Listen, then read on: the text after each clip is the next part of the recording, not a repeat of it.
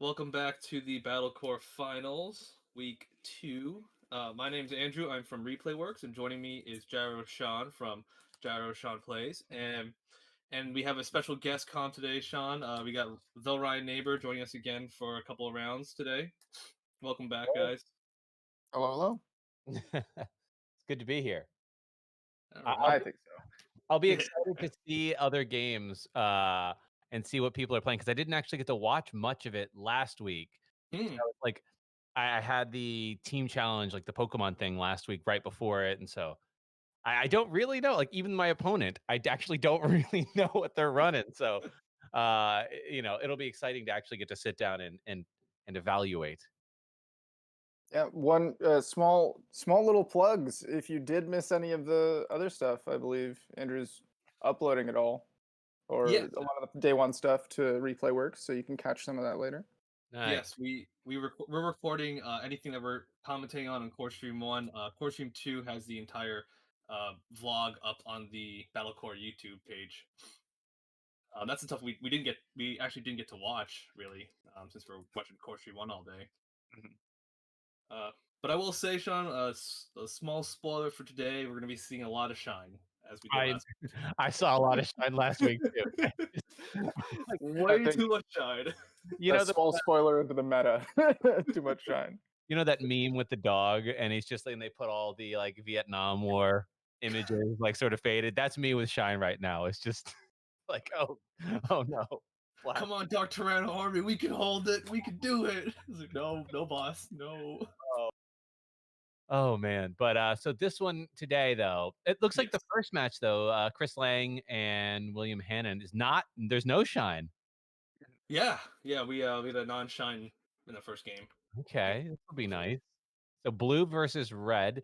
From last week, do you happen to remember like what the red or what the blue is from either of these players, or are these players like the Core Stream 2s of last week that we didn't really get to see? I believe they're Core Stream 2. We can make some educated guesses. I mean, red would Probably Red Omni. yeah, Probably. or the Rogue Red Ragna. I would I appreciate like- to see that. Both of these decks kind of have options, because Red Ragna, honestly, not even that bad. I feel like it's got some niche good matchups. And then blue has blue could be Imperial. I think that's the most like pure deck. It could be you could be running into the Rogue Blue Omni really trying to hold on to 1.0. You could run into the person who chooses fun over consistency in Ulforce. I feel like that's just like that's the Yu-Gi-Oh players Imperial, because they want to draw more cards. And I see that it could always be Rookie Rush. Yeah, I was about to say Max posted Red Omni versus Imperial. I don't know if that's like actual knowledge or if that's like a guess. But like, I'm wondering if Chris is running the Imperial Rookie Rush mix. You know what I mean? Because you have the 15 card board. So. Oh yeah, that's an easy side in and out between the two decks. It just depends on like what his base is then, right? My guess, I feel like a base of Imperial is probably, I don't know, maybe that's like the safe play. It seems like that's the base, so that's probably what I'll start game one with. And my gut says if it is Imperial, he'll stick to Imperial, because Red Omni versus Rookie Rush can be really, really rough for the Rookie Rush player. Yeah. Not being able to ramp out of volcanic range or dealing with Alter S after that. They just have so much way to clear a wide board that's not tall as well. Yeah. I mean, even like, the Volt stuff, prior to Alter S, you still had the idea of, oh, well, there's these 5,000 rookies that I can play now, right? And that's outside of Volk range. But with Red Omni, it's just like, no, get deleted, son. I thought you had an answer, but they gave me more stuff, so yeah, that's a house of a card. But I find Imperial Dramon to be a pretty, as somebody who's also playing Red Omni from last week, Imperial Dramon's weird. It can be really tough to beat because, yes, you can get some like plus security checks as the Red Omni player, but if you can't delete their Imperial Dramons that can swing a few extra times, like it's actually very hard to outpace an Imperial Dramon, I find. Yeah, especially when they've got all the jamming, they've got their little XV tricks, they've got stuff that kind of makes your blockers not matter as much with the piercing. And they would have gotten free advantage off the card draws as well. Oh yeah, it can be real swingy. I feel like turn one, like who wins the die roll can matter a little bit. It's not game defining, but it can definitely help figure out the pace. Mm-hmm. So looks like we got we got a crasher. I see someone's crashing stream 1. I believe it's Max. Oh, is he? It says, can y'all hear him or? Oh no, I think he's muted. I think he's just chilling, having a good time. Regular muted. He's just listening. That's like the next level thing to do, which is like instead of just watching the stream and being like 10 seconds behind, let me just jump into the stream chat, like direct. As long as I'm good. Oh, that's fun. It's like being in like this is like a sporting event, So it's like actually watching the games in person. If what is Max playing actually? Do we remember from last week? Oh wait, hold on, Sean. Can you not hear Max? I have him personally muted, but now can y'all hear him? Yeah, he started talking. Oh, there we go. Hi, Max. Hi, Sean.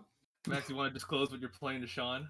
I'm currently playing Red Omni. And I can also tell you guys what the other 2 players are playing, but I'm not sure if that's okay.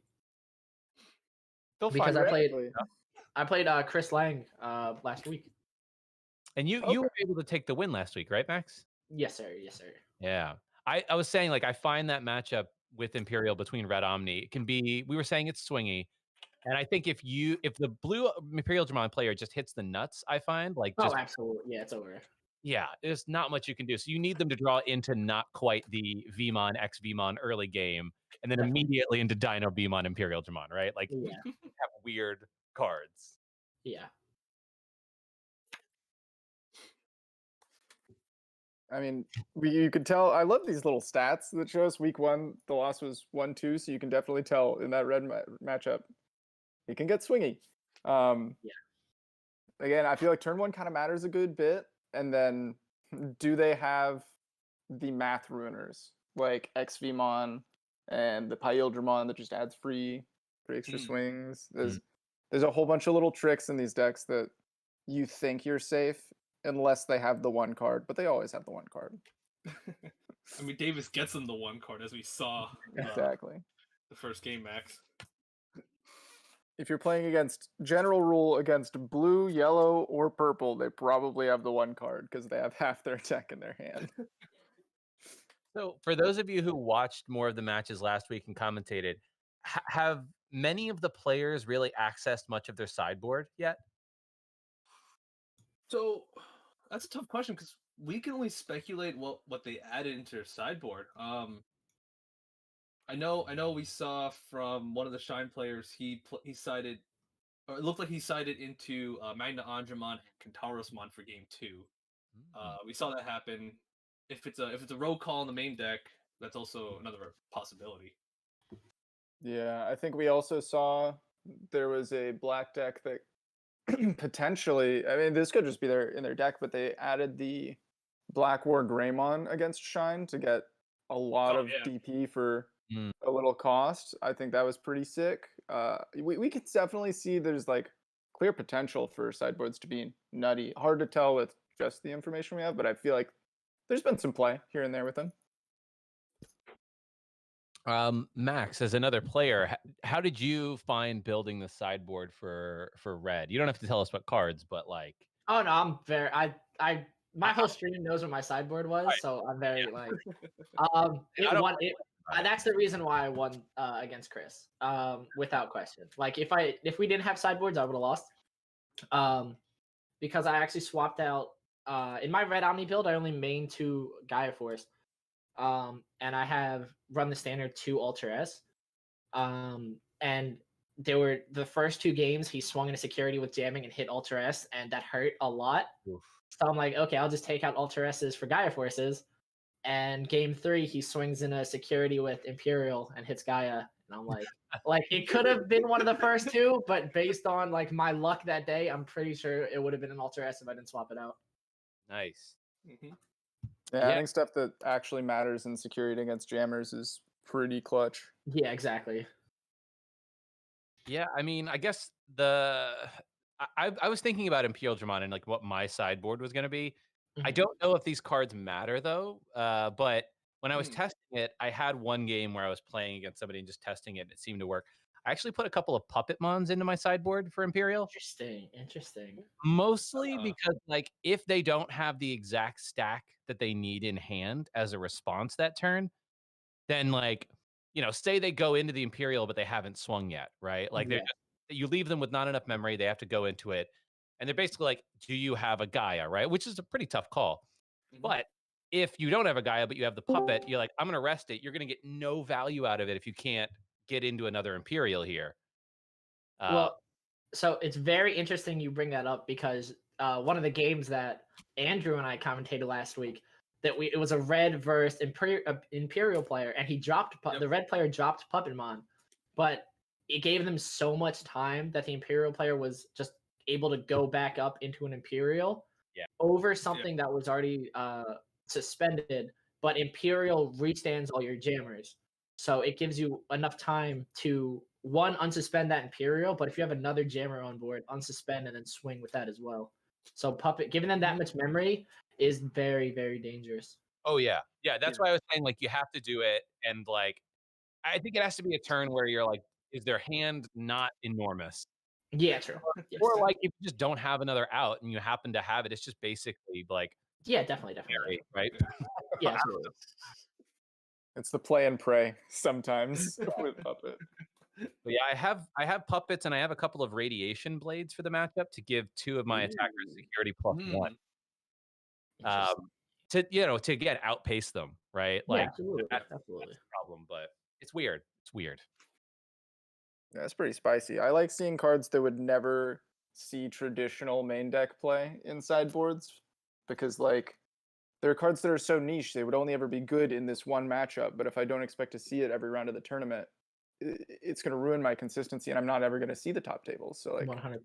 Yeah. there's a lot of cool stuff that can be done with sideboards. So I wonder if it looks like are they still doing the observation? Yeah, observation ring 2 is going. Yeah, and we got our second player for this in observation room 1. Nice. Yeah. Cool. Probably doing deck checks, I think. Yes, we already have one player finished on our end.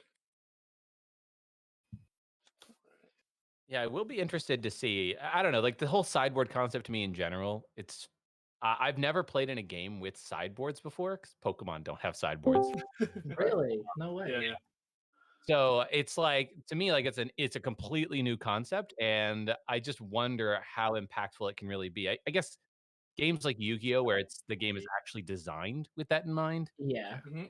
maybe makes more sense. But yeah, Well, I haven't played a ton of Yu-Gi-Oh recently, but when I was playing I mean, if you have to think about it this way, you're going to play at least 50% of your games with your sideboard cards, and often more than that if you're going to game 3s. So your sideboard's actually super impactful throughout a tournament because more often than not, you're actually playing with those cards than just the standard streamline build that you have put together. So, I mean, as long as the game is kind of built for it, or there's cards that lend themselves to that kind of thing, sideboards really like the main deck, of course, is really important, but sideboards really can separate tiers of players and builders.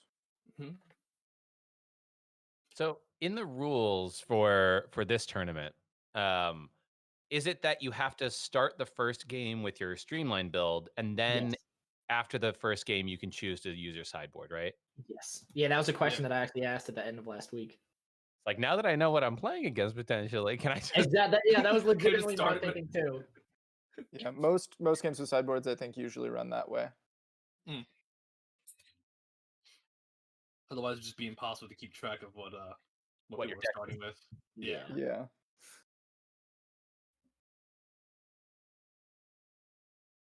Yeah, it's crazy. There's all kinds of things like you run into a matchup where you know you're going to fight some jammers or somebody who's trying to rush you, maybe swap out some of your level 4s that don't matter in that matchup with some of the security Digimon, and suddenly you're matching pace. That would be Or, definitely a good call. you know, swap out some of your less impactful, like maybe Glorious Burst doesn't matter that much against Rookie Rush, but Eden's Javelin does. Yeah. Because it'll proc in security. There's the whole bunch of different stuff. I feel like if you're playing against Shine, there's plenty of decks that have access to the 5k DP rookies that they just normally wouldn't make space for, but can totally be impactful enough in that matchup that maybe it's worth it. And there, if when you have it's 15 cards in the sideboard that for this tournament, right? Yes. Yeah. There's totally space to kind of put like 3 or 4 cards to a matchup that you deck kind of needs the change for. But you also have to think, if I'm going against this matchup that's normally good, what could they side against me that makes it bad? And do I have to counter side? And that's where mind games really come through, because like maybe you sided against Shine Gray and he does something crazy and swaps into Kentorismon, and you have these really bad Welcome 5K. players. When you are ready, please set up your webcam and it's nuts. be ready There's for a whole lot of potential, and I feel like the dice roll. especially when you're coming without a ton of experience with it, it's hard to tell how impactful it is. But the more you play with a sideboard, you're like, oh wow, that's like I'm not even playing the game until I get into my sideboard sometimes. I'm not gonna lie, I added in some cards for a sideboard that I'm like, I don't think I'll ever get to use these. But I was like, I feel like these are really interesting cards for a Rookie Rush. If you just want Red Omni to absolutely, it already beats Rookie Rush, I think. But if you wanted to destroy it, there's do you know Akiyamon and Valkyremon? Yeah. I know Valkyremon. So I don't remember what Aquilomon, Hakumon's evolution. All right, yes, players. I don't remember the what 2 its six-sided ability dice is. that Is I that the had one that you drops them down to prepare, 1,000? please no, throw them. oh, go ahead. High as roll takes the first it turn. has an ESS. When you swing, you this get to delete a match. Digimon with 2,000 or less DP. Oh, okay. So yeah, you're just There's a swinging over all 9. of them. Yeah, so it's like, okay, I will swing into I got a security, 2. delete 1 2,000, and if it's got a Valkyrie, you Digivolve, delete a 4,000. You swing, delete a So 4,000. therefore, player Inheritable, delete a 2,000. It's just William will take the first turn Everything of dies. Is it? this Get 'em out. match. Yeah. I was like, you Please know what? shuffle. This feels, man, I want to play a Rookie Rush just to absolutely slap, right? Right, but then if No. you're the Rookie Rush player, Yeah, same thing. maybe Half. game 2 you're not even playing Rookie Rush anymore, and you side it to an actual That's right. You go into Imperial. tall stack. It's crazy. Something you don't see a lot in like most sideboard deck games now, like Yu-Gi-Oh! Now, you kind of have to commit sideboard cards to matchups, but like really early on Yu-Gi-Oh!, like early 06, 08, you could totally change 15 cards and change your entire archetype. Oh yeah, Like, you can smokescreen into a new deck. go from Chain Burn into Baboon Burn. Yeah, so like there's some. I don't know that we see exactly stuff like that in this game, but there's a chance that you could go from like blue yellow Kaiser Nail to some to some pure blue Omni something. Like it would be a weird build, but there's potential. Yeah. Looks like we're about ready to start here. Yep. All right. Checking the cameras on stream 1. Yeah, players getting antsy. Yeah. I mean, I don't blame him. First match of the day, too. First match of the day, starting off with the red going first. Got the GG under there, and a nice 2 rookie start. Yeah. You can never complain about having time. that 2 memory drop. Patch. Yeah, I feel like that's the most common play we've seen this whole Vmon. tournament. At least I've seen, like, put Agumon on the back, at the BL on the front, or Monodramon. Mhm. Yeah. The Dark Tyranno, like that's like the extra. If you can get that just 1 memory on Rush, then it's like, oof. Right. Yeah. You can only play 4 of them, so you Zero. don't always see that play. It's a little bit easier to see the 2 rookie I drop, but will they're both give pretty you one impactful. draw card. Now we're seeing the counter answer with the 1 drop though, Digivolution, and that's Blue got all of it. He's got the jamming in the back. Yep. All right, that's now it's time to is, swing. 7K. Get some Rookie Rush strats going. Okay, so he sees the 7K though, so he knows this is not Rookie Rush right now. Mhm. Draw Yeah. card for turn. Promote Vmon. Yeah, that's pretty important. Because with blue especially, almost all of the low end is the same among all of them. So you really don't know what matchup you're getting into until they do or don't drop those big cards. It's interesting. I'm looking at like the setup here for the blue player, and when you go into the gorilla to leave red at 1, that's such a nice play. But at the same time, you remove the option to go into your XVmon to restand on the following turn, if he even had that in hand, obviously. But that play right there tells me he doesn't have XVmon. He's not going to get those extra swings, and I don't know. I'm far less worried as a red player. Just kidding. Okay. You always got to consider that hammer spark as an option because that just changes all the math. I don't think he doesn't need XVmon. He just needs to go straight to Imperial right now. I don't know. This is a risk. Yeah. Okay. I don't know if I would go into Imperial here because Gaia Force, that's so bad. That would be so bad this early to lose your whole and you're down 2 hammer sparks. But to be fair, you are pretty ahead. If they play a Gaia Force, they're giving you 5. You could probably ramp up to something else, and they haven't built their board past their level 4. So yeah, you still got the VMon in the front to put more pressure on. You do lose a lot of resources, but I feel like you're not that behind in tempo. Maybe. No, because if anything, giving you the extra 5 memory, you can go play 2-drop, play XVmon. That's 2 more attacks in the turn. True. It's crazy how wild this game can be, where it feels like you ramp up into a really big guy, he dies, and it's not even that bad. It's like all right, cool. Just draw more cards then. Oh, are we gonna go for some? Oh no! Yep. Oh my god, that's filthy. 1, 2, 3. He's got 4 checks with this one dude, and then Agumon to finish the game next turn if he wants. If he has enough memory, obviously, to do it. But honestly, I kind of like Digivolving first because now you're threatening the level 5 and going to level 6, and you saw that after dropping 2 hammer sparks, the hand's going to be a little bit emptier. So what can you do with the same memory? Show me. That was exactly the point I was making, right? It was like, if you hit with Gaia Force here, like you're down 2 hammer sparks. Your hand is not enormous. You have most of your deck left to go through. Oh, swinging with the XV always feels bad because that tells me. I'm gonna attack. I don't.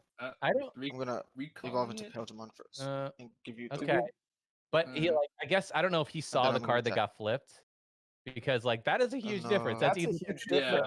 I was gonna say swinging with that XV always feels bad because that telegraphs to me that you don't have a 4 or a 5 in hand, but you're just trying to go real fast. All right, and he's able to win right now. Game 1, yeah. That security definitely mattered a little bit. Yeah. But the Gaia Force giving him 8 gave him just enough memory to ramp all the way up. He didn't have a lot of cards in hand, but managed to have all the right ones in hand. This is definitely a benefit of the doubt. Yeah, sure. I'm assuming you didn't see what I flipped in security, which would have literally changed that game. I feel, well, we can't hear the players, so I'm sure somebody said something before the card got flipped up, That's a situation where if I'm the red player and I thought something was shady, I would have said it instead of just saying, I'll go back. So definitely benefit of the doubt to players. Yeah. We also didn't see him take the hand off the card, so chess rules apply at that point.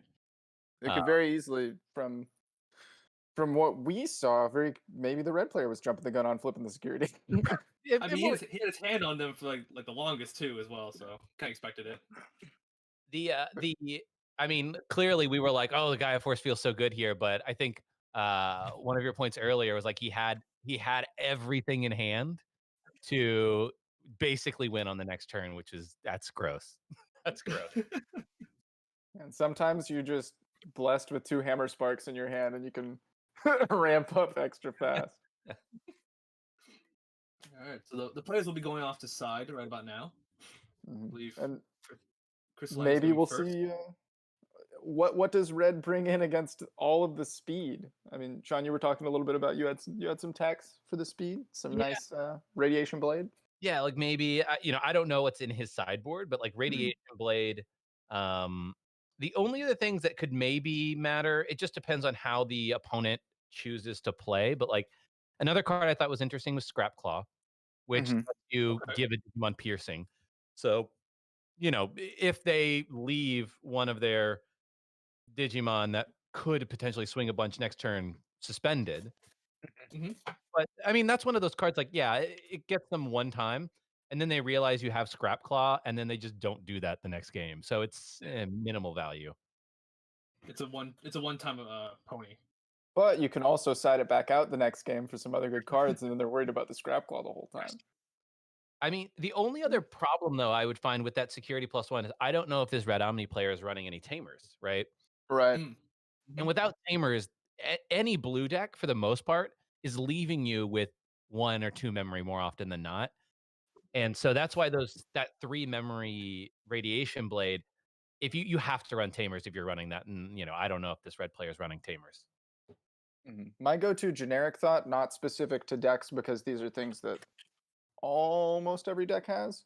If I'm looking at jamming decks that go wide, I want to add probably some security Digimon to swap out my inconsequential level 4 in the matchup, because most of the time you kind of have a flex pick. And then probably some options that activate. So if you're running 2 Gaia Force, maybe you don't need as many Omnis in the main in Imperial. I could be wrong there, but there's probably something you can cut to add in the extra Gaia Forces. Right. To Max's point earlier, right? Which is like, if you're running against an Imperial run that can swing a ton, it's like, well, that means you're going to have a lot of opportunities to hit Gaia Force and security. So let's go for it. Yeah. So I mean, there's some generic options that'll work. The question is, did the player prepare the board for it in the first place? And do they know what to side? And what will the Imperial player side into? Because they still have options to side as well.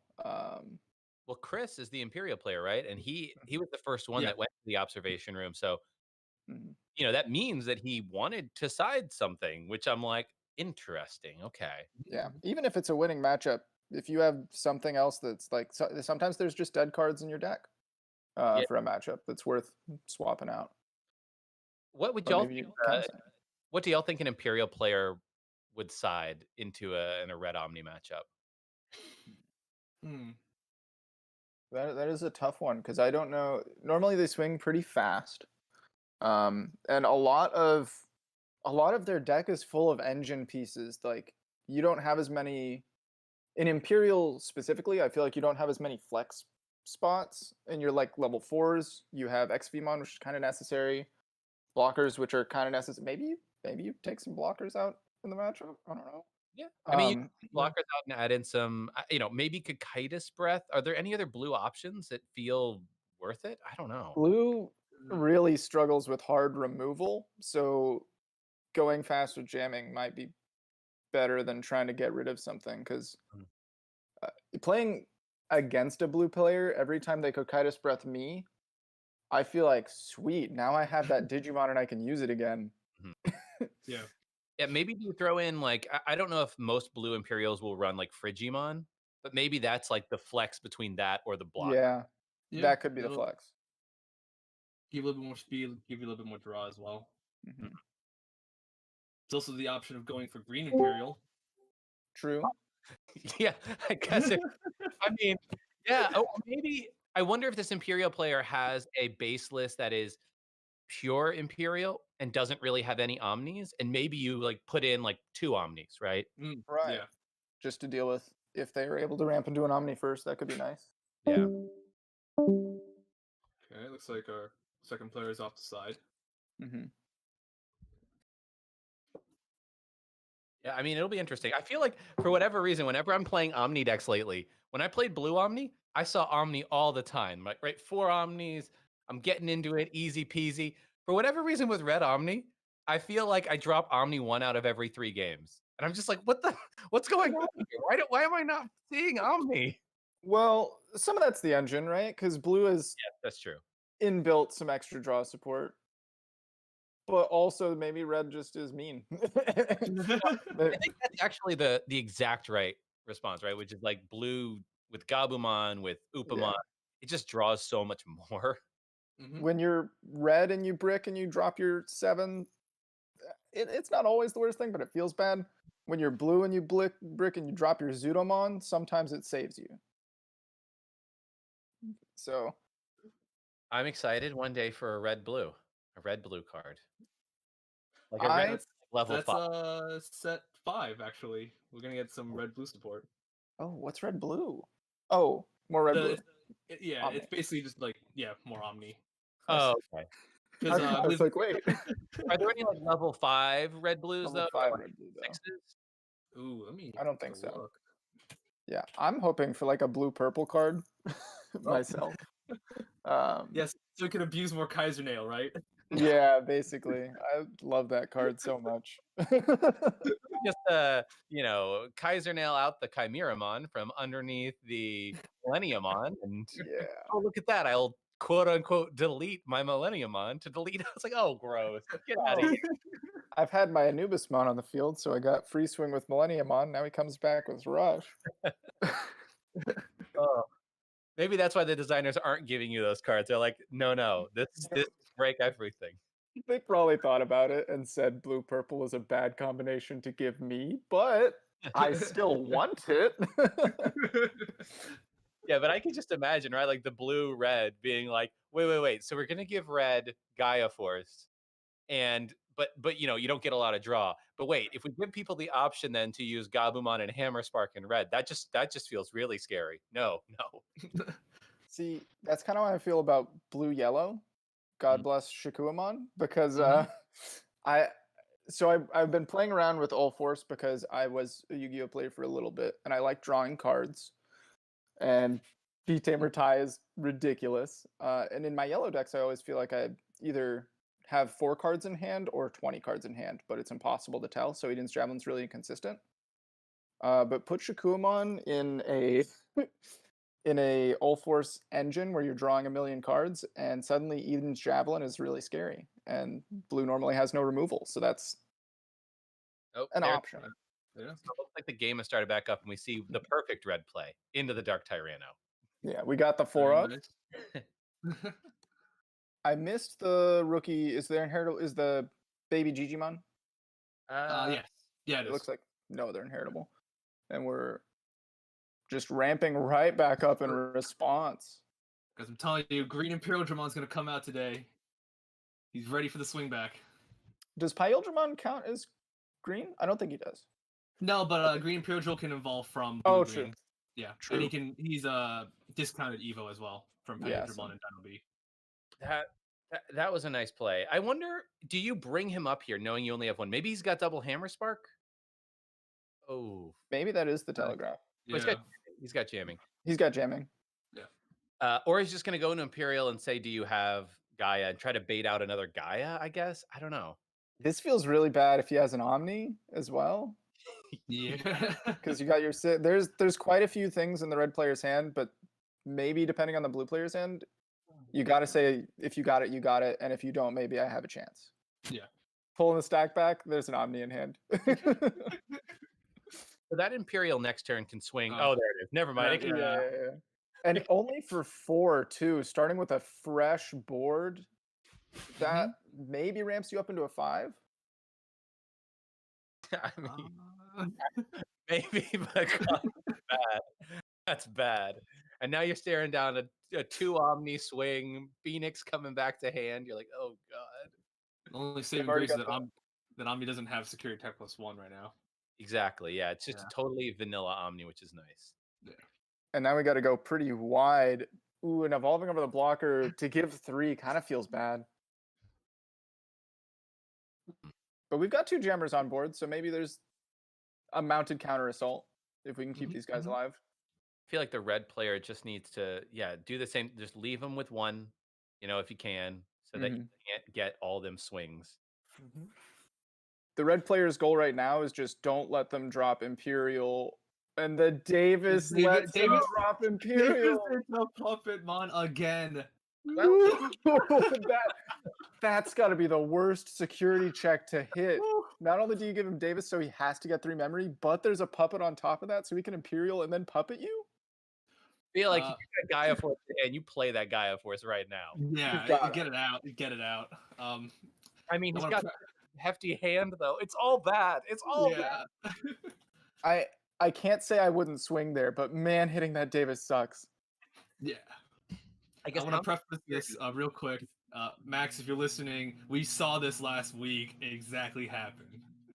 Like, if I hit Hammer Spark, honestly, I feel fine because my turn could end there and you'd have one.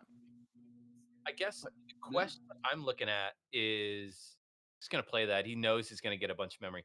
How many swings can he get this next turn? One swing with VMon. He's got 2 swings with jamming. He can Digivolve into Imperial and get 2 more because it restands all the jammings.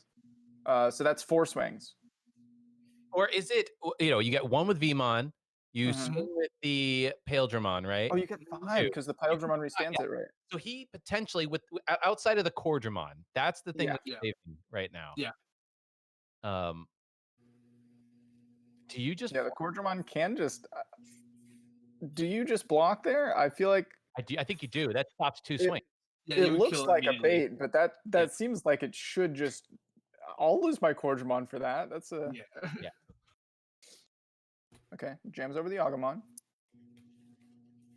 Yeah, that was a good, realization. Oh, you blocked this. You blocked this. Yeah. Block this every day.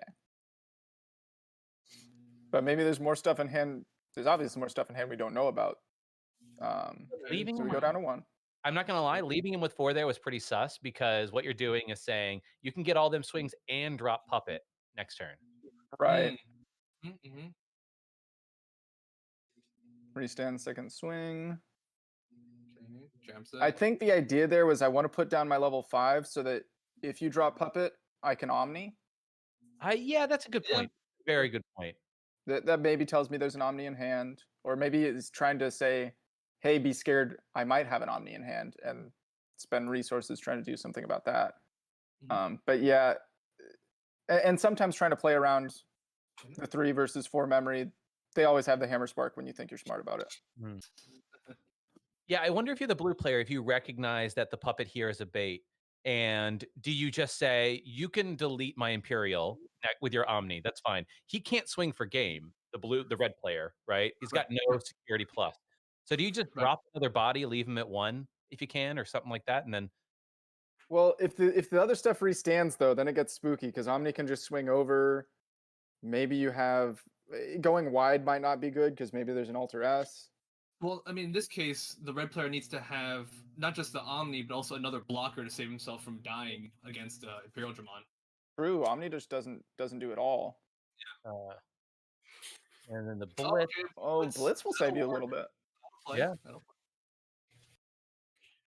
If he can alter S here, that would also be nice, because that way you just leave 1 puppet mon, but you delete the blocker. Mm-hmm. Yeah. That would present game. Yeah, with the Biomon back there. Yeah. 2, 3. Yeah. Interesting. Yeah, there we go. There's the Alter S. Mm-hmm. And then even if he plays a blocker down, it actually doesn't matter for the blue player because Alter S can swing once through a blocker. Right. Mm-hmm. And just for the insurance. Giving him 5 here doesn't even feel that bad because he has nothing that he can pull up from the raising that can swing this turn. There's nothing that... There's no haste yet. It's going to turn into. Yeah. It's an okay turn to give a little extra memory, I think, with this board that you got. Mm-hmm. Yeah, I think you're right. Like, you've got bodies, right? And you're like, if you try to swing, give him the thing, and then is that an Alter S? Alter S. Injury right there. He got the memory, but at what cost? Yeah, I really thought you do here. Really thought the Davis was the swing that would have been it, but really smart play, I think, on dropping the ground Dramon when he did. And yeah, no, you were absolutely right. He had the stack that he needed to get into the Alter S, and he knew that Chris had the Puppet Mon in hand, so he was just kind of saying, "Give me all the memory in the world, do it, I dare you." Yeah, he saw the puppet, he knew it was there, so he had to play with it in mind going into the next turn. And I think he did a great job. Now the question is, if this Imperial player has 2 puppets. Oh yeah. Second puppet would be real spooky. Maybe we're gonna try to dig for it now. I feel like there's no way.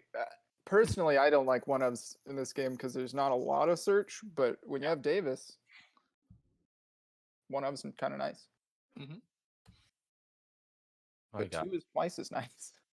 I was about to say if I think that's the only way the blue player probably comes out of this is the second puppet.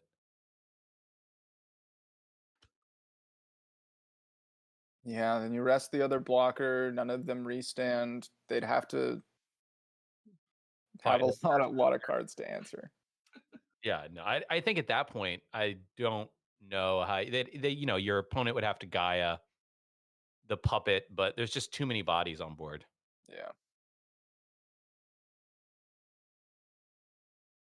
Oh, thinking about hard play. Oh, there we go. I don't think it matters. Grizz, okay. Only 3 security left on blue. I think. Oh, Some that's blockers actually on board this. that's actually really smart. So what Chris did was leaving him at 1 means that the red player will take away all the security, but he can't swing for game with his Cordramons. Mm-hmm. Because he'll still be able to block with Grismon, and then the turn will be over. He'll He block has- video, yeah. Yeah. Yeah, and if he falls for the bait and they crash blockers. Yeah. Well, he could if he's got 1, he can go into Dark Tyranno if he wants. Oh yeah. And then True. kill the blocker in the process. Oh, another David. Davis, show us Pokemon. Oh, Imperial puppet, Imperial puppet, Omni. Oh my god! It Um, always happens, guys. It's always gonna be Pokemon.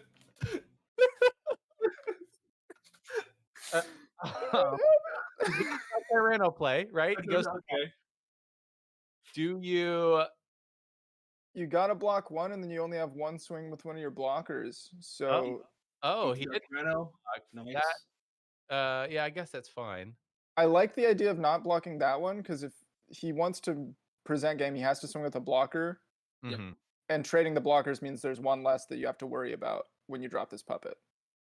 Oh, this is bad. Yeah, and playing anything at this, well, he can only play up to 3 at this point, so it's very suboptimal on the red side to do pretty much anything. Yeah. Man, If that you- second puppet. I guess if you have a Gaia, right? Do you just Gaia the blocker, or I mean, I don't even know. I don't think it matters. He can go into something that can swing twice. Knowing that he has the Imperial in hand, also, like I would not want to Gaia Force right now. Okay. Just dropping the mana. I mean, sometimes you don't have every card in your hand that you want to be in your hand. So wait, this doesn't matter. It's this game. He block. You block, Two and then two- swing. 3 attackers, 2 blockers. Yeah. Yep. Nothing can happen here. That's just don't even need the puppet. Well, that's Oof. why I was thinking, like, I don't know if he had another blocker in hand. He probably didn't. But that's why, like, do you just Gaia Force and say, if I don't Gaia Force, I auto lose? Right. You have to get something off the board. Right. And like you just do it because you're like, that is the only win condition. And maybe there's some parallel universe in which he does have Imperial, but nothing else in hand that can go into it. I don't know. We Just didn't Imperial see any. puppet and all rookies. Mhm. Right. No guaranteed level 5 in there. I mean, Alright, puppet's so- scary, but it doesn't win you on that turn. Yeah. Right. But I'm assuming he just didn't have the Gaia either Mhm. way. He was like, well, whatever. I'll give you as little memory as I can and then call it. Mhm. Those puppets are horrifying. It's Especially off the Davis chain. off the Davis Off every of- time. Every time. Max, Max, if you're watching again, I swear to God, it happened last week. I hand to God. Davis, one of the best cards in the game because its text reads, "Flip a puppet mon off the top 3 cards of your deck and add it to your hand." All right, so that's gonna cover round 2. Chris Langels takes a clean 2-0 in this case with his Imperial Death. Well, yeah. I mean, exactly what we were talking about earlier. You just get outpaced with Imperial. It's just right. Chris didn't miss a step any of those Mhm. games. He had everything he needed in hand every single turn, and it was just like, Honestly, there was a turn there where I thought that that Omni just had that William had everything when he was ready to drop the second Ultra S. Yeah. Or even on before the first puppet came down, before the Davis flipped, I was like, dang, this board state's incredible. What's Blue gonna do to bring it back? Excited for game 3, and then double puppet. Yeah, we didn't even see the second puppet come down, but just the potential threat of puppets. Okay, so now that they're not here, because I'm not sure if they muted me or not, because you guys were speculating over, like, this is obviously back when game 1 ended and they started sideboarding. Yeah. Something that I've actually talked to a few people in this tournament, a lot of people actually don't utilize their sideboard at all. They'll actually just go and hang out with the judge and just try to make them think that they're sideboarding things out. And the fact that like numerous people have told me that is actually kind of nuts. I feel like sideboards are just so inherently abusable. I feel you got to come from a background of a game with no sideboards ever to not. Well, and I get it. If you But I haven't mean, played for with like them, it's easy Blue to miss. Imperial, the only thing that they would actually side in is like, because they already had the puppets in.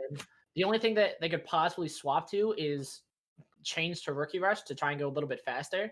Yeah, but I guess Blue some decks Imperial that goes fast enough. Also, Ryan, for you, it's kind of like a mind game. I remember back in Yu-Gi-Oh, players would take their entire 15-card sideboard and just pull out 15 cards, and they would probably just play the same deck at the same point. Like it's just more mind games to add to the going into game 2. Yeah, it's a lot of it is mental. That's true because tilting people is a valid strategy, and it works. It works. Yeah. Max, were you also popping off when you saw the Davis hit into Puppetmon twice? Yes, dude. I was like, no. when you said, I was like, dude, it's literally PTSD from last week, dude. Puppet is gonna be the most important card in this tournament, like without question. My goal now is every time we see a Davis hit in security, I have to call a Puppet. I have to hit this. Yeah, I think it was Ryan that said the text actually says flip Puppet. Dude, it's right. It's legitimately every time. Every time. I was thinking going into 1.5 that Puppet's gonna get a little bit less good, and it does because there's more cards that out it now when you give people 10 memory. But when it hits hard. But when it hits, it's just as busted as it's ever been, and I'm stoked to see set 4 come through where I can drop a puppet and then play Chaos Mon Valdemar. Oh my god, it's gonna be disgusting. Man. I forgot about that. Oh my god. Y'all want to know the tech is playing puppet in Blue Yellow Kaiser Nail and then playing puppet for 4 off Kaiser Nail. Oh my god, no, Ryan, don't give me more Mega Zoo ideas. Oh, look, I've been brewing for so long. All I need is these cards to come out. All I need is my Chaos Mon, and I'm having a beautiful time.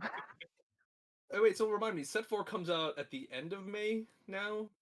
Yes, 26th. Yeah. Okay, so all right. Not soon, which is fine, because I want to spend some time in this format. I think it's awesome. No, yeah, I love. It feels like the opposite of 1.0 though. How we had 1.0 forever, and it kind of feels like 1.5 is going quick. Yeah, like with 1.0, it was like this is kind of cool, but all my cards are in that other set. Yeah. And then with 1.5, you're like, this format's really cool, and I want to keep playing it because there's more stuff to learn about it. And then 4.4 is gonna come too fast for me. But we'll get through it. Once we're more caught up, I feel like all of our formats will have a pretty solid length to them. Yeah. I mean, as the card pool gets just so much wider, that'll definitely... Because I think that, for me, a big difference between this and obviously Pokemon is the card pool in Pokemon, it's large, right, for the standard format. But, like, the vast majority of cards are just not playable. Yes. Right. But I feel like in this game thus far, and this may be a bias of like there's still not that many cards to choose from, so but it does feel like you can build a variety of different styles even within a different color, and that there's maybe a card that doesn't get used very often, but somebody can build a deck off of it, and it's actually a decent-ish deck. I super agree. I feel like there's a ton of cards that are like you look at it and you say that card's not good now. But just wait until this other card gets printed and suddenly it's insane. Diaboromon. Yeah. There's constant examples that can be pointed to, and there will be more. I mean, honestly, like I really do think Howling Crusher it has some potential. That card deletes all of the sources, right? Yes. Yeah. That's a Oh, for crazy Hex card. Lawon's gonna be nasty. Yeah. Like that's just it's so like if you want to like hear about some of our buy lists, clearly the buy list right now is go get some alternate art puppet mons for Chaos Mon. Yeah. And Yeah. Definitely. those alt art Howling Crushers now because they're going to be they're probably pretty cheap relatively. Yeah, absolutely. nobody's I playing can't Howling imagine Howling Crush is more than a few dollars. I can't imagine. But it's so pretty. Oh Yeah.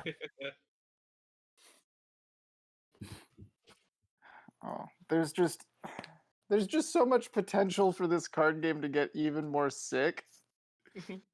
Oh, I love card games. yeah, I was at a card shop actually yesterday and people were talking to me about the Digimon card game. And I was just like, it's a great game. Honestly, it's like it is genuinely a more enjoyable game to play than Pokemon because just the level of thinking that you can put into the game and into any given turn. No, you can't look through your deck for specific cards. So that is the one limiting factor I would say with Digimon in terms of strategy is you're always limited to what's in your hand, but Mhm. but what you can do with what's in your hand, sometimes in Pokemon, you literally have a hand that is like, I could not play any card from this hand legally. It's not possible. Um, Yeah. and like at least in Digimon, you almost never have hands that are like that. Yeah, Yeah. in Digimon, I love that. I kind of like a little bit of the not searching the deck because it I'm going to talk a lot about old school Yu-Gi-Oh. It harkens back to old school Yu-Gi-Oh for me. Where with current Yu-Gi-Oh, if you want a card to be in your hand turn one, you probably can have it there. Absolutely. Mhm. 100%. But old school, it's like I'm given this set. I built my deck with a set of really good cards that will carry themselves through the next. And I just kind of have to play it like chess. I've given some specific pieces and work with what I've got. And Digimon gives me kind of those vibes. But also, I love how free the deck building is Mhm. with everything you can do on it. Like, and low key maintenance cost kind of thing. I love that I don't have to shuffle my deck 4 times per turn. Yeah. Oh my god. That is very true. I think I don't know if Digimon players do like the constant hand shuffle Oh yeah. like Yeah, absolutely. Pokemon Yeah. players do though a lot because Pokemon players, they're constantly shuffling their deck, and I find that even when I'm not playing, I'm just shuffling my deck at my desk or whatever, and I'm like, Mhm. there's a tick derived from the fact that I shuffle my deck about 100 times a day when I'm at a tournament. Right. Like sometimes multiple times per turn because you search something and you're like, okay, cool. I don't know if I'm gonna search again, so I'm gonna play this other card. And all right, now I'm gonna search again. And Yeah, it's a weird thing. Like in Pokemon, like every card that says search your deck, it says then shuffle afterwards. But like in actual tournament play, there is this like judge approved way of playing where you're like, you don't shuffle your deck because you just say, I'm going to go back in. Mm. I'm gonna go back in, and I don't want us to go to time because if Right. everyone shuffled after every search, no deck would get to play a full set. Oh yeah. And I think that's the thing that actually makes Pokemon go to time more than anything is the amount of shuffling that a player can do. Right. Whereas like Digimon, it feels like a best of 3 could easily go to time often, but it doesn't, especially like when I first started playing the game, that did happen. But it actually doesn't happen as often as you think, I find. It's very Mm. matchup dependent. If you're going into time, it's because you're picking a deck that will do that, like Shine. Mhm. Yeah, or black Mhm. or something like that, right? Definitely black, maybe purple, maybe. Yeah. If you're just Depending on constantly board controlling, right? You're like, Mhm. I'm not advancing my win condition right now. I just want you to not advance your win condition. Yeah. But also at the same, so with Pokemon, searching your deck inherently is broken for being able to see what's in your prizes, but Mm. your prizes they're important, but it's not as impactful, I feel like, as going into knowing exactly what's in your security. Mhm. Sometimes. 'Cause playing yellow and playing TK and realizing that I can look at those, and especially playing Kaiser Nail because there's actually way more security bombs in that deck. Being able to look at my security and say, okay, well, I know I have a Hammer Spark and a Kaiser Nail in here, so I know I should leave a guy with a good evolution source, and also maybe I don't have to try to block this attack, or I'm not worried about giving them this much memory because if they swing, then this happens. I mean, so do they have is there an alt art Kaiser Nail? Because I feel like that is something that you would greatly desire. I would immediately buy 4 of them. They don't have it because it's the starter deck card. Sean, maybe the next Tamer's kit that they release on P Bandai. I mean, if they're paying attention, right, then they're going to be like, oh, snap, this card, people love this card. People make blue yellow, and like that would be one to I feel build. like it's a pet card for me that people think I'm insane, but that I look at that card and I don't know how it's not going to eventually be on a ban list or severely limit what they're allowed to print for cards. Well, the fact that it doesn't say on play effects don't activate, like all of these other recovery, like purple, all these other cards, they say like do this thing, but on play effects don't activate, and I'm just like, the card really should have had that, you know, like yeah. I mean, that would make it really bad. Well, maybe not bad, but it wouldn't be as, you wouldn't build a deck around it. No, or like maybe it's a 4 cost and like level 5, right? Like I think Magna Angemon play, like it's good, but it's not so broken. But to your point about like Chaos Mon or all these others, playing Puppamon for 4, right? Like that's stupid. That's stupid. And to your point, like there will eventually come a time where there's enough level 6s that can be built into a deck that can also run Kaiser Nail that it should have printed like level 5 or under. I've been keeping real good track, and they've made a lot of good decisions in not printing any blue level 6s that have good on Digivolve effects. So it's really hard to actually abuse within the engine of blue by itself.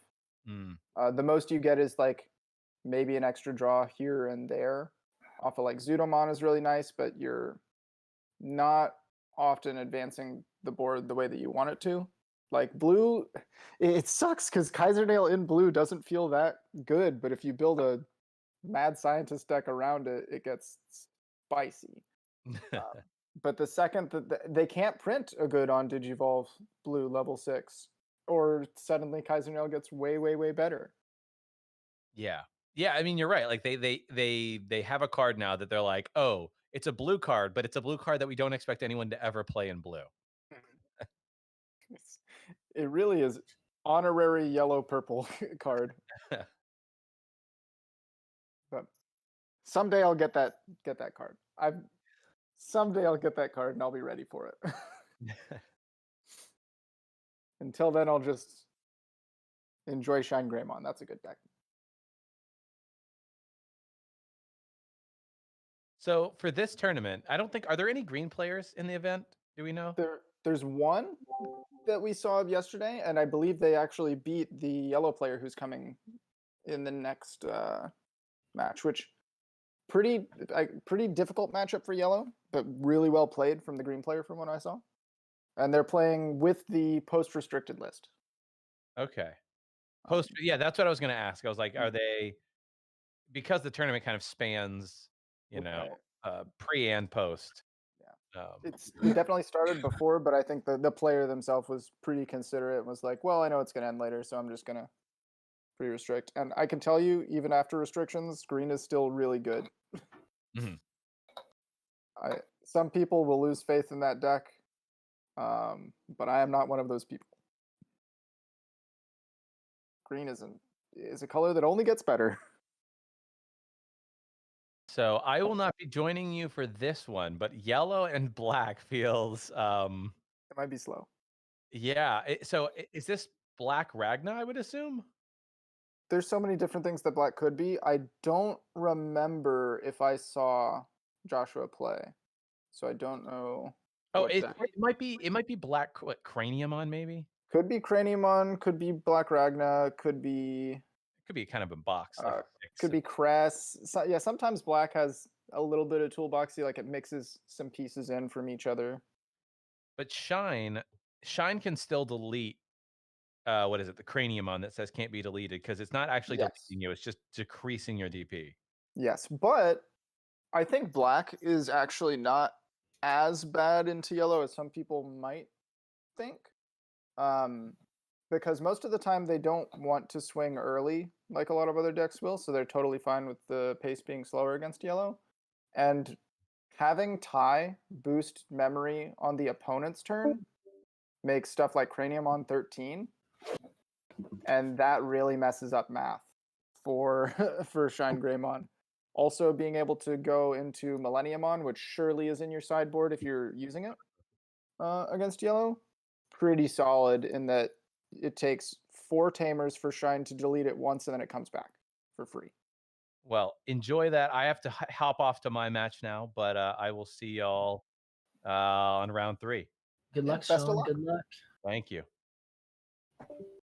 Yeah, I think I've played a lot of from the yellow player perspective, and I've played against a lot of black. There's a lot of it at local events that I play, and my main practice partner plays pretty solid black. And holy cow.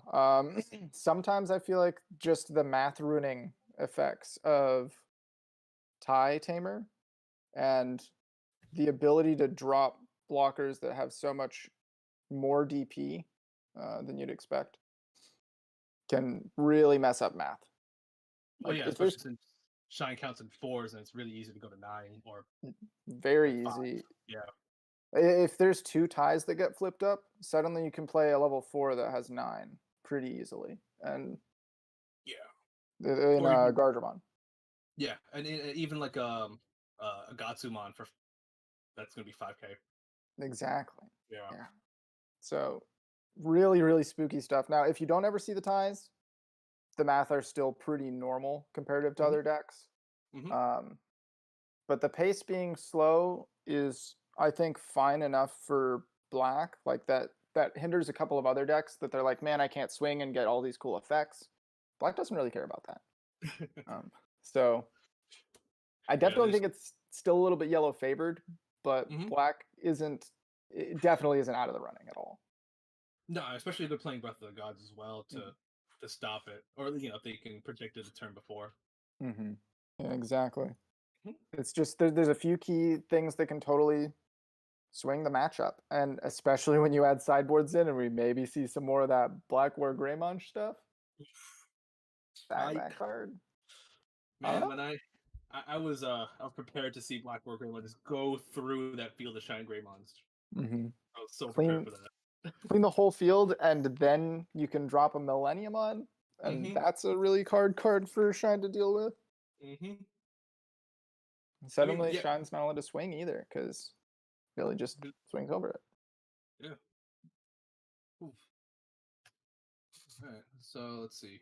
We got yellow versus red this matchup. I thought it was yellow versus black. Oh, okay, sorry.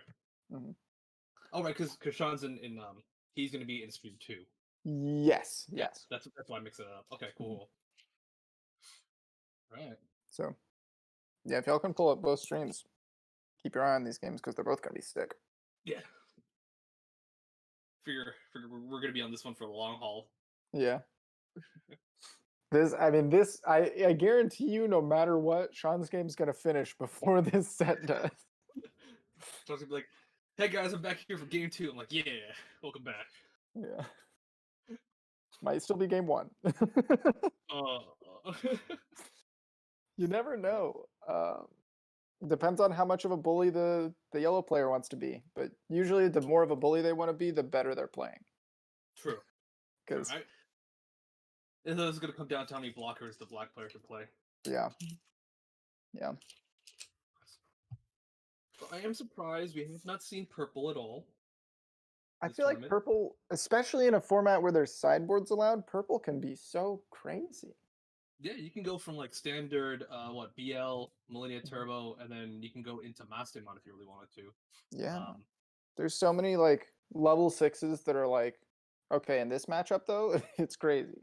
And you don't have to change many of the integral parts of the deck to really get the most effect out of them.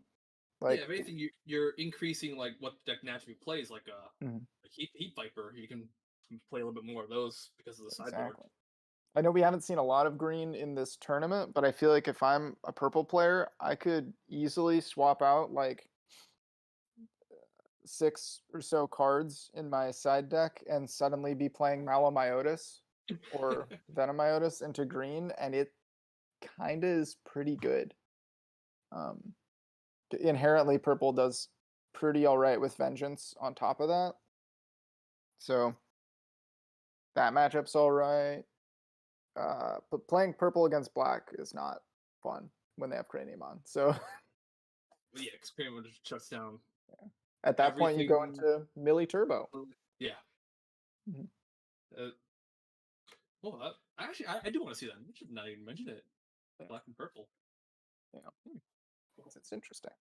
Yeah. It's without sideboards, it just depends on what deck you brought on that day. But with sideboards, can be kind of interesting with the potential for there to be, Cranium how's on it going? swapping in and out, Oh, good. How are you? Millie good. swapping in and Okay. out. There's some potential. Yes. But enough about the deck that I wish I was able to see in the tournament. Purple is really interesting to me. I also really like Shine. I love piloting the deck myself, and I have so much experience playing against black. How would you like me to I cut think my this deck, is sir? going to be an interesting one. Half works for me. Do you have a Alright, so- preference? Half is fine as So well. we're going to be going ahead and figuring out turn order first. Mhm. So if you're the Shine player, does it honestly matter if you go first or second? Any preference on tags? Some, Just I take mean, the top one and put it on the bottom. really the most important thing is, did you see the Anything for TK me? in your opening hand? No. True. Good. Because if I go second and somebody's ready to giving roll? me 2 memory and I can drop a TK, then I can catch up pretty quick. Just drop Yeah. down. And if I go first, I can try to manipulate memory, so they have to give me enough to comfortably drop TKs. It doesn't matter in every matchup. In black, it probably that doesn't is matter neat. that much. Got it. What number is this? But going first is always good. It might matter more for the black player This one than is the a Shine 4. player. That one is a. And we got to figure out if the symbols are What's 1s or upside down? That's 6s. upside down. That's a 6. So it's a Are there 6 and a 4. symbols on both sides? 10. Oh, There's symbols on both sides. Oh no. And I'm used Give to me 1 second. dice all symbols being 1s from the Pokemon Elite Trainer boxes. Yes. And I was doing die rolls against somebody yesterday, and they're like, "Okay, all the symbols are 6s," and I was like, "What?" I didn't know that was an option. Okay, you gotta show me the other side just to confirm. Yeah, show me the one.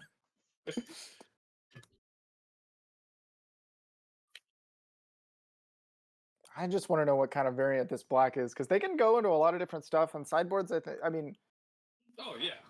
I was also talking about even in future sets coming through set 4, Mhm. black has all of the level 7s. You've got Yes. Alteress, Zord. you've got Millie, you've got Zord Ragna. Ugh. Gonna be Chaosmon coming through. The one that has fake blitz.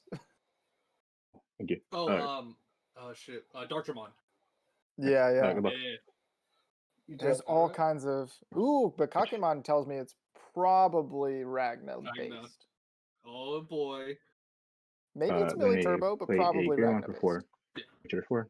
Drop for. Drop it for Sorry, Not draw. 4. Not draw. Sorry. Okay. No rookie. Okay. Draw. Still not bad though. Getting that Greymon out. Mhm. It's a solid Greymon. A lot of the stuff you Draw. wanted to Digivolve over it doesn't rely on Toyagamon reboot. Play a Yes. TK.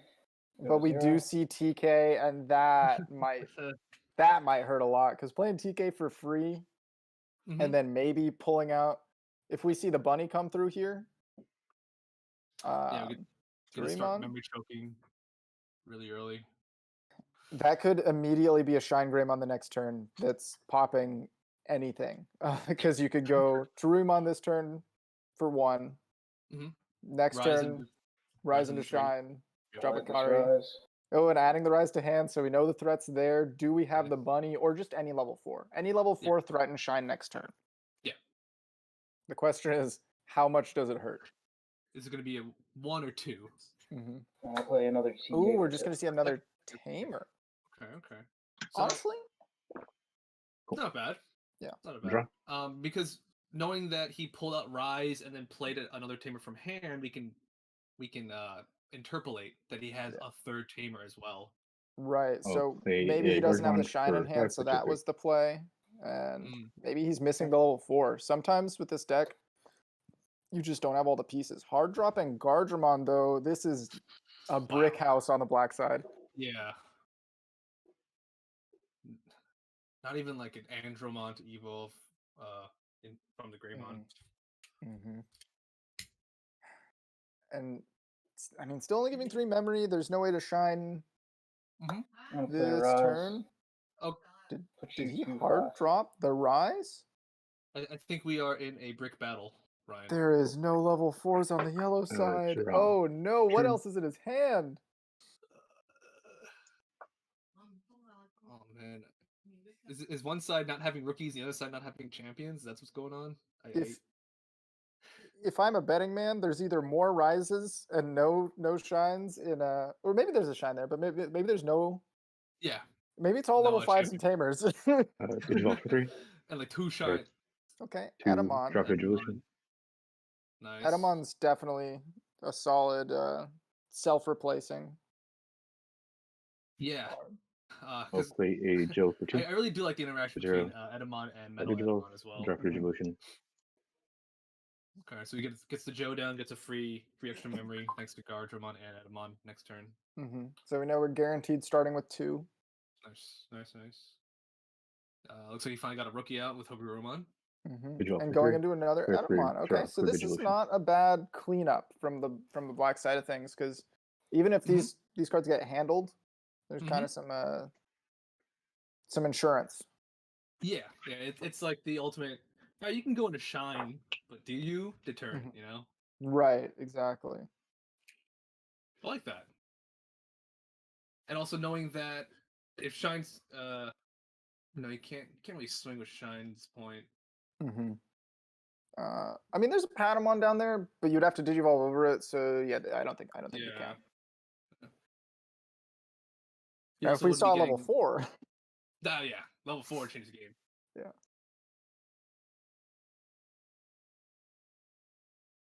Also, no third tamer on the field to enable Rise's effect, even if he does go into shine. Right. So it'd just be the base swing. Yeah. And we will see a Salamon come out. So we saw from last week how Salamon's pretty impactful in the game. Yeah, that Salamon really, I mean, Digivolved over, so it's not going to do a whole lot here, but Right. getting free extra memory is so strong.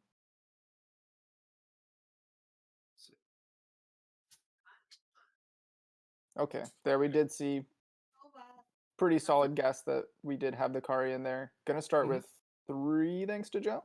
Yep.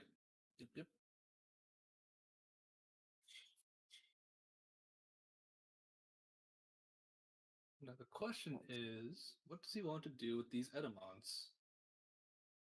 Honestly, against Shine, I feel comfortable leaving them because Mhm. they replace themselves, hopefully. And just worry about building this stack and the raising to try to have something that really threatens. Yes, and Yeah. I think we saw just that. Mm-hmm. Alright, so let's see. Here we go.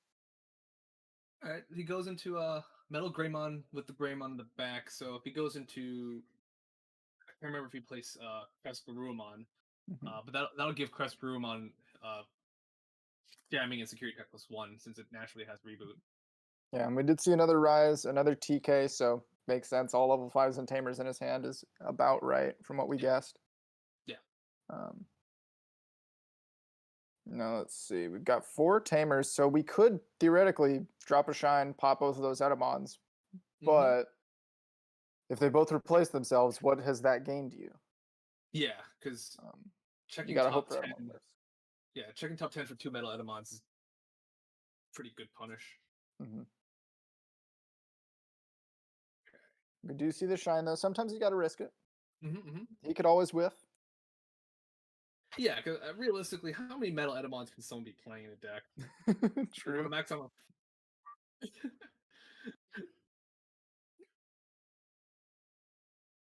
All right, so we're taking out one at a time.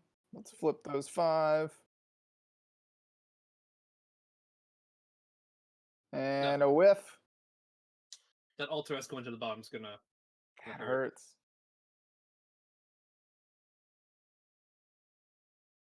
Oh my gosh, Oh, that's all kinds of jeez. cards you don't want to see at the bottom. Oh my god. I bet you the Metal Edamon's in the security now. That's got to be. Checking the top 10 and seeing 0 Metal Edamon. Oh, god. And putting multiple level 7s and Craniumon on the bottom. That does not feel good. But we will see the crest with check top 3. We got another Edamon. Maybe we got another shot. It's like I will get this monkey on the field. I swear to God. If Shine has, if there's another Shine in hand though, that's the whole board cleared for hopefully a Metal Edamon. Right? Or well, we would need one more Tamer. Yes. Yes. But we have the bandwidth to play it. Yeah. Because I don't think the black player will want to swing right now. And send the yellow player to 3. Seems it's a little bit too risky. Yeah.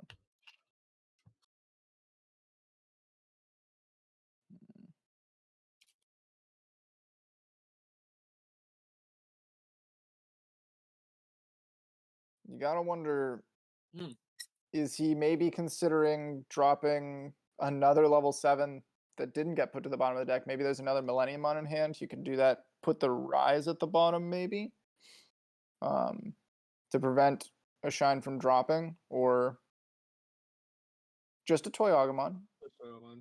Okay. Build the board a little wider. Yeah. Give Shine another thing to deal with. Take away pressure from Crestgarurumon.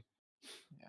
I mean, if I'm the Shine player right now, swinging against black isn't that scary when you've seen multiple level 7s already get put to the bottom of the deck. Yeah. And you're swinging for, I mean, already like 15? Yes.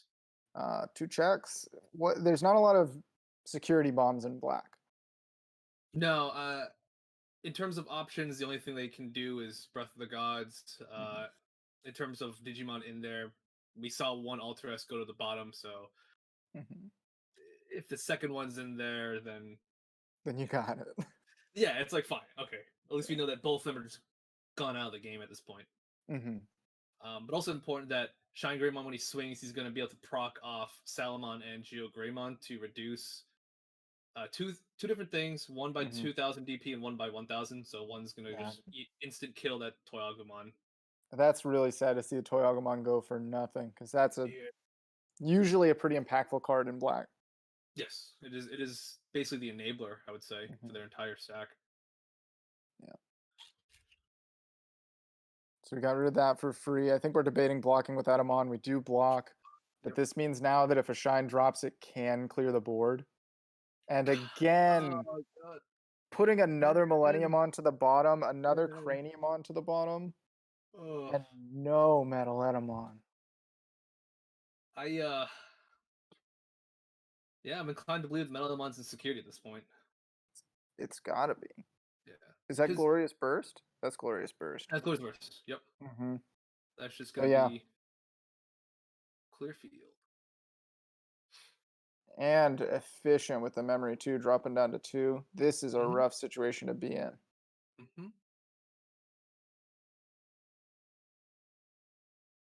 Okay, got a Gatsumon in there, so at least get the draw off the rookie. Could be future memory gain with Joe if we ever get there. Well, he is gonna go for the Tankmon. Get another draw. Let's see. So on the yellow side, he's threatening 1, 2, 3, 4, 5 security. Okay, so he can't win the game next turn. But he can just establish complete dominance. Is that the 4th Edamon? If he digivolves the Shine Greymon into or the Rise Greymon into a Shine Greymon, because there's a Patamon on the field, he can do that to delete. Oh, there's nothing to delete. Never mind. Yeah. Unless he goes to Kentarosmon. Oh my god! Yes! That is Based. Oh, he's got it. Oh my god. Go for the That- 2 checks, swinging for Oh, 15. Show us Breath of the Gods, man. It would be the out, but not an answer. We got to see a metal Etemon in here. All right, Where's it's the only metal 11. Etemon? It's only 11. Nope. There There's he the is. 1. There's the 1. Jeez. We sifted through what? 15 cards? Yeah. And only one. I don't know normal ratios on metal Etemon. Are people only playing one? One or two? I mean, if we go off the principle that he's playing 4 Etemons, he should be He's playing got to 2. be playing 2. Yeah, because At least. we've seen like Itmon's another parallel. Yeah. Where you play 4 Itmons and 2 BL, or Mhm. 2 Itmons and 1 BL. So you're at a That 2 to makes 1 sense to me. ratio. Yeah. Mhm. Because But especially when man. the guitar's one. That That- is clutch. That is a clutch ender. Mhm. And Kentorismon as well, instead of the slash that a lot of people play, makes it that much more secure swinging for the 2 checks for 11 instead of for 8. Yeah. So that was Oof. I personally, I'm a big Kentorismon fan, so I love to see that card succeed. But that's just, it was a rough from the start go of it against. Anytime they see TK and you don't see tie, Mhm. it's rough. I feel like this is one of those things where if I'm playing black on another sideboards, I might honestly play 4 tie against specifically Shine Greymon. Just Yeah, because it can be that impactful on the numbers, and the memory choke is that crucial in the matchup. Yeah, just take out all the Joes at this point, swap them in. Mhm. Okay. So it looks like our yellow player will be off to side right about now. Mhm. So, okay. So now I'm curious, what can yellow side in to kind of clinch out the win? What I'm thinking is more math changing cards, but we already saw a lot of them. We saw Salamon, we saw Geo Greymon. So the deck already seems kind of tuned to deal with little DP boosts. But maybe they're playing 2 ofs and they're bumping them up to 4 ofs. True. Yeah. That could be something that we see. Maybe.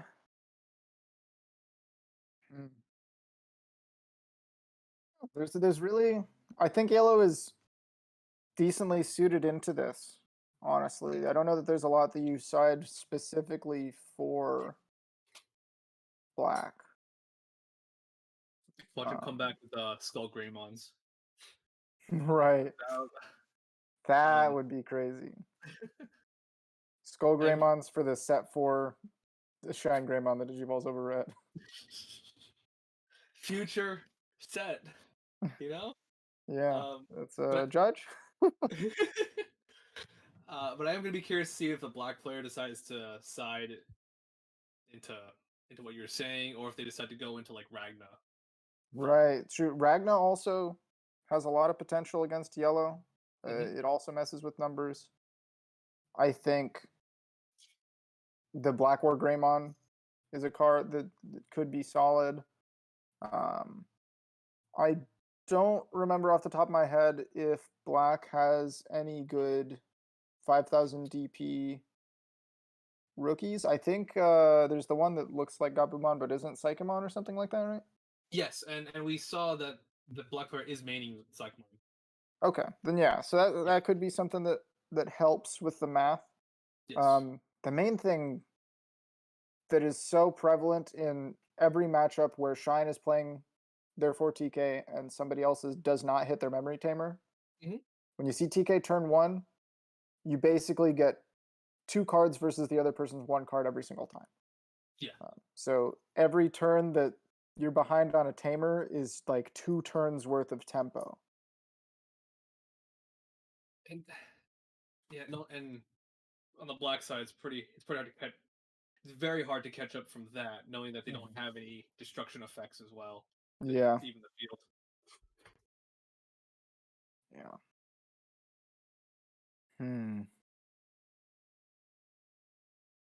If I, honestly, if I was playing black, because so there's the level 3 Patamon that you can play, search the top 4 and shine for your tamers and snag them. I hate that card as a shine player. Okay. I've never played it, and I can never be convinced to play it because every time I play a shine mirror against my opponent, they either put an important level 5 or a shine to the bottom of their deck, and I just chuckle because that's a free game. But playing, if I'm the black player right now and I've just whiffed on 3 metal Etemons, I might just side them out out of spite. Just be like, no, just get out. Yeah.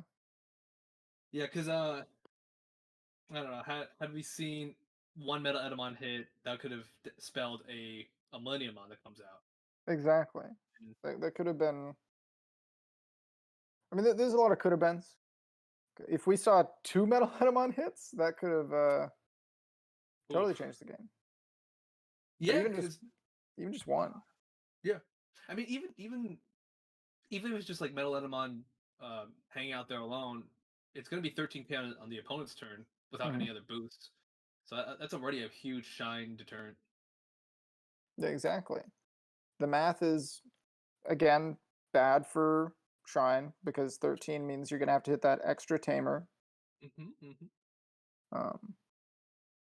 Or be able to swing in the same turn with your shine, who will usually be able to. I mean, that what takes 4 tamers, 3 tamers, only 3 tamers to swing over it. Yeah.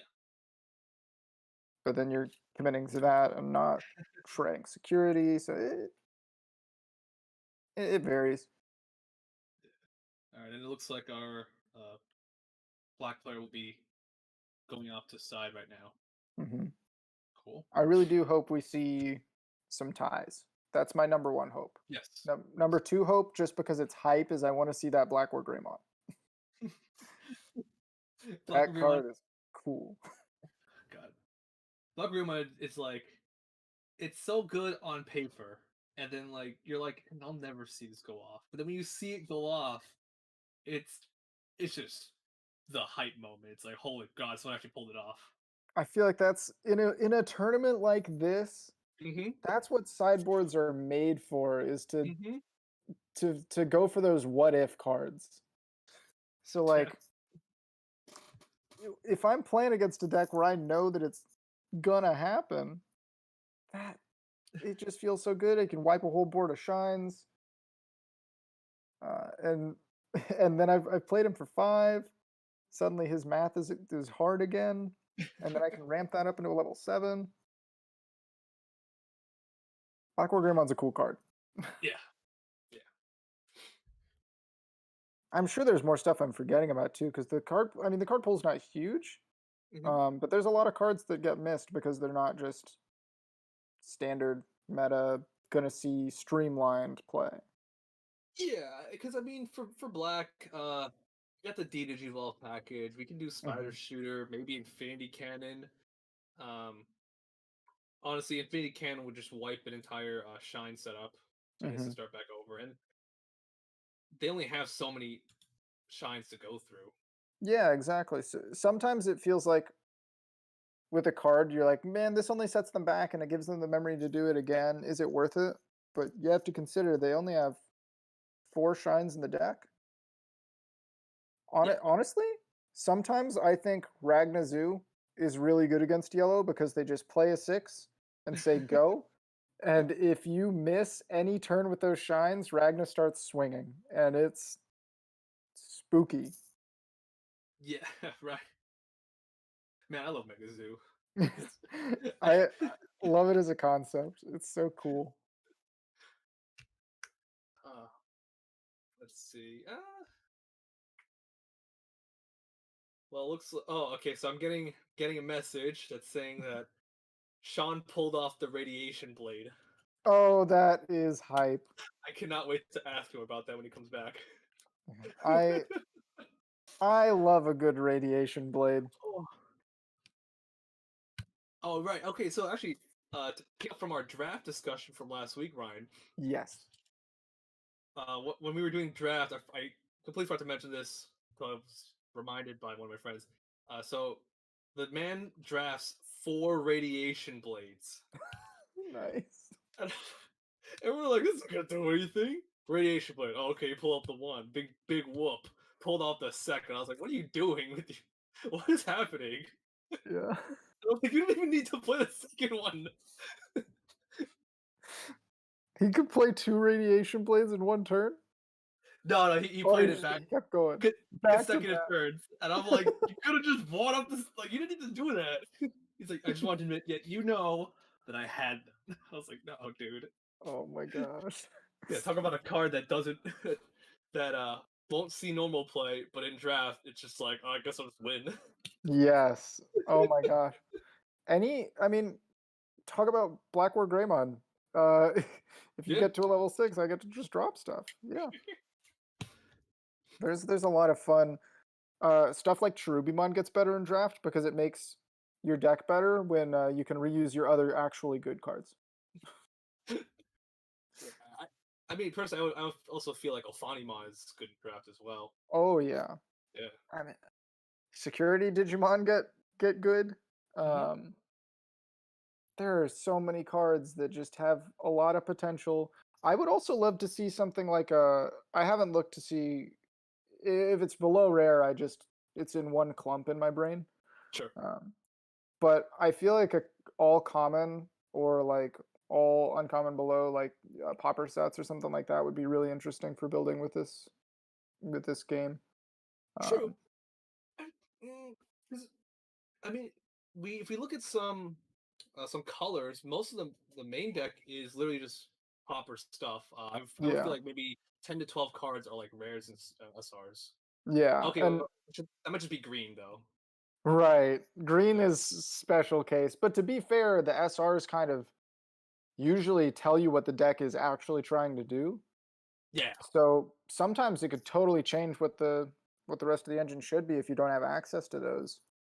Yep. Purple, I feel like, is pretty well suited for it. Potentially. It'd be interesting. I would want to look into that. I need to look at all these card pools. Get a Now we're cube going. getting into this game. Yep. I Nice. need to see some ties. Show me some ties. Okay, starting off with the Caprimon. Caprimon. Optimal egg. Mm-hmm. Caprimon on the back. What's he gonna bring on the front? Hagurumon either tells me he only had one rookie, or he's got the tank. Okay. Okay. Here comes the Joe. Alright, so you decide to keep those in. Mm-hmm. See how many blockers you can get. Joe's still nice. Yeah. And maybe he's already playing the ties and he just didn't see them, but we saw a lot of cards in his deck and I didn't see any of them. Yeah, it's 15 of that. Okay. There's your favorite card. Look. Okay, so Kentaurismon's now at the bottom of your deck. You have one less rookie in a deck that plays very few. You've added 2 Tamers to your hand, and getting the TK was very good. Yes. But oftentimes, I don't need all those extra Tamers. I feel like they're bricks in my hand. You'd rather. I will say that was a very nice Patamon hit for the yellow. Yes, it could have been much worse. Yeah. All right, we'll see. I have Edamon a personal come back. bias. Hard play Edamon. Edamon, please get metal Edamon. I need this to happen. If we don't hit a single one in this game, I'm going to be really sad. Yeah. TK comes down. We see the shine. Nice, very nice. All we need is the level 5, and against black, you really can just play it and leave it on the board. You're not worried about it going anywhere. Yeah, like if he plays Rise now, that would be pretty great way to end the turn. Yeah, and there is the Rise, dropping the other Tamer we saw. I think he grabbed a Kari, or was it the Security TK? Yeah, Security TK. Yeah. Very good stuff. Get that. 2 Tamers down, incoming Shrine Greymon, and enough memory to potentially play a 3rd Tamer if he has it. Off the rip.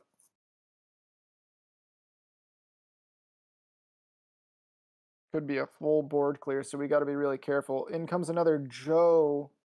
Okay. And Digivolving over the Edamon. Okay, so getting a Crest. It's not bad. at least we're building the board wider, so we're doing something against the Shine. He has Yeah. to have the other Tamer in hand if he wants to get rid of the Cress.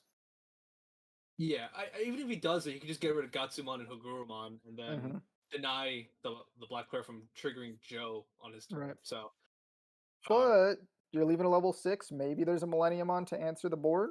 Very true. Very true. Thing about Shine is they only have to get set up once, and then after that they ramp super quick. And there is the Tamer, and we know that there's the Shine. So that's going to be the whole.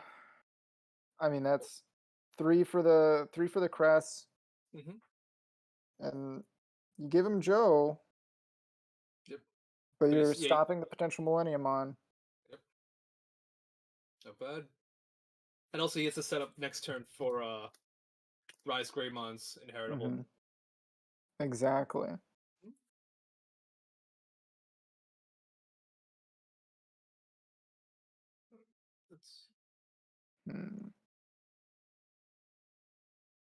I'm curious to know if the Shine player decided to put in the Patamons just to. Oh, there's the Joes. Yeah. Put him at 5. 5's some good memory to work with. 5 is, if I'm not mistaken, enough to drop Black War Greymon.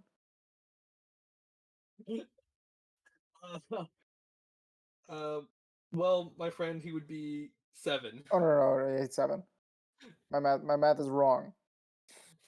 I mean, well, we saw one go to the bottom with Cress's effect. Yeah, so. Yeah.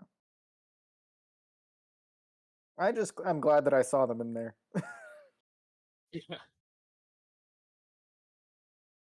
So okay, let's see. So he's at 5.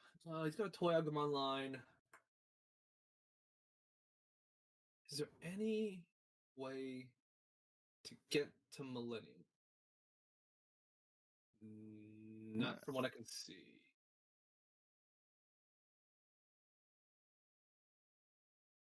Just going down for the Edamon. Gonna have to dig for the metal one again. Probably gonna end up blocking the 2 security swing. May just try to dig for it and hope. Yeah, hope they get the metal. Gets the metal. I don't see a way to drop Shine here. Oh, there's 4 memory, so there is a way to drop Shine. Oh, hey, that worked. Hey, Alter S comes through. It was only swinging for 14. Nice. So it was a good call not to block. Good to take the gamble. So now the Shine's pretty. Shine player's pretty. I would say they have to go back and stabilize at this point. No bunny in hand, so that means they don't get to play Rise to go into Shine. They'd have to play a Vanilla, which means they're only working with 3 Tamers. Yeah. And at that point, you could clear a lot of the board. You could still clear Alba just seeing another Tamer, so not going to get that. But next turn, Rise into Shine will set up for an entire board wipe. Okay, so he's grabbing the Siren. That could mean he probably didn't have level 5. Yeah, maybe he didn't have a level 5. So for 2, he can go into that. Drop the Shine. No Patamon inheritable, so you're only giving them 3 instead of a. I mean, 3 Joes are on the other side of the field. Memory is not really a problem for the black player right now. That's another Crest for 2. Crest, what do you got for us today? We got a Tankmon. Not bad. I don't mind hitting a level 4. Especially when it's going to mess up some numbers on the Shine side. Absolutely. Look at how wide we're able to get now. That is nuts. Did you evolve to the toy for free? Got 4 memory to play with here. We got to assume that there's a Shine in hand, and we know that we can ramp into it. So what can we do? Well, I would start by covering that front row Toy Agumon. Yeah, cover that toy. Yeah, because even even if there is no shine, the Mhm. Jill Grace Inheritor will just kill it off the bat. Yeah, exactly. So if he just doesn't want to, or if he doesn't even have shine, he can just get rid of something. Oh, Okay, there we go. actually, I kind of like that. I mean, you have given him 5, so you've still given him enough hard to drop the Siren and still play the Shine, but Mhm. having Millie out against Shine is so powerful. They have to waste so much resources to get rid of it, or they just give you a guy who can keep free swinging and recurring, and you can't swing with Shine as long as that guy's there. Yeah, and even if shine were to come down this turn, it can only kill what, the Tankmon and 2 rookies or all 3 rookies. Hmm. So it is going to kill a bunch of stuff, but at the same time, it's not addressing the counter problem, which is Millennium Mon. Exactly. Okay, more spicy tech. So Sylphimon. Okay, well, That like is can it can kill the Tankmon now off the bat. right. I like that. Okay, so now I revise my statement. If he did have shine, he could go into shine and kill everything but Millennium. Yeah, and that's a pretty all right play. Yeah. They're just kind of 1v1 for a while. Okay, so I guess he dropped the Gatsumon instead and killed it off the swing. I don't hate it because now you've turned Joe off. Yeah, yeah, and yeah, this is a play he would do if he didn't have shine. Mhm. And setting up the 1 cost, putting it 1 memory, you've successfully choked because of all the Joe. But look at this board state. Yeah, Millennium is just gonna free swing right now.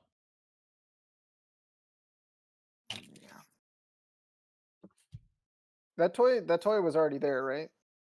In the right back, there? yes, that was from last turn. So this is 1, 2, 3, 4, 5 swings, so not game.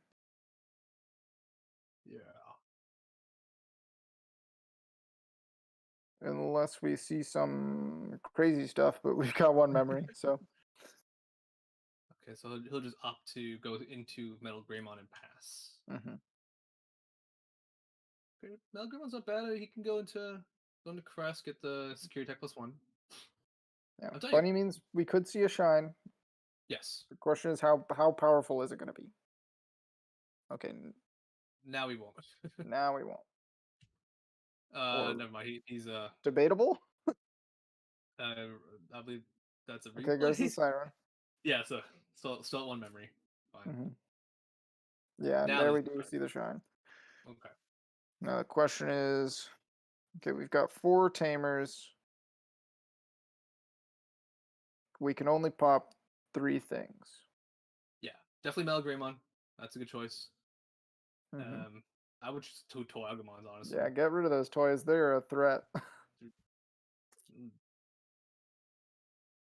Hey, wait a second, Ryan. Is that the same Hagurumon from turn 1? I think that is the Hagurumon that's just been chilling here. The little Oh. Hagurumon that could. Man. Now, swinging with Millie here is scary because then you actually let the Shine player swing over it once and then potentially drop another one, but they have nothing on board to really ramp into Shine, so. Yeah. I figure last turn would have been a turn just to like poke with Millenniumon, put him at 4. Now I think we're at a weird like standoff where the Shine player can swing, but he's only gonna deal 1 security damage, so it's not. Yeah. He's gonna rise. It's not it is a threat, but at the same time, it could have been worse. So Blackbeard's just gonna choose to go tall on his side. Right. Right. And important that we see a Gatsumon back there, because that means we know there's guaranteed going to be a blocker coming up. We can't, if we swing with Shine this turn just to get the memory down or the security down, we have to play a couple of rookies if we want to rush into the game.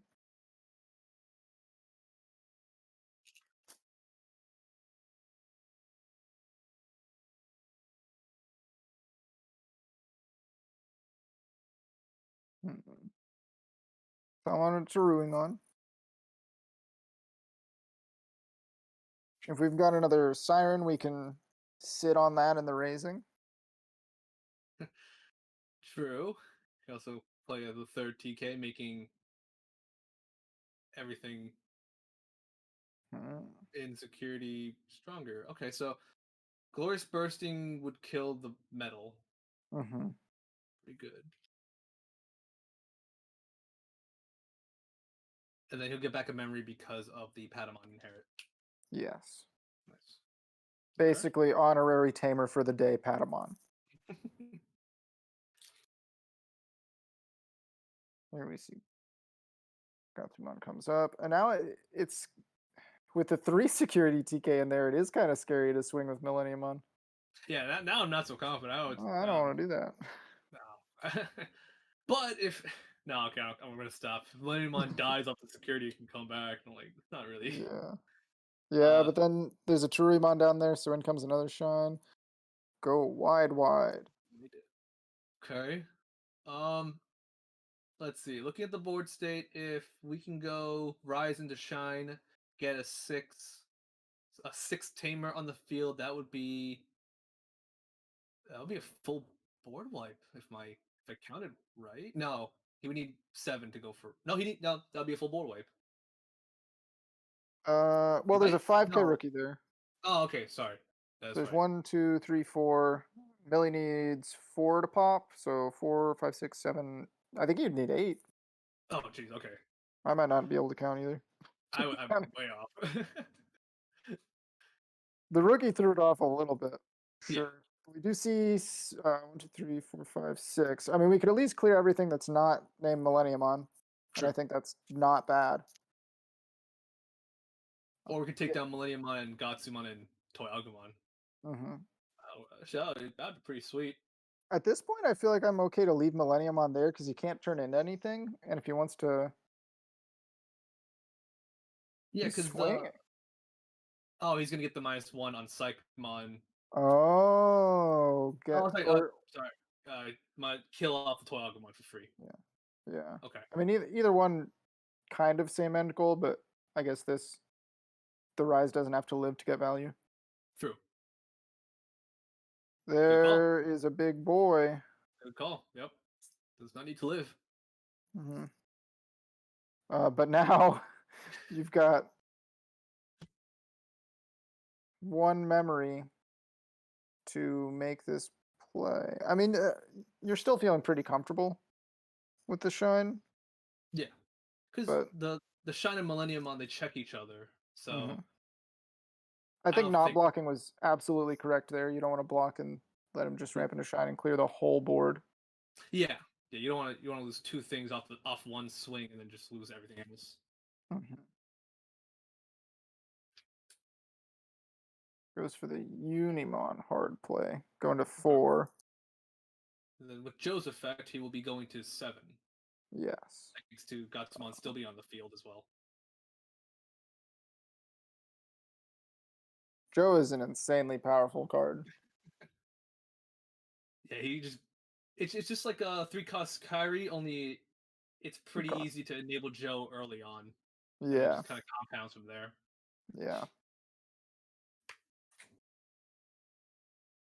He costs less, and he doesn't rely on the opponent to activate the effect. That's pretty solid. It kind of rewards you for playing defensively as well. So. Mm-hmm. Runs in line with what Black wants to do. Definitely. Right, so let's see. 7 memory on the Black player side. That's a lot to work with that deck. Now they could actually drop the Black War Greymon, and I'm not wrong this time. Yes, they can drop Black War Greymon and then still play something else and be and like. Then they could play Millie. They could turbo into Millie and get rid of the Shine. Man, forget Itmon into Beelzemon into Millie. This is go straight Black War Greymon. Same memory cost. Yeah. Oh, we're swinging. There we go. Wait, it's 12? It's 12. It's 12. Oh. That's scary. Yeah. Oh, we see him. Here's the Millie. Here's the Millie. Ryan, man. We joked about this for 30 minutes when it finally happened. I love it. If I thought for sure if he is swinging with the 1 Millennium on, he's got to have the combo, right? Yeah. It's like, I don't care what happens to this guy. Okay, here comes the shine. Wait, he's targeting... Oh, he's targeting the blocker. Okay. I can kind of see Well, if you swing with shine to get over the melee, the other melee swings back Yeah, over yeah. shine. Oh, great. So we're in a big fork right now for our chess pieces. Yeah. Yeah. And then we're also presenting game, because without the blocker, that's 5 swings. Oh, if, yeah. If this melee doesn't get taken care of, and if he swings over, the melee comes back anyway. So that's still I think that was the long game play, and not the immediate. I want the shine frame on. That's the I don't really care what Shine does anymore. He can kind of hang out. Sukai. Maybe there's a blocker in hand. There we go. Yeah. Okay. I was gonna say that he could have potentially also gone into another Shine if he built that very like, super precise. But the second blocker, the another Unimon works out pretty well. Yeah. And now technically we still can't ramp into Shine. We just need another Siren. Yes. But the Unimon at least is the insurance, so that we don't need to see all of the pieces. Now we see Geograde down there, so definitely not going to do any Shine ramping, but let's see what we can do to really secure. I mean, minimum starting with 4 memory on the black side. Yeah. I think maybe... Sakai for 2. So then we're going to go to 5. Ramp all the way back up to 5. Yeah, I was about to say, like, maybe a Lightning Paw to get rid of Gatsumon and disable Joe. That would have been pretty cool to see, since he would also gain back 1 memory, choking the Blackbird too. But I feel like Lightning Paw is not something I would actively think about against Black, but now that you mention it, being able to deny Joe might make it pretty strong. Yeah, because it'll kill, aside from Psychmon, it'll kill all the rookies, and also it'll kill Greymon if it's just on the field. Oh yeah. Oh, that's right. No. Well, no, Lightning Paw is level 3 or lower, isn't it? Yeah. But still, I mean, being able to deny Joe when normally you don't have a lot of tools to do that without ramping all the way up to Shine is pretty solid. Yeah, because as long as they have Joe, they're building a bigger board that makes it harder for you to shine everything away. Yeah, and knowing that Black would max out on Gatsumons, it's if anything, it just gets rid of Gatsumon, which is pretty 1-for-1. You can activate your Labramons early on. Yes. Yeah. There's a lot of, even if it only kills one thing, it's still matters. All right. Then the question is, will he start swinging with both of the Millenniumons finally, or is he just gonna wait until he can push for game on a single turn? I feel like with those 3 security TKs staring me in the face, I'm the kind of player who would wait. But it looks like our resident Black player is not, and I kind of like to see the push from Joshua here. Yeah, it's the exciting play. It's still, well, these guys, like, these little guys are gonna die anyway. Might as well do something with them. But he has activated Kari, so he's really got to go. Yeah, like, hard. Oh, hello, Edamon. A good friend. Well, maybe we'll see the crash Edamon into security, get metal Edamon off the top, go into the 3rd Millennium. That would be so sick. And that would be karmic justice for missing all the metal Edamons in game 1. Okay, but we'll see. Swing. We'll swing. Patamon, he's alive. Very safe. Man, that Patamon would have killed Psychmon too. Oh my god. That's a strong Patamon. He's so buff. We got to see 6 or less. 6 or less to live. Come on, baby. That's like Rise and okay, another Patamon. Yeah, Rise and above. Oh, it was above. Which is still most of the deck that he's swinging over. It's not a lot of power in yellow. Yep. Ooh, Hard play okay. Andromon. So now 3 we've got blockers. 3 blockers, so we are safe. But there is a lot of memory to ramp into a Shine to make that no longer true. Yeah, ramp into Shine and well, yeah, that makes sense actually, because well, even if if he does go into Shine, I think that's still the game because that'll clear out all the blockers. Yeah, so this was the hope he doesn't have Shine play. So, I mean, Yes. sometimes that's just what your hand gives you, and you gotta go for it. Going for Sylphie. Alright, Sophie drops Gatsu down to 1. Okay.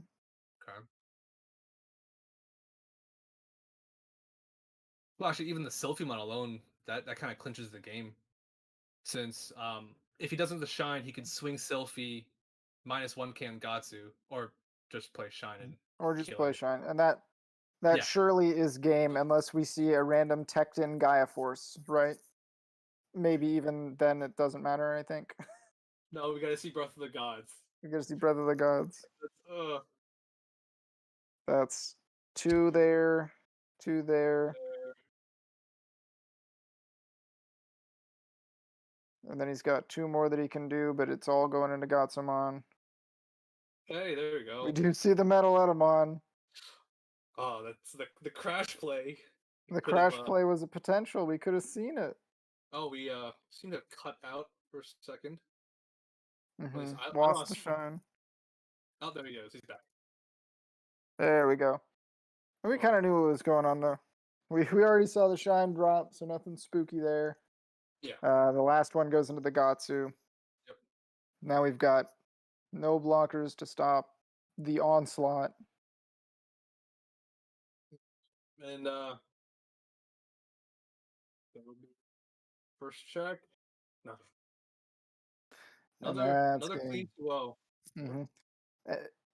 Definitely some parts of it where it was swinging. I love seeing boards where it's like 5 Digimon on either side, but nobody's allowed to do anything. It's like no one move. Yeah, it's like we're literally watching Infinity War, and just the armies are piling up on either side. But there was some interesting potential there. We could have seen the crash play go into the go into the metal high roll, go into another milli. But either way, that I was very satisfied regardless, seeing both sides of that. Solid clean Shine play with a couple of spicy techs in there with the Sylphimon. Yeah. But also I got to see the dream play of hard play Black War Greymon into the milli in the same turn. Black can finally turbo it out. I would have loved to see some ties, but honestly, with all the Joes there, the memory wasn't an issue. The issue is, and the numbers weren't really that much of an issue either. Yeah. I think the pushing for an offense, that was where the black deck kind of struggled. It was great. It was just perfect on stalling out the game, but at the same time, because you're using your Millenniumon to check their Shine Greymon, you don't have anything else that you can kind of push for, since the rest of the field is blockers. And maybe if you're playing this black deck, you're probably playing 2 milli, 2 Alter S, some combination of level 7s. But maybe if you go into your sideboard and you have the 4 milli, you just swap all your Alter S over there because it's more impactful in the matchup. Yes. I feel like sideboards open up a lot in what would be sometimes really rough matchups. Yeah, because if you use the Yu-Gi-Oh analogy that you brought up before, it's this is what I'm going to use to answer what I don't expect to see all day, but are going to pose a threat. And while our card pool in Digimon isn't as big right now, I feel like as we get more sets, that I wish I had a sideboard feeling could kind of start creeping up on people. Definitely. And I do love the current format the way it is without sideboards, because it really does benefit the deck builder for making the right choice going into the tournament. And it really does benefit picking the right deck for an event. Because we're playing in a format where it almost feels like a triangle of the top decks, and even amongst that triangle, none of the bad matchups are unwinnable. It's really, really fun seeing the spin. But I mean, maybe down the line, sideboards would add a little bit of depth in a future format that would be really cool. And I love the idea that it's being experimented with at all, because there's so many things. I feel like, especially after the first one, going into the second one, when people see how impactful it can be and start really spicing it up, it only gets cooler from here. Yes, definitely. Still waiting for the side out Imperial go into Rookie Rush. Yeah. I'm pretty sure you're gonna see the opposite of that in next round. Oh, Rookie Rush into Imperial, Max? Yeah, I heard it's a little tech that my opponent's playing, so this is gonna be fun. It is fun. Yeah, so I'm so nervous, dude. I'm playing all blue this tournament, and I don't want to play against blue. Hey, you did fine last week. I mean, win's a win. Yeah, but I would like to one and done that kind of deck, and not exactly like see it again. Well, you got the guy forcing the sign. Everything's fine. Yeah. Max, would you rather play against all blue or all shine in a tournament? All shine, 100%. 1000%. If I'm shine, I would love to play all red. No, so shine I think beats red, but in tournaments I am undefeated against shine. That's crazy. Gotcha. I mean, that's awesome. Yeah. Yeah. So I can't say the same for Rookie Rush. So I'd rather play against shine. Sometimes, no matter how good you are in the matchup, Rookie Rush is just Rookie Rush. It's so consistent. So that's what we're doing. Everyone send me your vibes that he bricks. That's it. But I don't want to say that. Don't send him bad thoughts, because Charizard's my guy. So let's have a nice, clean game. I'm rooting for card games, personally, at the end of the day. Yeah. I think card games are pretty sick. Yeah. I'm waiting to see Security Zoo smokescreen side into something. Man, I love that Security Zoo is like the meme deck this format. It's fun. It could be anything. It could be everything. Man. I just want there to be more decks that can completely morph into a different deck. I think that's really fun. Yeah, you could maybe go from like blue Imperial to blue something else, because the bottom end's all really like blue has the most ability, I think, to smokescreen into anything. Because honestly, you could also go, depending on your Saris build, you can go from Sarismon to Rookie Rush. If you run straight up just play Davis, if you run obviously the hidden potentials would be all right.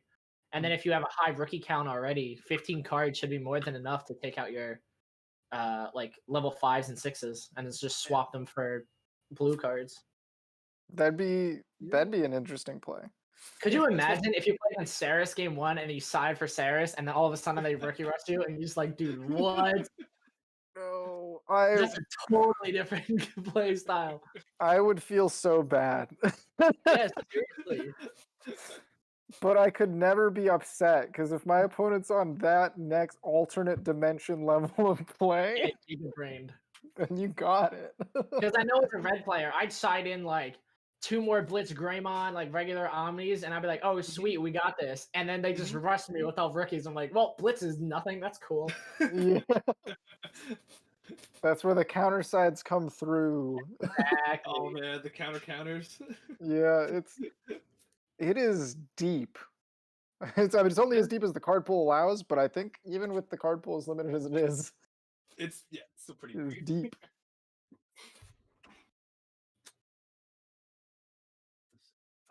Man. Is Charizard here? Mustang not did that I know of. tag him. Well, it's only been 3 minutes since he said the. Yeah, and Core Stream 2 is still going on with their match. Gotcha. Right. I believe. Well, I mean, you guys we're in stream 1, right? Yes. Okay. So either way, we wouldn't be able to start without stream 2 finished up. Right. Timing around and everything. Yeah. Gotcha. I personally am excited to see more red versus blue. I think that's Oh, it's fun to watch. it's it's hella fun to watch. Yeah, it's It's fun to stressful, watch someone play against Rookie Rush, but I don't want to be the guy to do it. and that's why I like being on this side of things. True. Let me tell you, as a Super Smash Brothers commentator, every character is really interesting to talk about, but boy, do I not play. I don't like playing against most of them. Yeah. You mean you don't want to play the Fox Mirror?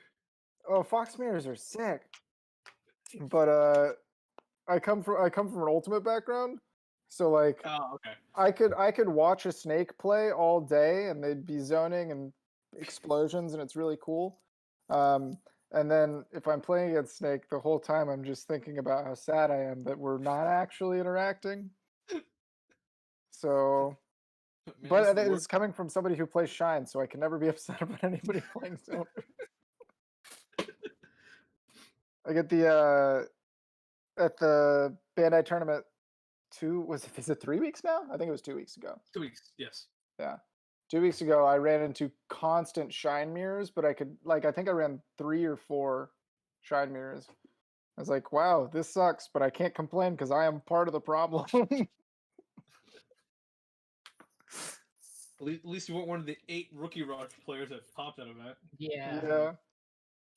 I ran into a few of them. 1 Imperial and 2 Rookie Rush players. Okay. It was not as bad as I thought. I'm just waiting for Imperial to come into season in the top meta.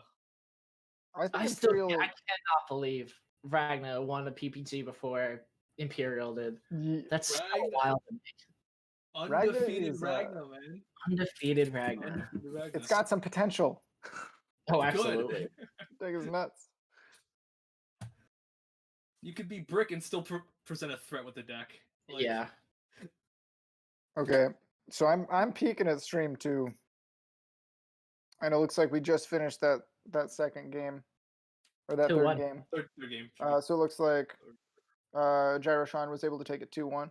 And it looks like the radiation blades came in clutch again, because I saw him clutching those radiation blades. I saw in the game too. It helped him out Commentators, which is pretty dope. That's dope. I just saw him holding on to those radiation blades, and I don't know if he's talking about how much they were good in the set or in that game, but I love to see it. That's the side deck card that's making the impact. And against Shine or Yellow, that's a rough. It's not like a unwinnable matchup or anything, but it's pretty hard for Red sometimes. Mm. Yeah. Maybe Radiation Blade's the spicy tech we all need on our main decks this format. Don't worry about board control, just kill him faster, right? Just kill him faster. It's worked for Rookie Rush. Sean, we're gonna ask you about the Radiation Blades, please. So, did y'all watch the matches? I didn't get to see it because Black and Yellow took a while too, but I came into the end and saw you clutching those Radiation Blades. Yeah, the matchup I was playing was it's a recovery minus security, like yellow stall kind of deck. Okay. So the Anjuomon that gives you -2, Kentorismon. Oh dang! All Hard the stall recovery yellow. stuff. Yeah, like it was going hard in that world, and the Ankylamons that are security Digimons too. So, yeah, it was pretty filthy. The first game, I was able to just have a really fast start, and I was able to like delete a blocker with Skull Greymon and Volcanic Dramon by like turn 3. So I had so many security checks. The second game, though, he was able to like stay in and basically hold me off long enough to win in the second game. But I did tech in the Radiation Blades after the first game, thinking like, okay, well, I saw at least one Kentorismon, but maybe it's still Shine. No. Third game, I had the 2. I didn't actually use them, but I was holding them for a turn when I knew he would try to minus security me. And I had an Omnimon that had +2 security on it already. Oh. So I was basically holding them to like give myself a way to get a security check out of any Digimon on board, even if he minus security'd them. Hey Charizard, how you doing, my guy? Yo, what's going on, everyone? Dude. Sick, Max. I'm gonna mute you now so you can play your games. Good luck. Yeah, gotcha. Thank you, boys. Have fun streaming, fellas. Or commentating. Yeah, have fun commentating. Now we got our games going. I like that. I like that Matt. I like that Matt Charizard. Oh, thank you very much. Thank you That is very a good much. It's Mastermind's a fun card. I know you were playing a little bit with it with your almost Kaiser Nail deck, blue, yellow, purple. I shall be back. Charizard, see you in a second, my guy. Yeah. Yeah, it was blue yellow. It had Kaiser nails in it, and it had some Mastamon at the top end. But I don't know. There's probably a better version of Mastamon floating around, but blue yellow, it felt good with Mastamon. Like, Might be the most fun version. right. I'm just like, it's the way that you can sneak up on people and be like, oh yeah, I know your strategy. You're gonna cover, you're gonna build a board, and then you're gonna swing for game. And they're sitting here thinking, all right, well, I'm counting the number of people you have, and I'm counting my number of security, and I know you can't win next turn. And then you just like hammer spark because you have a tamer, right? You have TK, so you hammer spark, go to 4, Mastamon, trash the security, and it's like all of a sudden, all the math you just did is pointless. Yes. I love math ruining cards in the games. And stuff like that. It just, you know, if it's like a first game out of 3, especially, it might make them think like, oh, I don't need to play a block this turn. And it's like, big mistake. Huge. I've been playing a little bit just for fun with Ulforce, and I love being able to ruin math with like you have an Ulforce out and a Tamer, so you start with 3, and they're like, okay, but you only have 1 Rena out, so you really only get 2 swings, but you're holding those 2 V-Tamer ties in your hand, and you know you get that memory off restand, so you actually have like 4 swings. There's some gross stuff that ruins math. Blue is the king of ruining people's math. Oh yeah, like, you know, hold it all in your hand. The Garurumon nonsense in 1.0 was even like, oh yeah. I'll swing, you know, Metal Guru, bring out Garurumon, swing again. It's just like, oh, he's already dead. Stop. I am tall and wide at the same time. Yes. Oh.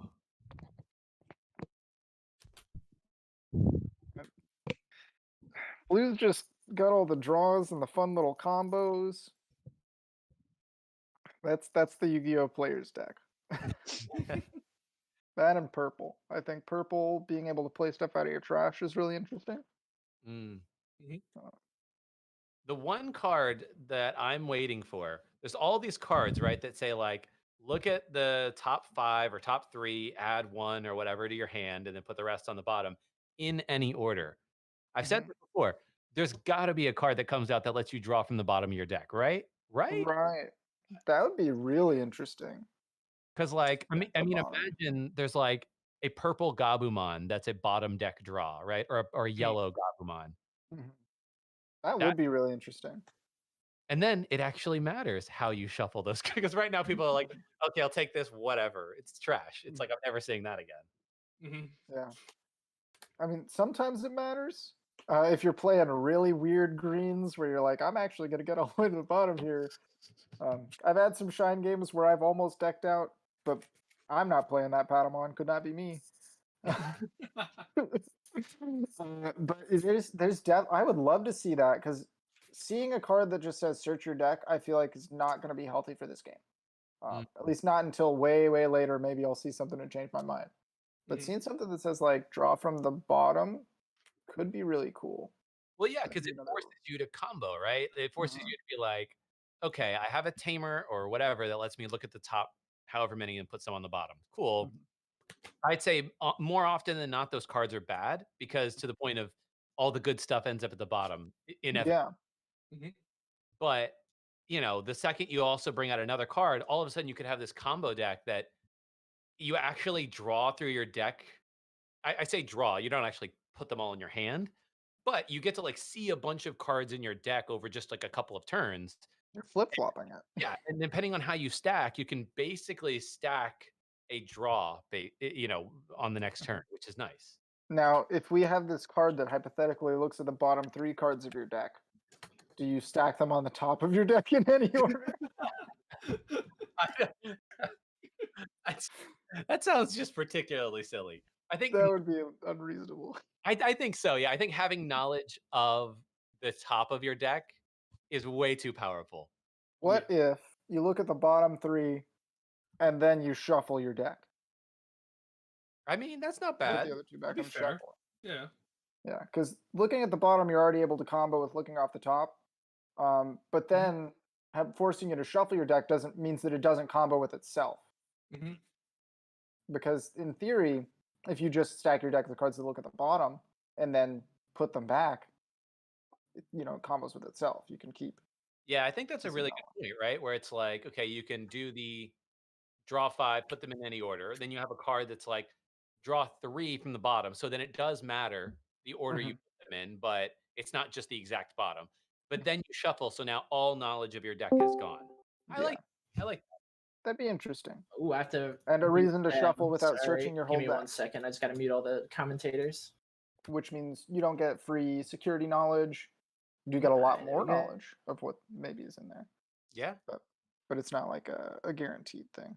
Yeah, I think deck search cards, I think those, as long as we have security that is generally unknown. I say generally because, TK, but even TK, you would know X% of your security, but there's always one card you don't know. Right. Yeah. And sometimes that first check tells you exactly that now you know all 4.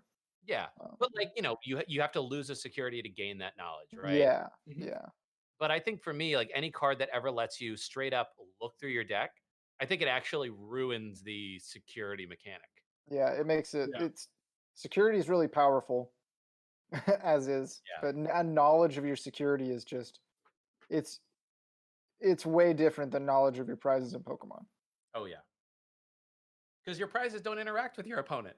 Your opponent doesn't. You're like, do I kill your Pokemon? Because if I do, mine might die. No. Right. The prizes just means you can't search for the one. I'm gonna date myself. The one shaman that you needed in your hand. I have a real bad habit of only playing formats of card games when they're like at their worst. I jumped into Pokemon to start playing that right around Seismitoad format, Oh my god. Oh no. and I took a hiatus. I came back and thought it would be fun to try again, and I tried again during Decidueye Forest of Giant Plants Vileplume format. Hmm. I was destined to not play that game. I will say, you didn't play in mill ADPZ format. True. I heard a lot about it, and I did not want to get involved. It's Wait. awful. Sean, was that the Wailord deck? Which one? No, the mill deck. No. I Mill- think Wailord might be older. The mill was like Yeah. Okay. it was like Chinchino mill. Mhm. So it was before, Wailord Mill was funny enough for me to think that's okay. but Wailord mill is more like a stall, right? Like you just Yeah. deck work, you just never died. So your opponent milled by nature of having to draw every turn. Yeah, which is But Chinchino Mill was an active mill deck. So you actually had cards that you played where you Okay. would mill the top 3 cards of your opponent's deck. And you Mhm. had turns with Magcargo GX. Mhm. You use Mewtwo as a basic to use Magcargo's GX attack for 1 fire, mill the top 3. Not top 5, Oh. sorry. And then you could combine that with like 2 supporters on 1 turn because there's a card that lets you do that. Jeez. Mill, what is it? 16 cards in a turn? that Jeez. is Oh my god. way too much. Yeah. Yeah. So like that was like there was always the number of like, okay, can they get, or it's like 11 or 16. I think it was 11 cards in a turn, but it's still like absurd. Like, 16 okay, is a fourth of your deck, and you've already drawn 10. What? 13 off 13. to 11 Yeah, is 13 off the basically top. a fifth of your deck. So it's like, okay, so 1/5 of my entire deck you can mill in 1 turn. Anyways, Yeah. game is starting. We can talk about that. yeah. I for one am stoked that Mill isn't something in this game yet. Let's talk about that. Oh, already starting off ramping into the Greymon. I love seeing that inheritable. Nice. Strong start on Max's end. And we are seeing it's very likely. I'm pretty sure we did get the intel that this is Imperial that might side into Rookie Rush. or it could be the other way around. Mhm. We're not too sure yet. It's one of the two. Not positive. Yeah, but I mean, when you see that jamming Demi Vmon, it doesn't tell you anything other than If we saw an Upamon, that'll tell us a lot. Yeah, Upa tells you it's definitely rookie. Yes. I mean, maybe it's the one of Upa. You never know. Yeah. All of the cards are good. Yes. Yeah. I mean, if I'm Max here, do you play another body just to get another body on board, or do you Evo over this Greymon, knowing that they're going to try to choke you every turn? Ground Dramon into the reverse choke's pretty good. Or Yeah. Lava Rhythmon. That card is quite nice. I think Max is really thinking here. I wonder what he. Oh, there must be like a judge thing happening. Oh, okay. Maybe. Everybody's got their cards set down on the table. Mm-hmm. Everyone's listening to the judge. Maybe they're asking about the camera angle with the memory. I don't know. It seems like I can see everything here. Mm-hmm. Yeah, everything's coming up pretty good in the recording as well. Card counting? Maybe he's thinking somebody drew an extra card. But it looks good. It looks right to me. Yeah, Max showed 6 because he went first. Yep. And then his opponent should have 5 because he played the Golemon. That looks like 5 to me. There we go. Okay, we're good. All right, I love this card. Nice. Nice. This card, if it is Rookie Rush, melts the security. Yes. That'll be worth. Goodbye, Goma. Although you hate to see one of your security being the Cordramon. Yeah. Diamond going down. Okay. The question is, how much memory are we going to have to work with? 1. Oh, man, this is bad. I mean, the good news is, if you're able to choke him back, well, you can't if you swing with Metal Gray. Oof. Yeah, that's the thing. You're giving him 2 swings for sure. We're going to melt. That's swings for 4, right? Yeah. 2 plus 1 plus 1. Yeah, you take all the security. Let's melt it. Just don't hit him. Yeah. That's +2, +3, so it's 4 checks total. Yeah. We're digging for as much information here. Okay, this is definitely Rookie Rush. This is definitely Rookie Rush. We melted it. That is a sick call on Max's end, just to go straight in. Present lethal. Yeah, I think it's not bad, right? It makes sense because in order to get rid of the gorilla, you would still have to leave him with 4. Yeah, and the gorilla is really not a huge threat. Yeah, and if it's Rookie Rush, they're not swinging over this 9. So next turn you just have Monodramon and then another swing. That's sick. And even with XVmon play, he can't go for game. I would say Charizard is playing very quickly at this point, though, so it tells me he's probably got a puppet in hand. That could be. I mean, if you're playing hard Rookie Rush and you're just like, let's just swing, then I'm like... If you're still playing out your hand after looking at this board, then you've got something. Yeah. And actually, Puppet here is really nice because Puppet here would leave Max at 7, which is not enough to Gaia and do anything else. Right. Like, true. You could Gaia and leave him at 1, which is not horrible, right? But like that doesn't really advance your board state all that much. Yeah. And they still got a Puppetmon, so they're going to go to 2. 1 security left. Somebody's in the raising. If you can't get rid of Puppet and this other guy, and it could be some scary stuff. Now we could potentially see Gaia swing over Vmon, and it's not game. Yeah, well, yeah. If he doesn't Puppet here, if he Puppets here, I guess you could have the mono evolve into something that swings over the Vmon. Isn't the Vmon 2? Yeah. Oh yeah. Mono over that, and then Gaia choke at 1. Wouldn't be terrible. Yeah, and then he's left with one dude in raising. Nothing. But with no blocker, you run into the risk of does he live the 1 check and play an XVmon with the Hammer Spark? With the Hammer Spark. Oh, okay. So he's at 1. So he's got 2 more swings here, and that's game unless it's Gaia. Yeah, GG's. Oh no, Dang. No, because the XP can't swing. It came out this No, turn. the XP-Mon's brand new. Yeah. Oof. My dude, you gotta have the puppet. Do you have the puppet? Well, big sad. Yeah. What? Well, maybe in security it's Hammer Spark, but you left that him. doesn't do it. Yeah, you That's left. three. It's the Kakaitis prep that he's Positron laser.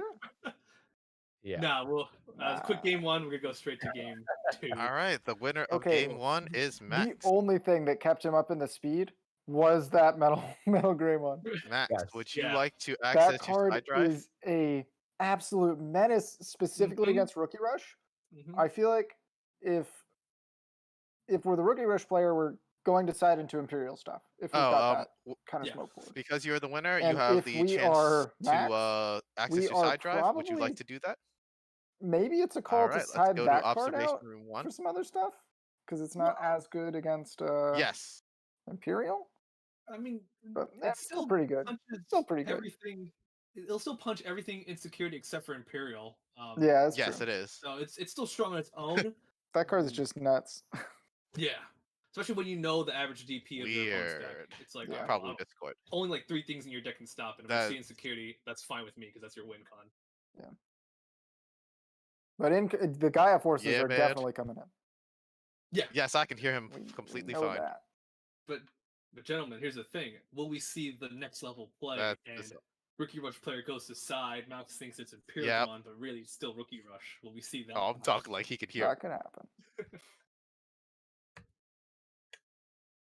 I want to see the universe where there is somehow we're playing a predominantly green-based Rookie Rush that sides into the Saris. Oh my god. Oh I don't- jeez. I don't know that it would be that strong in this.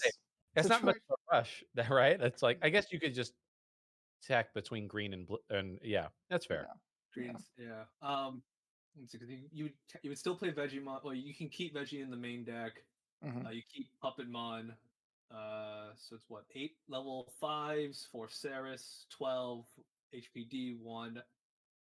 So you got 4 more slots for. It'll be tough. It'll be very like. It'd be really tough. You Yeah. you definitely have to play a very non-traditional Rookie Rush in Yeah. the main deck. I think it'd be better to it'd be better to start with Saris and side into Yeah. Rookie Rush. That's a little bit easier because you can kind of like keep like the download Argomon for champions in the deck. True. So this is round 3, right? Yes, round 3. Yes. Okay, cool. And there's 4 rounds every day. Yes. Yeah, got it. And then yourself and Max will be on comms next week, Sean. So Yes, we be will cool. indeed. It'll be it'll be fun to talk. I mean, me and Max will both be on, and then there'll be one game each where we're not, unless we get paired against each other. That would be interesting. That, at that point, just leave the audio on. You're good to go. Right. Commentate yourselves. That would actually, because me and Max both, I think, generally like to talk while we play. So yeah, I that would be interesting for sure. A red Omni mirror too, of all things. Yeah. Oh, You guys can go full card protagonist and do like the actual like narration of the effects. And, Oh, I love that so much. I like, love the anime feeling that I get. those are the videos that are like highly edited, right? Of Digimon. yes. Oh my Yeah. god. It We literally got the- feels like Yu-Gi-Oh anime, but Mhm. Digimon card games. Because they got the sound effects, they got the like the transitions when effects are activating, they got like light ups, they got like cards coming in just to like show you the effect text. Like it's amazing production quality. And then past that, the acting level of, Oh yeah. but wait, you forgot that my card has this effect. What? What? And they're not Okay. picking character. That's the crazy part. Very well. I see. It is one of the best channels to have ever existed. I love how much good Digimon content there is right now. Oh yeah, there's a lot of fun stuff. As a When side note, actually, did y'all see the was it the Digi Battle #1 that Bandai, like the official Bandai YouTube shared? No. Yeah. Where what was it the US rep was there in Japan and they had like talking about the products and stuff like that? No, this was like No? an actual like so True Champion Steven is like the Mm. defender, right? Mm. And it's the weirdest thing because it's basically they picked Hello. I don't know how to pronounce the Can name, you hear me? like Hong or Huang. Oh, Yeah, I know you. go. Yes. All right. They had him play Hello. against Would you like someone to else. access your side drive? And they played against them for like All right. $3,000. Meet me over in observation. Wow. And can it's just like a argue battle politics thing that to they're make some doing, and I guess they're finding different people. And True Champion Steven was the defender, so I guess you have to win that and maybe beat the defender. I don't know. I didn't watch the video because it was, but I wanna like actually like find it and pull it up because I think it's interesting that Bandai is trying to make content like that, right? That is Yeah. awesome. Yeah. But at the same time, I'm also a bit like, oh man, where is this? I should look at my YouTube history. By the way, if you're ever looking for a video, YouTube history exists. Yeah. That makes my life really easy when I look at deck lists and I'm like, I need to find this one again. Video. Yeah, I'm like, okay, let's see. It was Digi Showdown. Here, I'll send you this link. Where I don't even know where to post this. Where should I post this link? I guess I could send it to each of you individually, right? Yeah. Yeah. Yeah. Oh, cool. I guess there's not a general, yeah. Yeah, I don't want to just like spam it in the general. Hey everyone, I know we're in the middle of the tournament, but you guys gotta watch this. You gotta watch this random video. But the reason I bring it up is it was super interesting to see like they want to do like these individual showdowns between like popular creators / top players of sorts. I mean, it's so early. I don't know. It's hard to say like a definitive list of top players. I think, some people are pretty obvious. Like Steven is clearly a very good player. I think Kwong is a very good player. Yeah.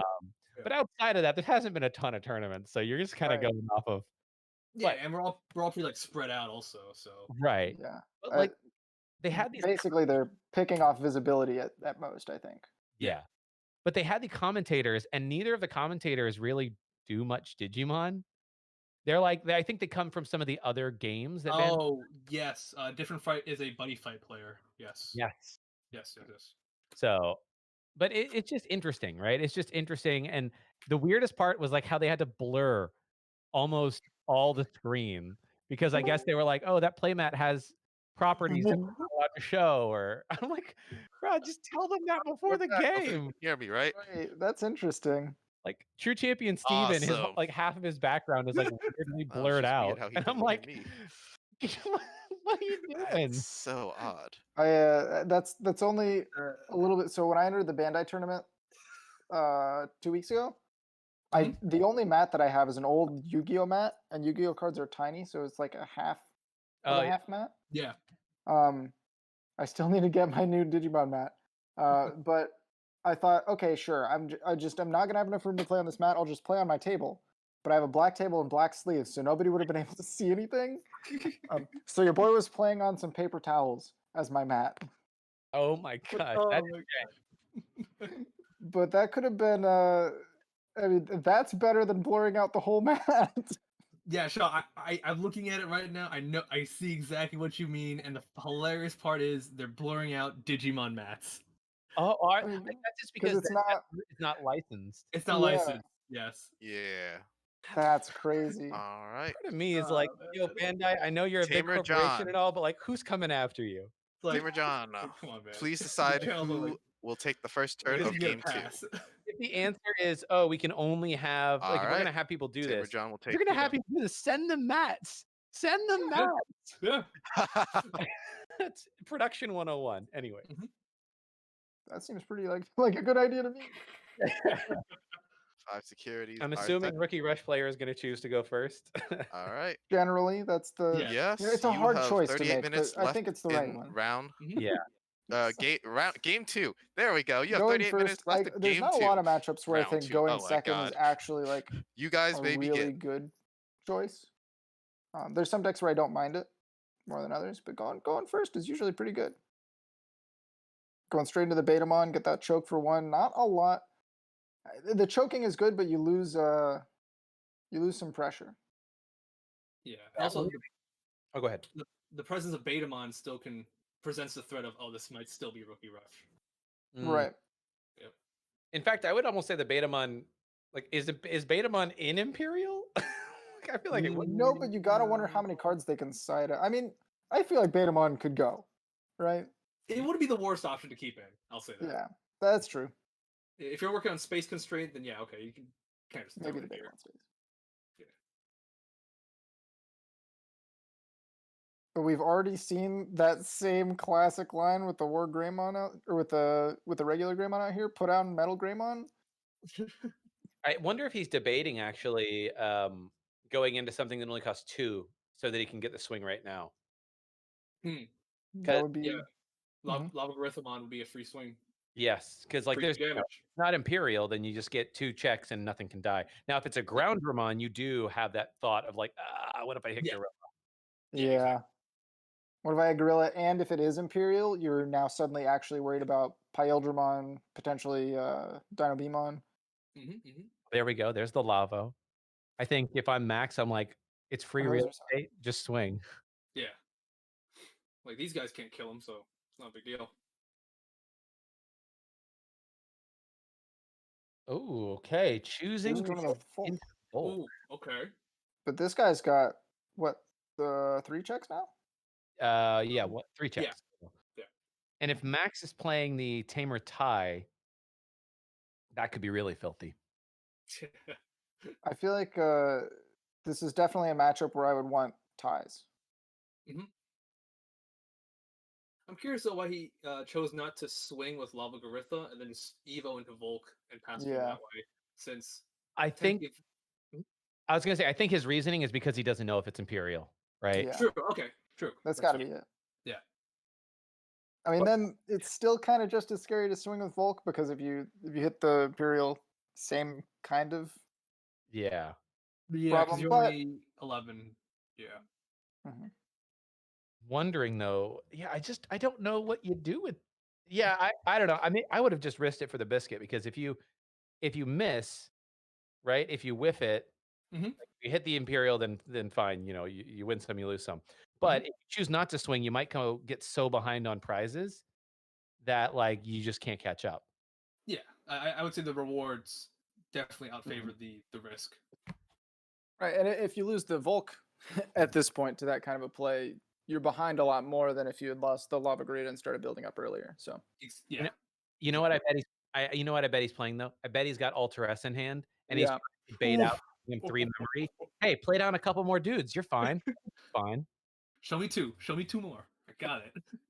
And then he could actually swing next turn, get 3 checks, go into Ultra S, delete board. That's nice. Yeah. That might be the play. Yeah, that'll be sick.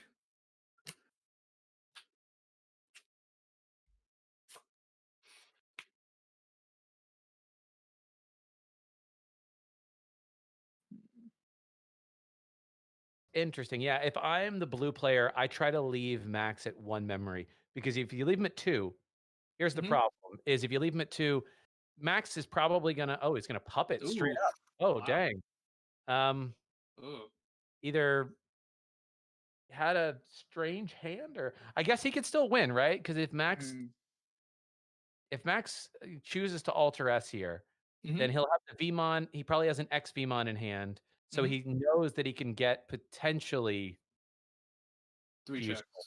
Yeah, 3, maybe not 4 though. Yeah. It'll depend. It'll depend if Max gives him a full 6, because full 6 he could. Well, it'll be the nuts, but he could potentially go into 2 XV bonds.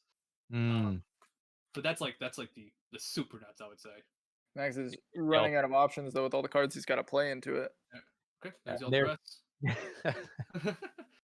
He had to dig hard for it. I think he had it actually. I think he was like, I'm fine giving him 4. I don't think he can do anything with 4 memory, is what he was thinking. Maybe that's it. Yeah. Time it goes for brings it up to 5. Oh, well, it doesn't matter jamming. JK. I'm gonna see like something crazy this turn. I think Max got to have. I don't even know what Max does here because I guess you could swing Omni to delete whatever other dude is on board. So you can delete board here, but yeah, You're real behind. You'd have to continue deleting the whole board. Is the level 4 though on Max's raising area the security +1 as well? Yes, it is. Yes. So right now he's looking at 4 checks off of 2 stacks. Interesting. It's So got to be Alter S in him. Oof. Okay. We got swing. Yep. Choosing to Omni first. I mean, no need to suspend. It doesn't make a huge difference. Okay. I guess my only fear is just that, yes, you're clearing board, but it's not hard for Rookie Rush if, assuming he hasn't run out of cards in hand. It's not hard for him to put another board back down and you don't have game on board by any means. Yeah. Hard for us to tell how many cards. Maybe Max's account. He did have to hard play a couple of things there. And maybe there's a Volk in Max's hand. Yeah, that's It doesn't get over everything, but it gets over a lot still. He can get the Volk back actually with the Alter S on the right. He can choose to make it unblockable even if there's no blocker. He's playing Imperial Dramon. Oh. Maybe maybe it's a mostly Rookie Rush with an Imperial top end. You can kind of just drop him in. It's not a huge investment in the deck. Yeah, because you do a Pile Dramon and you're good to go. But yeah, if I'm Max, that's what I'm thinking. I'm going to swing, get those 2 security checks with the Alter S, bring the Volk back to hand, and just plan to play the Volk, right? So, yeah. Yeah. Just have a threat on standby. Yeah. I wonder though what he grabbed the Gabu. Okay. Oh, it's too big for the Volk. That's a good play. Yeah. Yeah, everything is Volk immune over there. So we've got 2 checks with Alter S. Swing for 16. Yeah, I mean, nothing's killing. But what if it's 2 hammers? Okay. Yeah, straight up, this is Rookie Rush. This is mostly Rookie Rush. Come on, Max, bring it back to hand. Bring the Volk back to hand. It doesn't matter. I guess it doesn't matter, but it's still like... I'm going to play a blocker or a Gaia Force. There's the blocker. There you go. This blocker. Nice. But this is a scary board to give to a puppet. Well, there's also Flower Cannon for game territory. Yeah. True. Ooh, okay. Ooh. Okay. Now we need the Hammer Spark to be in that territory. Yeah. This one has piercing. That's interesting. I don't know why. I wonder if Docile could have swung with the other guy first. Ooh. Are we gonna see the Imperial? Yeah. Oh God. Oh. Now he has to block, but then Oh my God. Oh. I wonder if the Cordramon that Max played, if he drew it off of that Dark Tyranno Evo, and so he had to leave him. Yeah, surely he had to dig for one of those 2 things. That was a very weird match. It could have went either way. Yeah, it really could have. That concludes This game is 2. again The why I winner think of watching game these, 2 it's is really Sean. fun to watch and really stressful to play. And I totally get why Max doesn't want to run into these blue decks. The math is never what it seems on the board. There's always something you have to be ready for them to drop. Would you like to access your side drive? 2 Hammer Sparks though. All right, please meet me Makes you wonder if he in opened with observation it. room Like, 1. Yeah. How did he have that many cards in his hand? He hard played so many. That's crazy. And he didn't even draw off like Upa. He only drew like once off Demi V. Wow. It's also fun fact. This is the first game 3 that we are seeing on stream 1. Yeah, it's been a lot of a lot of long games, but all 2-0s. Yeah. Oh dang! Well, yeah, I played a 3-game one, and that was a lot of mental energy. Yeah. Did you didn't have any 3 games last week either, did you? No, everything was straight 2-0. All Wow. clean. Yeah. Nice to see a deck that loses the first round make a comeback. Mhm. Yeah, I wonder. Yeah, it's always hard because it's always like, what does Max have in hand at any given time? Like, it's so much easier, I think, to commentate Pokemon from the perspective of like, we know what the right play is because you can search your deck for anything. But in Digimon, it's like, if he has this, if he has that. But I do think that what ultimately was probably was ultimately a problem for Max was maybe taking those turns off not to swing early. Just because Yeah. like this rookie rush Imperial, it just outpaced him, right? You've got to go as fast as. I mean, the reason that we were able to see that game 1 swing his way is because he got so much tempo off of that Metal Greymon, and we did see some of that lost in not swinging with Lava Greymon. So I think I totally agree. We want to see as much Max, swinging as you can. Would you like to Yeah, we did see exercise 2 your turns where edits? there was no swinging happening. All It could have right. been easy for security gone. Player Max, because Mhm. you lost game 2. Please decide And who will sometimes take you got the to take first that turn risk. of this I understand final why he held game. it. He wanted to go for the Ultra S, but Yeah, you don't want the lava getting killed and then All right. you're like, well, crap. I guess sometimes. I mean, it's one of those situations. If you don't risk it, maybe you benefit from the Ultra S, but it's not a guarantee at that point. But if you do risk it and it goes well, that could be the game. Hindsight's always 20/20. Yeah. With these, but there's some matchups where you got to go into it and say, I just have to risk it, and if I don't get lucky, I don't win it. Now the question is for the blue player here. Max didn't need to sideboard. The blue player went off to sideboard. Do they do anything, right? Or do they go back to rookie rush? That's an interesting mind game that I think Charizard is potentially playing. Yeah. I love that Max talked about it actually earlier. Is some people will just sit in with the judge and talk to him for a minute to make it look like they're siding. If I'm the Imperial player, maybe I am doing that just to make him think. All right, Tamers, if there are any We saw special how thoughts, please long state Max them had to now. think before that first not swinging with Lava Greymon because he didn't know if the Imperials were coming in.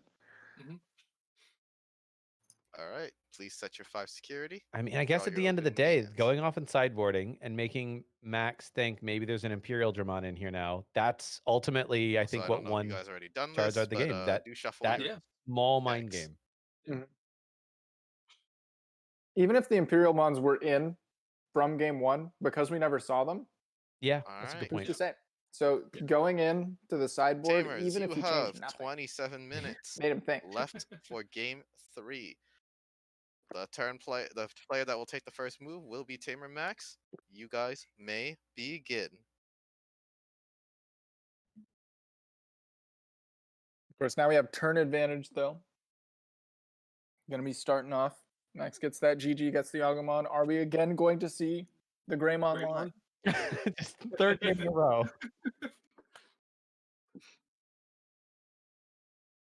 He's thinking. I think Maybe he's considering putting a second body on board. No, I just leave him at 1. All right. Dark Tyranno. It's always, yeah, I guess leaving rookie rush at 1 on turn 1 is not, that feels pretty good. They got to waste extenders early if they want to really go in, and at that point, I don't feel too threatened about it. One of the Armadillo. I haven't seen people playing Armadillo in a minute. Yeah, he fell off after we got better cards in 1.5. It's a nice 2-drop, but yeah, being so susceptible to Volk is like, Yeah.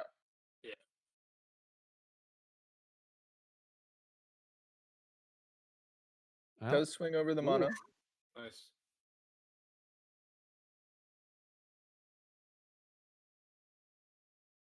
And that one drops to the Cordra, but we can really easily see. Oh. Hey. just for the Goblimon. Good choke. Yeah. I mean, we could see Groundermon get rid of the Armadillo, go into a 6, threaten Alter S. Yeah. If But- depending on what's in Max's hand, that's a great call, I think. Especially if he has a Phoenix Mon in hand. Oh yeah, Choke choke that back one. at one. Yep. Oh no. All right, guys. Pokemon off the Davis. Here we go. Damn it. No. But I mean, You did get a mushroom. You did get Vmon like an Vmon. so good here. Yeah. That's still 2 free pluses. Yeah, it's oh man. Yeah, you take the Vmon and the mushroom. You don't take Gorilla. No, don't take Gorilla. You put. What if Now you're just thinking.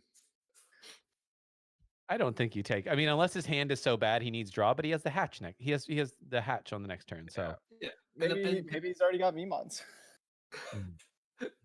yeah, it's true. Well, we know he's gonna grab the Mushroom for sure. He's gotta. Okay. Okay. Oh. Okay. There we go. When did they errata Davis to not say add a Puppetmon from the top cards of your deck? I think mid game actually. Oh, interesting. So Very Max, unfortunate. Max swung security and then volked the board instead. Okay. Oh. Instead of Digivolving. He wants to just get rid of them now. He says, Oh yeah, because Max can threaten game next turn. No, he's got 4 security, 4 dudes. How? Oh right, sorry. Yeah, he's one shy. He's keep thinking one about that Yeah. Warframe one. Yeah, I think But it's a great one. what this does is this tells me maybe there is still the potential for the Alter S play, where he plays the bulk, says, okay, play out your whole hand. But Yeah. Alter S will Yeah. clean it up. Yeah. And knowing that, you can't really get any value off going into Imperial here because you have nothing on board. Right. Also, nothing can attack, so it's like Max is pretty safe on Yeah. his end. Huh. I mean, if he has the Alter S, I love this Volk play. Yeah. Get the Gobble, get the draw. We know he's got Mushroom. If you're the Rookie Rush player, do you just not play out your whole hand to not get baited? I don't know. Then you're giving him a free Volk for all of that. This is an awkward spot. I genuinely am like, if you don't go high and he's got the Alter S, then your whole board is gone. If maybe you spend the memory going high on the Vmon in the back, but like it just feels bad to waste that Vmon attack. Yeah. If you've got he didn't have it. If you've got a Gorilla that didn't get to the bottom, then maybe you can go that and go into the Pyeldramon, but all that to say though, Max only has 6 cards. So it's not that's pretty good. That's a pretty Puppet, Yeah. it's not Yeah. bad. Not bad. It's actually nice because it's kind of forcing Max to say, do I go over this Volk now, or does it just die to Puppet next turn? Or not, because you have Core. True. Although Core against Rookie Rush feels way too good. Okay. Double Core. All right. All right.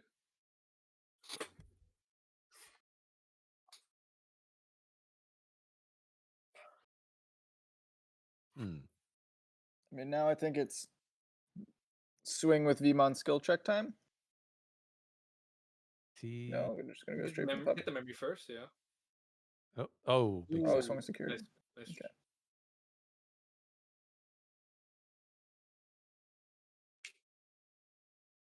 Yeah, 4 memory. 4 memory. I don't think he realized. Did he get his memory for? He's 1 memory shy. You should have 4, yeah. Yeah, he should have 3 now with the Gorilla. Yeah. So. Yes. Yeah. Max is keeping Max track. has it right. Correctly. Yeah. Yeah. Or not. I is confused. Gently. You lost me on that one. Now they're stopping, so maybe they're just like figuring it out.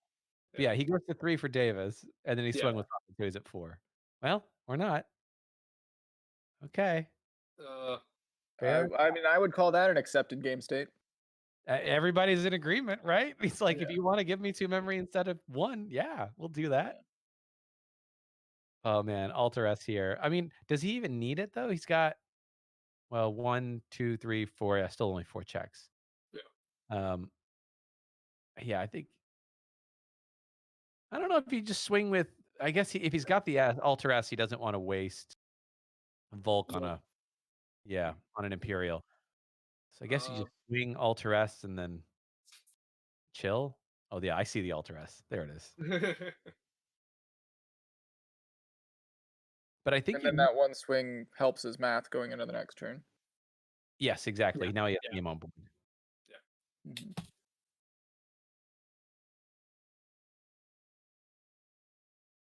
I really don't know what Rigorish does here with no board. 4. Drop a Puppet. puppet. Always puppet. If you're ever not sure how a game can turn around, the answer is puppet. If you ever think, I'm pretty sure I've guaranteed got game next turn, you forgot about puppet. That's the one card. Look, he's oh no, Gabu to go to Hey, 1. Gabu lets him draw. Yeah. Drawing the puppet. Draw the puppet. Oh. Bro, if that ain't a puppet, that ain't nothing. What? Yeah. Oh, it's green. He's relying on Hammer Spark and security now, I guess. Yeah. I mean, you gotta play to your outs. If you don't have the puppet, you gotta choke. Yeah, he's checking his graveyard and everything. He's Yeah, bring that Volk back to hand, Max. Yep. Oh, the last one. What is it? What is it? Oh, big. All right. Honestly, yeah. If I was Max, I might have just dropped after the Volk that I brought back after game not hitting splitting Hammer Spark. I'm a scared kind of player. Yeah. But when you got the guts, he was able to take it all the way home. That's Yeah. clean. That was a stressful 3 games, not gonna lie. Definitely. I mean, if you give somebody an extra turn, that might not be worth it sometimes. Because you had the guy in the raising, he could have gone into Imperial. Yeah, maybe that was just the best play, is to risk it all. I guess if you hit Hammer Spark, then your turn is over. That feels pretty bad. But Yeah. you leave him at 1, right? And like, Well, if you hit Hammer Spark, he lost because he's gonna. Well, you have core Dramon still. Well, he also go to 3, so he will go to 3 because of Davis. So you can see like the XV-Mon come out of. True. Yeah. And clutch it. Oof. I wonder if that's his whole Imperial line. Is just a couple of Dino Beamons and an Imperial. That could be. I mean, if he's rocking mostly rookies and then into that. Yeah, because what would be like 4 XV-Mon, 4 Gorilla, so 8 champions. Yeah, man. Bro, With a score of Max 2 is to running 1, the 3 winner Ultra is S's? Max. Gross. His sideboard is ready for this matchup. Definitely. As ready as it can be, but even with it, we saw tense, close game 3. Yeah. Oh, I bet. Definitely an exciting matchup to watch. I feel like if I had to deal with playing that matchup on the regular, I might have to get a regular doctor. So just break out the Tums for those stomach ulcers. Yeah. That's exciting. So our last round, looking at the colors, yellow and green. Have we had any yellows on this week? We had one. Only Shine. Okay. 3 shines last week on stream 1, and then we had 1 earlier today, so this would be another potentially shine. Okay. Yeah. Oh and man. I think we saw this yellow last week. I could be wrong, but we definitely saw this green. This green beat the shine player who we saw earlier today. Yes. Using their post green list, and I think this is pretty solid matchup for green. And even with restrictions, this deck is nuts. I love turn 2. You can ramp into Saris pretty consistently. If you're going first, rookie in the raising, play a Gobbly or an Argo for 2. Oh, Next turn, congratulations to both players. Those are some of the all you best need is games. some downloads. Those are probably the you're best having a good games. time. Digivolve for 1. Downloading. level 4, digivolve to Blossom for 5, download your 1 rookie, and then digivolve yourself into a Ceres, give them 2. What are they going to do? Swing over it on turn 2? Oh, man. It's a pretty consistent opening hand too. The Ceres it ramps so fast. It's really hard for Shine to keep up with all the DP they need to drop. Would you classify Ceres as like aggro or mid range? I think Ceres is mid range. Yeah, I think it feels to me like it's an aggro control deck. Yeah, that's right. Like from like how quickly like you take all your prizes, it's definitely in the mid range territory. Yeah. Okay. It's aggro. You're right. It's aggro in terms of like board How much set. it plays. Yeah, it plays a lot of board really fast, but it also does a lot to control the board. It's definitely not swinging at security every turn. So I wouldn't call it like pure aggro or anything. But free restriction list, throw some Argamon level 6 in there, and we call that an aggro deck. I feel like green really just has a lot of player expression room for it. There's a couple different ways you can really interpret those cards. It definitely sits outside of my wheelhouse of play style, though. Green is like the idea of like all the digisorption and then controlling your opponent. It's just like a different way to think about playing the game. It is. That my You have brain. to think about different win conditions almost. Yeah. Well, I mean, one of the win conditions is kind of like I'm gonna burn you out of all of whatever level you end up getting to. Yes. So like you're never getting to a level 6 with me, basically. Yeah, you have to hide your guys in the raising, because if you bring it up, I will Digizorb it sideways and I'll swing over it. Yeah. And like maybe that's a way for yellow to play around it, is have just enough pressure on board throughout the game, but focus your level 6 play in the raising and play, play tamers early if you can get them. Yeah. And then when you bring out Shine, you're like, I'm about to delete your whole board. I hope you enjoyed playing with yourself, basically. Yeah.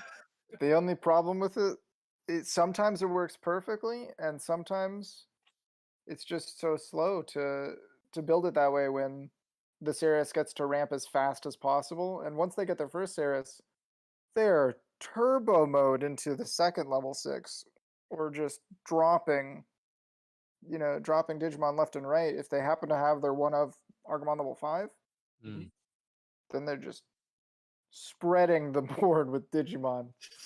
It can be a menace. I love I love watching both of these decks.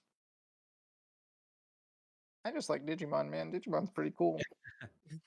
I guess if you're the green player, I guess your goal is like, look, the most memory they'll ever have a turn if you play it right is 3. And I guess if you're green, you just you build as wide a board as possible, as quickly as possible, and then just go wide enough to have game on board, and then do all your security checks at once.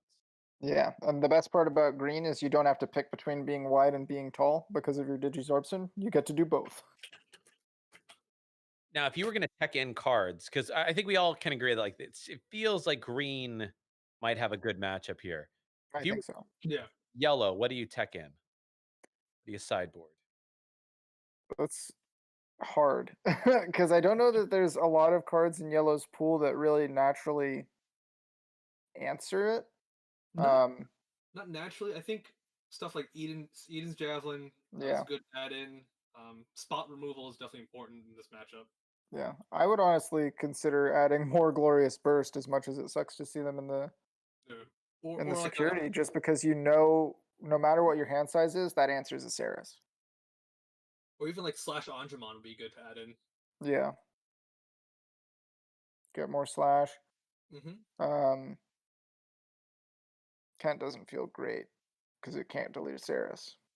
Yeah. But there's I agree. Maybe some stuff. Slash is good. Slash and the options feel like kind of your only response. And then the problem with it is like you got all these tamers, and then you have all these options, and like, how does your deck not just run like absolute trash? Yeah, that's the struggle. Maybe you pull the pull the shines and the tamers out and do something else, but I don't even know. I see Benjamin in the chat going, basically, I'm screwed. Oh no. No, All right, fellas, I am I will still tell you muted? that this is probably the matchup I have played the most of because my practice partner plays green and I play yellow primarily. And Wait, it's unmute me. definitely not impossible. It just sucks sometimes. Yellow's still a really strong, really unfair deck, just like all the other good decks.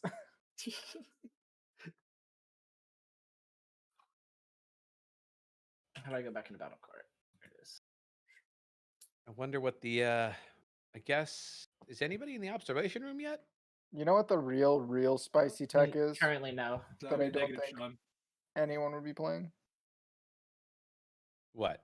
If you're Exactly, Manny. yellow, that doesn't sound toxic to me. That in a cancels out. format where sideboards exist, and you know you might be running into green, throw some Wizardmon in your deck. Because you'll guaranteed have Wizardmon with Vengeance, and Vengeance is very strong against green, and it's only a 4-drop, and it also gives you draws. I like that. That's nice. Would I main deck it in a tournament without sideboards? Probably not. No. Also, guys, real quick, unmute Max. Oh, yeah. Oh, yeah. I'll send it to him. Alright, cool. There we go. Bro, guys. Oh, my goodness. Oh, Yo, my how goodness. shook were you, man? Tell me I feel like that Greymon wasn't awesome. that was awesome. I legitimately said to him, I'm like, dude, if I hit Puppetmon, you got it. Because that, oh my goodness. Woo! Max, we could feel the tension, even though you guys were muted. Like, we could Yeah. Yeah, it like, was. we were like, oh my god, this is an intense 8 minutes. Mhm. Oh I'd my be sweating bullets. Yeah, seriously. And it killed me because I took so long to debate in game 2 whether or not to swing with my lava or swing or evolve up Yeah. into. That's Because literally if lava dies, then I'm in trouble. Obviously, hindsight shows that if I swung, I would have won that game. But again, I got so lucky with my security text the first game that I'm like, there's no way lava's gonna live. Like I'm gonna Yeah. hit something big and then I just lose. Max. That's literally what we debated. We were watching your. He's debating whether or not to swing Lavo here. That's exactly because I'm like, dude, if it dies, it's Imperial. over. Did he sideboard Imperial? That's exactly Yes, he did. Yeah. Yeah. Okay. It's like, oh god. Yeah. Man, that's But I couldn't side because when I side for Imperial, I actually take out all my Ultraresses for Gaia Forces, and I take out my Volks for Blitz. But if he decides to not turbo into Imperial, or if he sided his Imperial stuff out, and then I have no responses to Rookie Rush, then I'm in trouble. that's raw. Yeah, so oh my goodness. That was what he ended up playing was like a mostly like in this game 2 and 3 at least, like heavy Rookie Rush still with an Imperial Drum on top. exactly, yeah, 100%. That made it really hard for your side to do anything to adjust. Yeah. That Metal Greymon game 1 though was So nasty. I thought 100% I thought it was dying a puppet. I just did it. If I was like, if it can take out at least 2 or 3, that's fine. But the fact it took out all of them, and then like the Rookie and Raising obviously won it. Yeah. That card just against Rookie Rush, it melts all that security. Yeah. Oof. The one matchup where it's worth swinging with that card. Yeah, exactly. And I'm glad I did it game 1 too, because I think I'm not positive if there was now his security. All 3 games were pretty small. Yeah. But in his original Rookie Rush build, obviously the biggest thing to worry about is just Puppet. But when he sides Imperial stuff in, obviously now Imperial's in there too.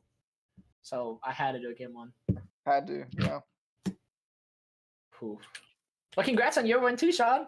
Oh, thank you. Yeah. Were you here before your game when we talked about it a little bit?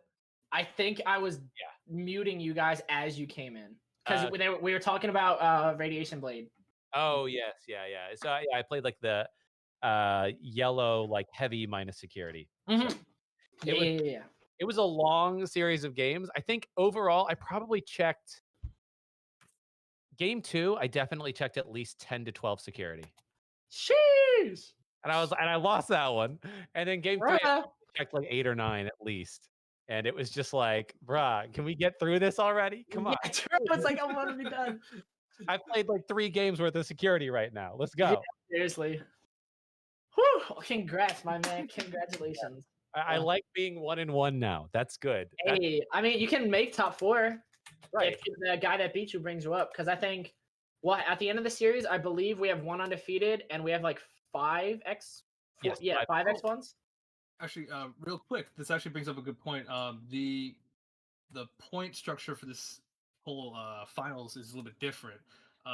Where if you get a match win, you get 3 points per match, but if you also get points for your game wins, so you also get 2 points. So it really isn't based off like if you're X1 or X2. I think you could kind of total up your wins and losses from each match as well. But I think, isn't it? But I'm surprised by that though, because if we go, obviously whoever goes undefeated still gets first because obviously they won the most games.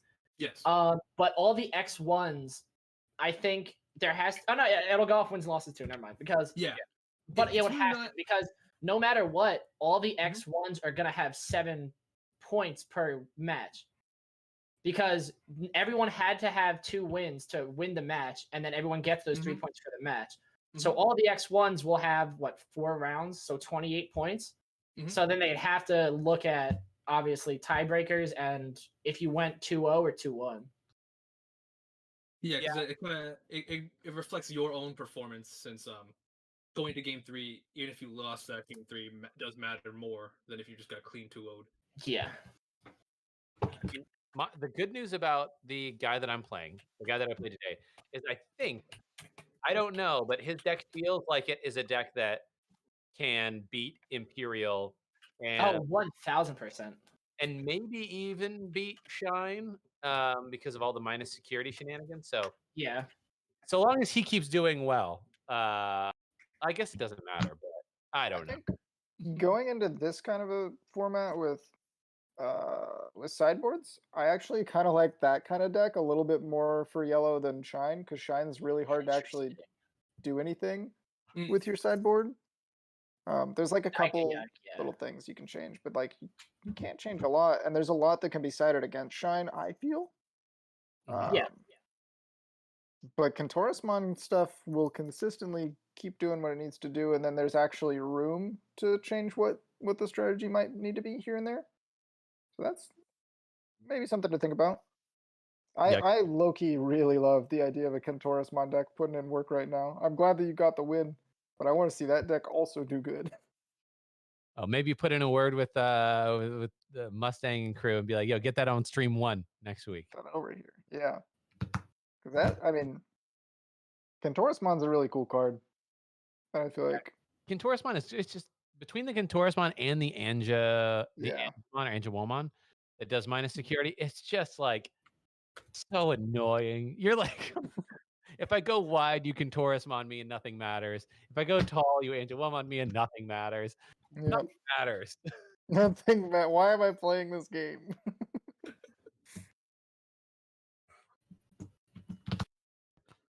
Okay, so this last one is David versus Benjamin. It looks like they're both in the observation rooms right now. Sweet. Nice. Unless Ice Barrier is not. No, I don't think Ice Barrier is David, right? No. No, Casterwell is. Okay, that's right. Yeah. Okay. Maybe just one at a time then. That's what they're doing.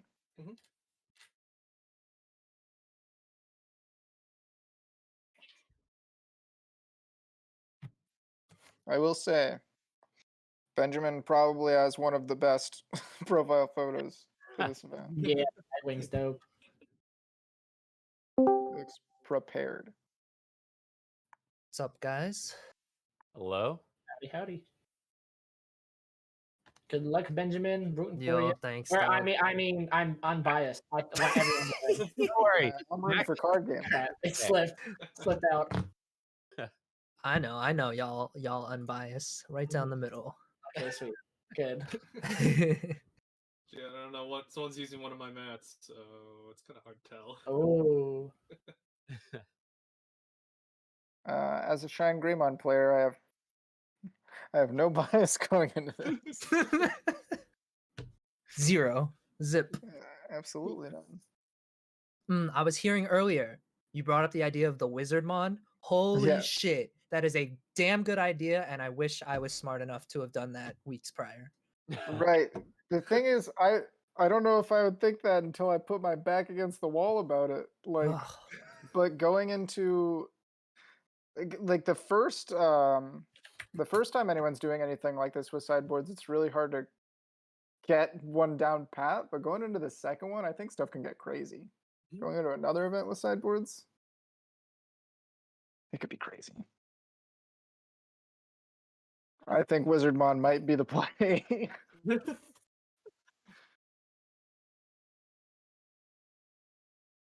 Yeah. Go for it. If they attack with something else to get over it, they're still giving you a free draw and getting rid of part of their board. Exactly what Shine loves. Mm-hmm. But anyway, as I was telling Lou earlier, I was like, if I lose game 1, game 2, I'm just gonna yellow rookie rush. So hope you guys are ready for it. Sometimes that's the play. Is that your sideboard basically? Just rookie rush yellow? My sideboard is actually anti-rookie rush. So Oh, nice. The Kumans and yep. Oh yeah. And then what do you know? We get what, one rookie rush player in the entire tournament? nice. Mm-hmm. Hey, all of these Imperials Oh, could we sign have into Rookie two. Rush. We have 2. Oh, we have 2? All right. two. Well, we'll have to get Corey to And- freaking rig the shuffle so I can actually. Hell yeah. And what's it called?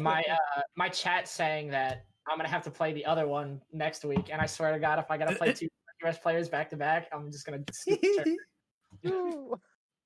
Yo, but your sideboard's pretty prepared though. What do you got? Like Yeah, extra volcanics, extra alter S, extra Yeah. Gaia Force. You good? Wasn't there only one green player in the tournament too? Yes. Yeah. And I think there there's was only one. black. There was one black, and I got paired with him too. Nice, nice. Not Oh, that's nice. right. That's right. I remember you saying last No. week you had to play the 2 ones. in the tournament. Yeah. Not nice, because I was kind of coming into this event thinking like, all right, nobody's probably gonna play black, nobody's probably gonna play green. I can just phase those out of my system right here. So, That's sad. yep. It's all right though. All my luck has been taken away from me in the matchups, so I'm hoping I can get lucky in the actual game. Yes.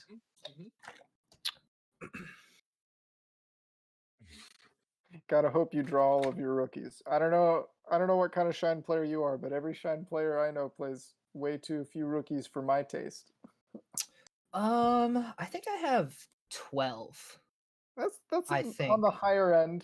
that But I if see. I lose, I have 3 in sideboard, so I'm gonna put all 3 of those in. Okay, that's And we have at least a little bit of them in the sideboard. That's not too bad. yes. Plus I got playset of Repas in there too, so they're basically rookies. They're basic. If for Yeah. this purpose, absolutely. I don't feel comfortable leaving home without 14. Yeah, no, 100%. If this was a regular standard event, I Yeah. would run 14 all day. Yeah. But it's hard to call every single time.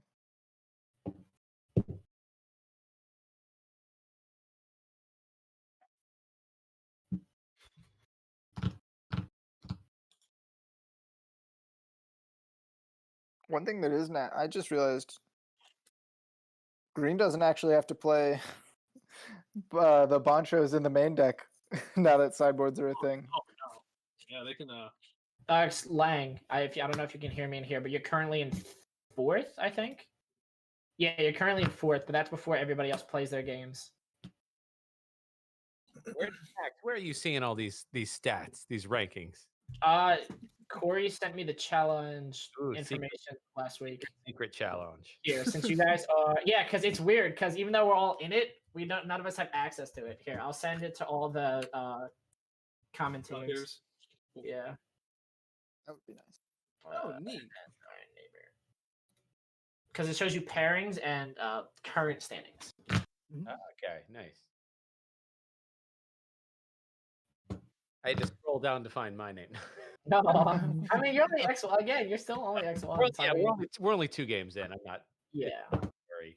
Sitting comfortably at top 16. Yeah, right. Everybody. Yeah. Yeah, hell yeah, boys, top 16. Congratulations. Every content creator would be like top 16 blank blank deck. Hell yeah. No, there's only 16 players. What's wrong with you? They don't have to know that. No one asked about the size. Come on. Exactly. How you doing, Lang? I think they might have you muted because you played one of the feature I'm gonna matches. mute him. That's right. Yeah. I unmuted. Yo, Chris, you going to level after this? All right, I'll see you there. we got locals tonight. Nice. What Are you time? bringing the Mega Zoo? No, I might play Mastemon. Ooh.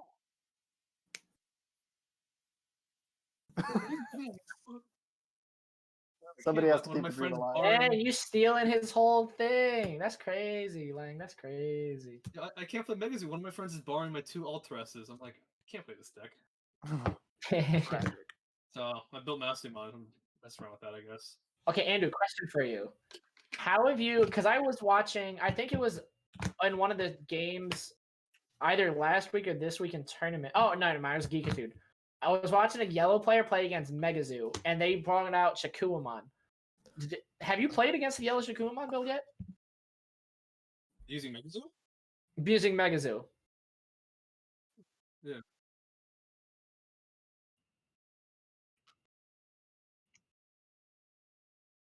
Yeah, but I mean, like, if they don't get to it. Busted. Yeah, that's all I was like, dude. Because it's easier for rookie rush because you're more. I feel like you're more more likely to see 4s and like eggs, like stuff with eggs, than you are to see just your 7s. Well, no, because you hardcast a mega, and then you can your rookie the rookie that I play Zubamon Yeah. that lets you search Ragnarlodmon. So I'll like Oh, guarantee true. Yeah. yeah. So It just stalls out the game. It doesn't really like hardball Yeah. it. Mhm.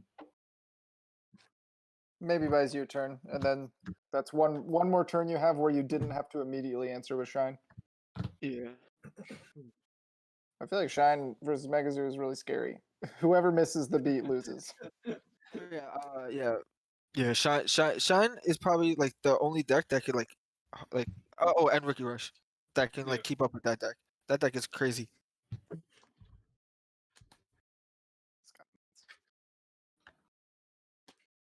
Was saying- Talk on stream 1 or stream 2? He was streaming at the same time as I. They were the first games this I gotta watch that game then. this Saturday. Why? You're playing him? No, I just missed this game. Yo, if I play you another do red it? player, if I If you play go another red 2-1 player next to me, Bro, if I play Sock, that's 3 straight blue players. yeah, and if I play, There's only 2 rookie rest players in this tournament, and if I play both of them, I'm gonna be so pissed. Especially Sock, because Sock is like top 3 rookie rest players, and I'm not trying to play him. she's not playing Rookie Rush though. What's going on? Yeah, he's not. Okay, well, Alright. let's see. So he's playing blue. We So got what is he, players blue ready. Imperial? All right, muting commentators. Yeah, muting everybody. Yeah. All right, what is going on? Yo, let's go, Dave. Yeah. How's everything? It's alright. And it is Digimon time. That was quite the break, but Right. all right, let's see Afternoon, here. Tamer. Please shuffle your decks. Like that blue yellow. Grab mat. 2 dice, and for game 1, we're gonna be Classic. throwing. Benjamin is on Boy. Digi Tamer series Turn. mat, and it looks like David, I believe, Roll. is Goes first. on the blue yellow. On that classic looking map. That's an official mat too, right? I mean, it's got the logo on it. All right. The first turn player will be Tamer David. Question mark? I wouldn't know. I mean, I don't know if you're making a custom mat. I don't know why you're throwing a logo on, but That's just true. Yeah. That's true. like a tiny little Patamon as well, or something that he's got down there. It might I be. think it's, So I don't know about the Patamon, but the I do logo remind you to itself- also shuffle your Digi eggs.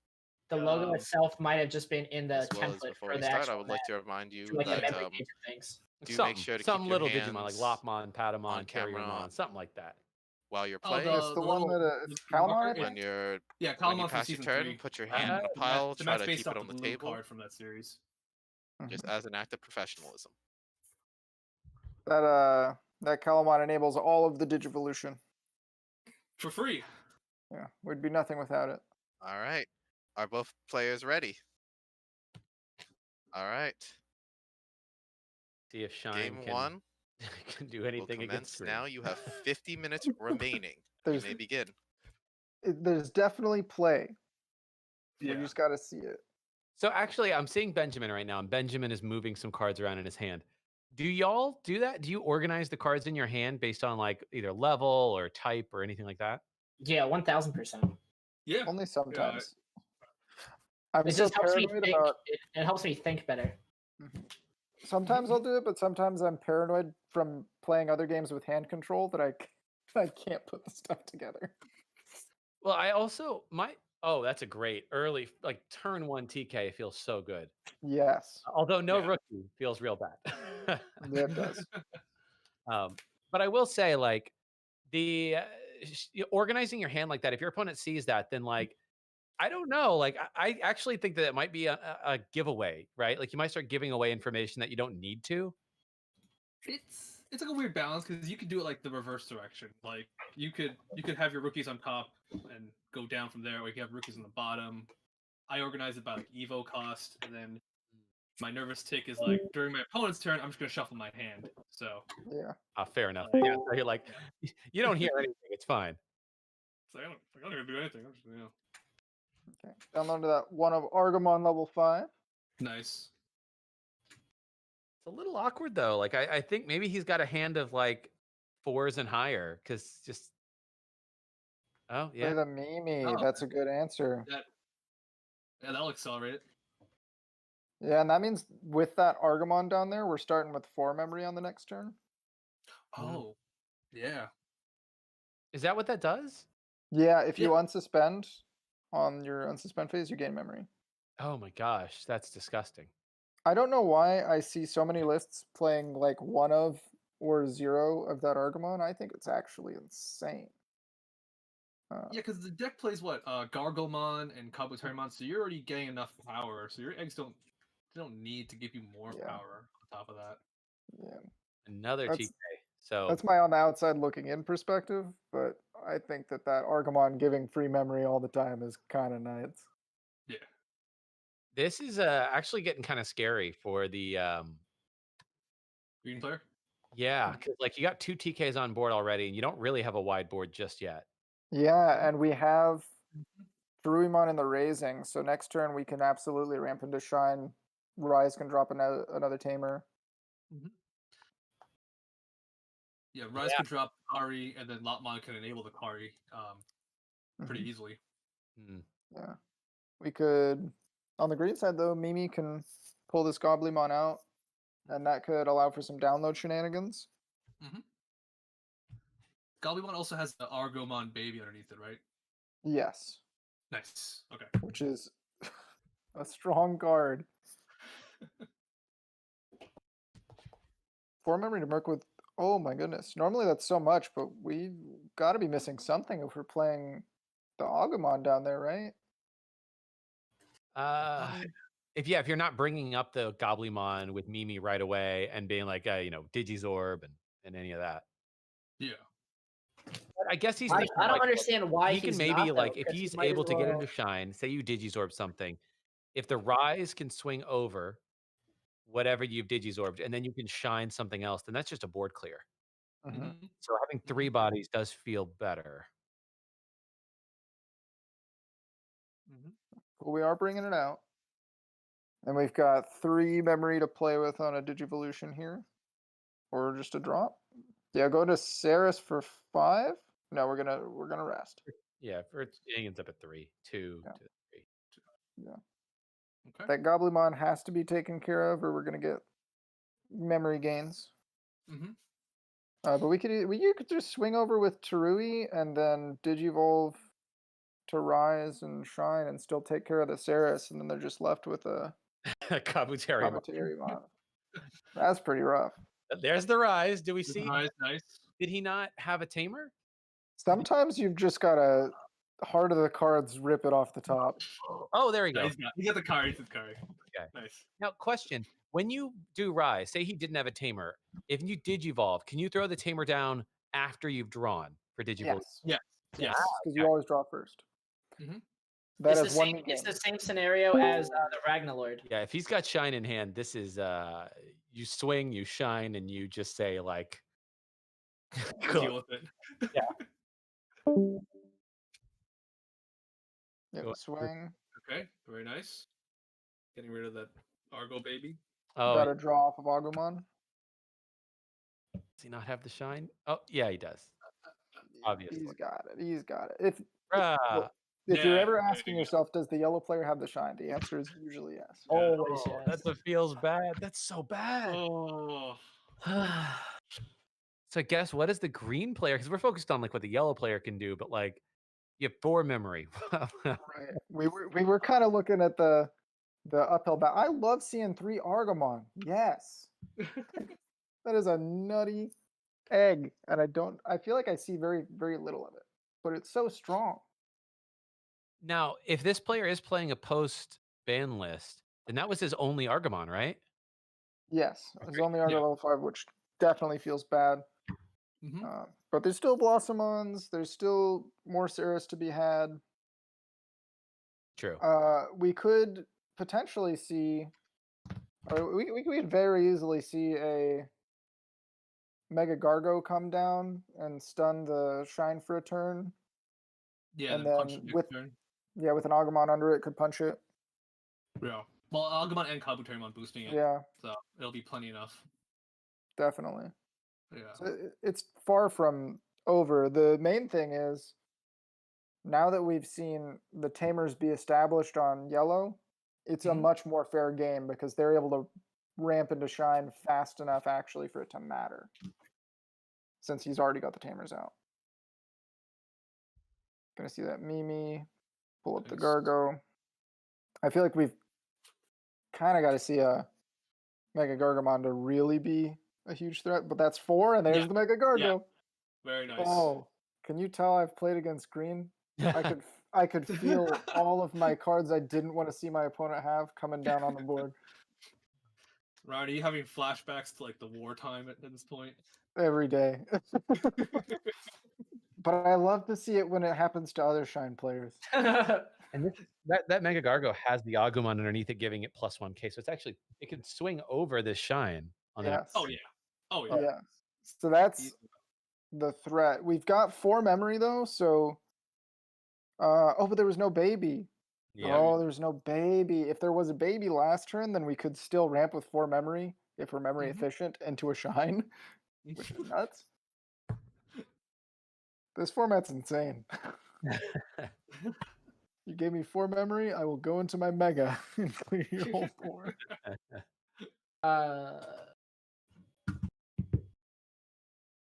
But instead, Sits him on a TK.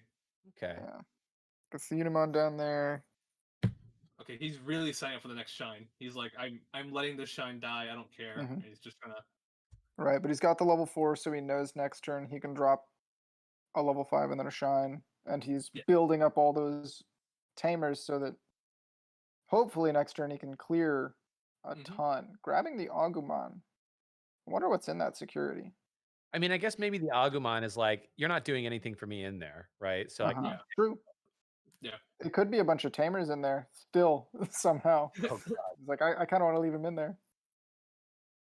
Yeah, that's a really good point. This, as much as awful as it feels to like you Shine and then the opponent gets Mega Gargo and then they're going to delete your Shine. You're like, I've got 5 Tamers. Yeah. The next time I go into Shine, I'm just going to clear your board again. The biggest problem that I ever have from the Shine perspective in this matchup is not getting the Tamers out fast enough to clear everything, but everything was cleared pretty efficiently through the first Shine, so the second one is always much easier than the first one. Now, does Mega Gargo, I can't remember, is it Does this the one have piercing, or is this the one that can like raise its DP if it's attacking something big? No, it gets security attack +1 if your opponent has a suspended Digimon. Ah, okay. Yeah. Yeah, it's always hard to keep track with green because they have like 4 good megas. Oh, and another Mega Gargo. Oh, No. I guess if you're this, you just leave that shine. Yeah. And So I'm security attack for 4 here. for those who don't know, because this is an interesting one I had to look up, even if the Digimon is already rested, you could select it and have it stay rested with Mega Gargo. So both of these Mega Gargos can be swinging security for 2, and then take out that shine next turn if they're really spicy. So now we get to see if that security was actually halfway decent.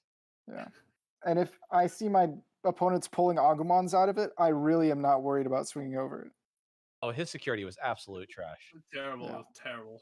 I think you just need a So- rookie then. Yeah, next turn that Rise Shine Greymon still doesn't unsuspend. Yep. And Oh my gosh. it Leaving goes- 1. Oh, then 3. Actually, what's that? he's got a lot of memory to work with, but the Yeah, he's got question is, 4. how much does it matter? He's got 5 Tamers, so he can definitely, if he has Rise plus Tamer, still get rid of both Mega Gargos. Mm-hmm. And he could swing over the Kabuteru, so he could totally do a full board wipe. He would just need all the cards in hand. You could play one of the TKs, one of the white TKs, right? And then The security TKs, yeah. yeah, and then you could swing Unimon into the Kabuteru. Could you ramp from that? I don't think you can ramp from that though. Into No, you'd have to spend 2 to swing with Unimon.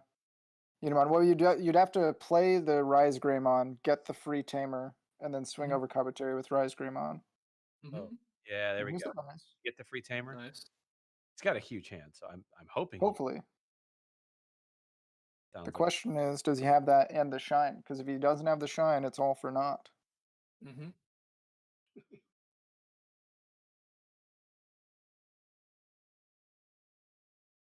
Guessing there's no Tamer there. No Okay. Tamer. That means he can't Oh. clear both Mega Gargos. Oh. Okay. He will still be able to swing over the Kabuteru, and Shine will still be able to get rid of one of the Gargos. And he can't win with one, so I guess Yeah, that's he can't. Yeah, Yeah. he can't win with one. But he'll lose his field if like. Yeah. It's still a pretty spooky spot to leave him with one Mega Gargo, because that card's still kind of powerful. Yeah. Going into only one security to play with on yellow side. I mean, normally you don't feel that uncomfortable. You've got Salamons, you've got Angelomons potentially. I don't know the exact list, but there's recovery available. The rogue Magnadramon. Mm-hmm. If you're feeling real spicy. Yeah. If you've got a vendetta against Slash Angemon and don't believe in Kent. maybe that point, Contorismon. Like that wouldn't be the wildest thing in the world. Mm-hmm. We saw a really sick Contorismon play to win for Shine Greymon earlier today. He's just gonna Okay, scoop. that Right, yeah, that's a winner concession. of game 1 Straight to is two. Benjamin Nice. Lee. Okay. That tells me I no mean, Shine in not hand. Benjamin Lee. Sorry, David Graham. I can't talk today. I mean, am with Shine, you had sorry. the potential to maybe play something, but missing that Tamer meant it was going to still be David, would rough. you like to go into your side drive and make Possible, some but edits rough. for your deck? All right, please meet me down in But your even with, I observation feel room like one. a slower start for green than usual, and some pretty solid Tamer setup, it was still hard for yellow to maintain and keep up. Yeah, Yep. I mean, is it just the fact that they were able to get into those Mega Gargos in particular, Mm-hmm. like keep the shine rested turn after turn? Yeah, because if it was Saris, it wouldn't have actually done anything. Right. Yeah. I was like, okay, I have it for the next turn if I want, but like, you know, doesn't really affect all that much. But yeah, it's that's tough. Mentally, if I'm playing against green, I feel like most of the time they play probably just 2 Mega Gargo So they have both of them. That feels kind of bad. You gotta not defeat yourself going into game 2 tilted. Mhm. But going first, he said he had 3 rookies. We got the intel. Has 3 rookies in the sideboard, so we'll be going up to about 15. Not exactly high numbers for a rookie rush, but that's it's somewhere. Yeah. The problem, I think, is if you're playing yellow rookie rush and you don't have cards that don't exist yet, like Pulsemon, Lotmon draws you cards for it, but you're losing your own security to do it. Against Ceres, if they're able to ramp to a Ceres and start resting your board and attacking them before you can attack with them, because you've had to hard play them, Yeah. it might not be fast enough. It's I don't know. I'm really like every match is different, right? Because like anybody can also just have a hand that is just weird.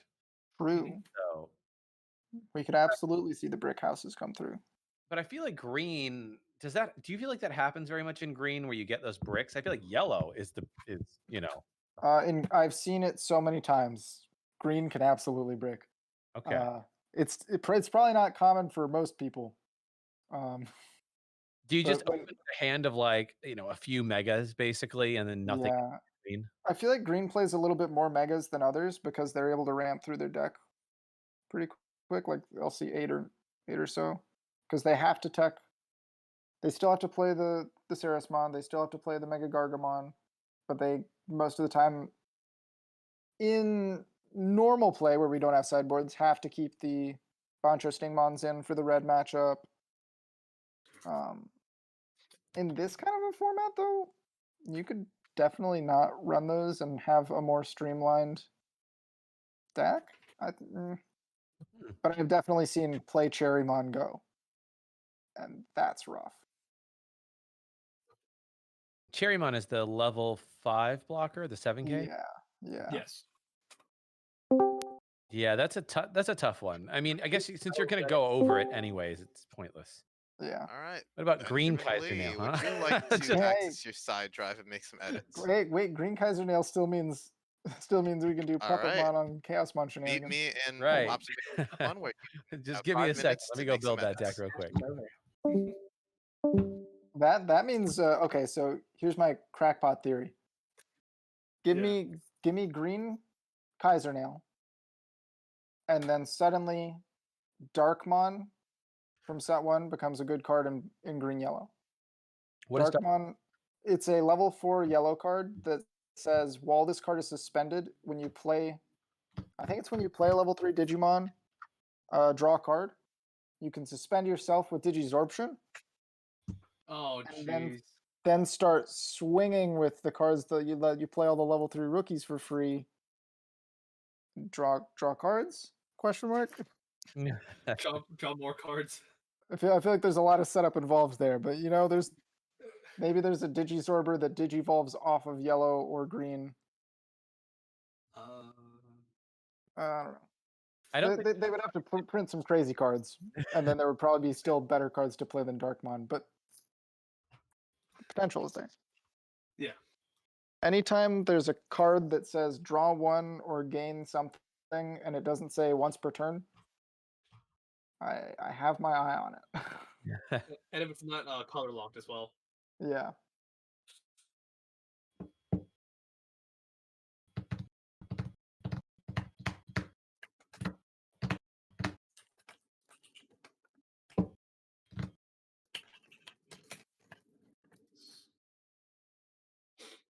What do you think the green player sided in against Shine? Green against Shine. That's a very good question. Do you even need to do anything? I mean, there's so much stuff you don't really have to think about. If he's running the Banchos in the base list, maybe he just takes those out and finds for sure some space for something else. I guess Puppetmon is not good because you don't want to give him too much memory. Yeah, you could always run more Mega Gargos because those are nice. Right? Yeah, like you could run like 4 megas for Ceres instead. Yeah. You could put some Auroras in and make it even harder. Because a lot of greens aren't playing Auroramon. I mean, I wonder if you're running Flower Cannon. I don't think it really matters too much, but I think usually not. okay. And then a lot of the green lists I've seen recently, if they're running it at very low numbers. Just like 1 or 2 off. Yeah. But I mean, I don't know. Maybe in a Shine deck where like they're gonna try to ramp, and if they don't have enough memory to ramp every turn, I don't know. They're gonna have TKs, so it's 3 memory, I guess. If you're assuming more memes might be the answer. Throwing in more memes to answer somebody playing down TKs. Yeah. But honestly, even if TK is out in this matchup and you don't have a Mimi, you have so many ways of cheating through memory with Digisorption, with your own Argomon gaining memory. It's usually not a huge problem. I feel like green doesn't have to side much for this. No. Yeah, I think green has a pretty favorable matchup. But yeah, maybe like, take out the Bonchos, add in an extra Mimi or 2, or extra Mimis, maybe some more Auroras. Yeah. Just the kind of stuff where it's like, okay, cool. I'll make sure that if possible, I can start with 3 memory, because like if you give green 3 memory every turn, it's like, oh god, no, what have I done? Sometimes they have too much memory. Sometimes you're playing green and you have 3 or 4 memory and you're like, I don't want all of this. I'm gonna tip you over.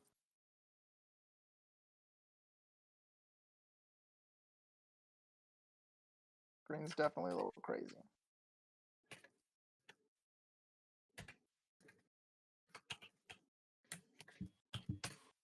I personally, though, love to see the one-off deck, only green showing up, succeeding, even post-ban list. I like the idea of that.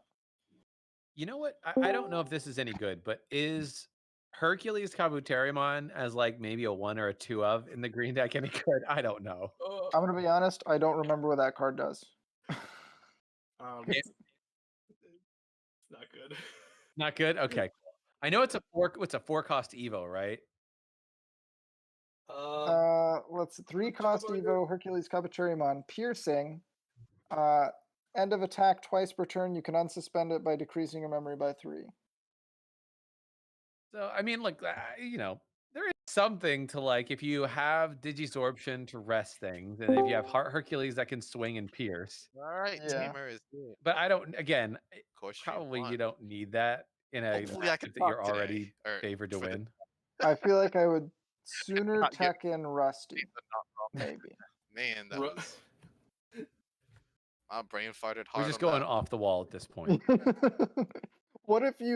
What if you start teching in cards to make the matchup All worse right, for Tamers, yourself, just to shuffle keep your it deck, interesting? shuffle your Tamers. Yeah, handicap yourself.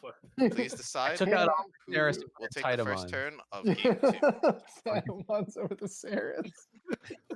Go back to 1.0 All right. green. Titamon For control. game 2, Benjamin Lee will take the first That turn. would be like some weird flex to be like, yeah, I could have beaten you with 1.5, but I think I can also beat you with 1.0. It's like gross. That's kind of wild. I don't know if 1.0 Titamon control can do it versus Shine. Probably not. But that would definitely be a flex.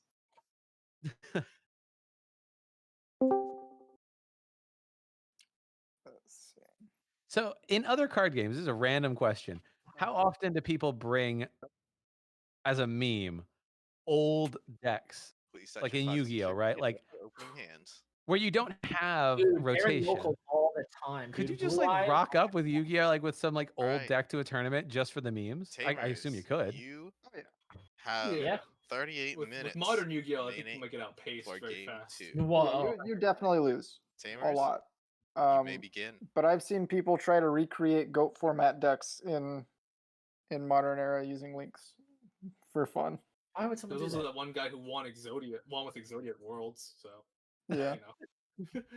Oh my god, it's like this the game is happening all over again, except this time he got a rookie. See, now it's even he grabbed the Shine.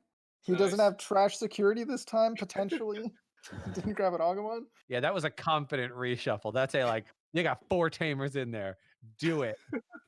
It's That's TK glued to the hand. Shine glued to the security.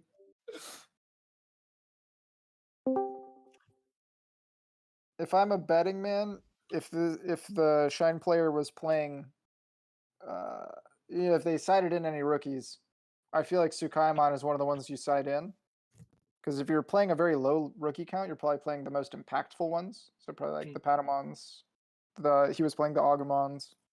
The stuff that really lets you draw. So the extras coming in clutch already. Tentamon is a really, really good card though. Being able to get all kinds of extra board control. Never seen Kabateri. Giving green 4 turn 1 is scary, but I mean, they can't hidden potential their way in or anything like that though, because it's in the raising. So it's But yeah, like if he's able to drop, oh my god, and there we go. nice. Counter Mimi. Counter Nice. Mimi. Ugh. I hope for the sake of Benjamin that David sided in a couple of those minis. Because it would feel real bad to see a 1 or 2 of answer your TK every time.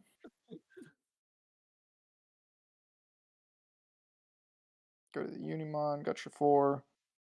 If we see a Tamer come down this turn to end it, like a Kari, or another TK even to take a second sift through that security, I think we could be in a good position as the yellow player going in to the next turn. You have the 3 memory to rise and shine for 12k.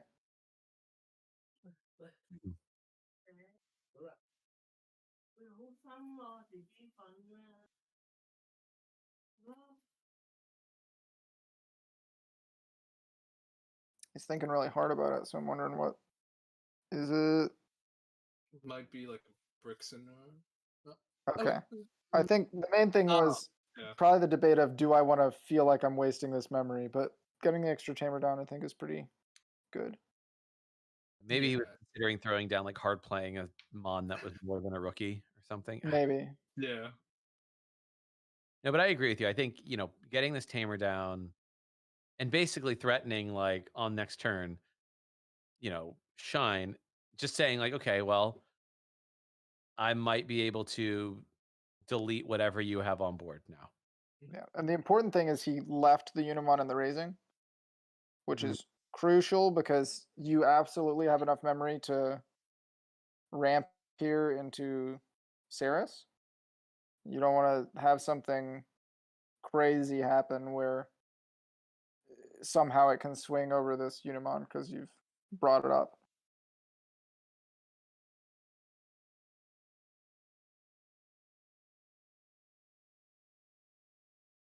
It's looking a lot like game 1.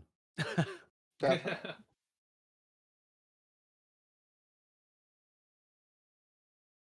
So we've hatched second with Mimi.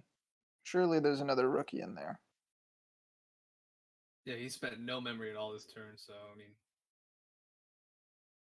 he's got to be able to play something. Yeah. Just deciding which rookie I think he wanted to go into. That's fair. So he's probably got a couple in there. He's got that Argo level 5 again, which is really nice, pulling those 1-ofs. I'm almost positive, I believe I was told that he's using the post-restriction list. Yes. Yes, yes. He could theoretically rest his own Saris for 2, but he's bringing it in active because it doesn't need to play anything else.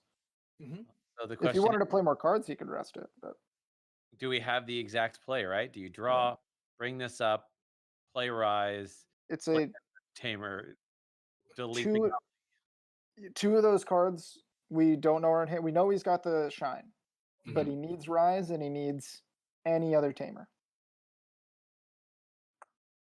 It's possible. I think if you had it in your hand right now, though, you wouldn't be thinking this hard. Yeah, especially when like leaving the Unimon in the back. Yeah. To me, it looks like a bricked hand. That's what that looks like. This is thinking through the damage control.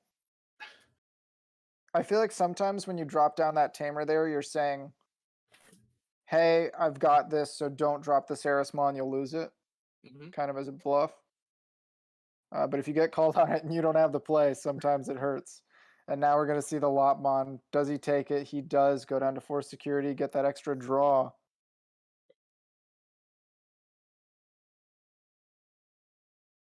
That Lopmon's definitely not sticking on the board for the next turn, though. No, that's prime Saris bait.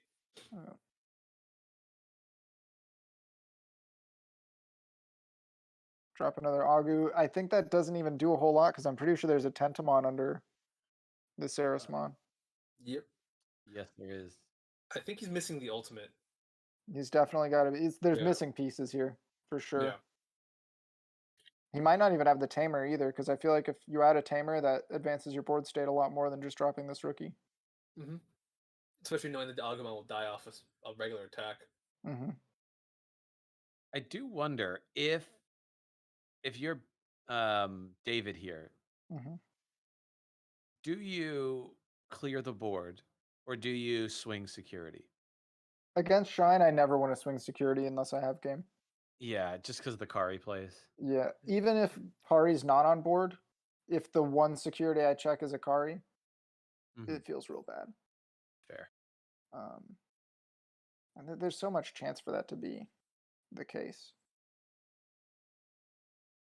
Guess you just spend the turn clearing the board, right? Swing Saris, and then if you swing with Saris, you can rest the other guy.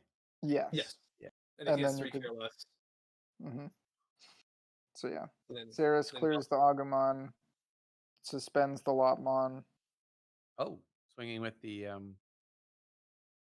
other guy first. Interesting. So we're swinging at security with Saris.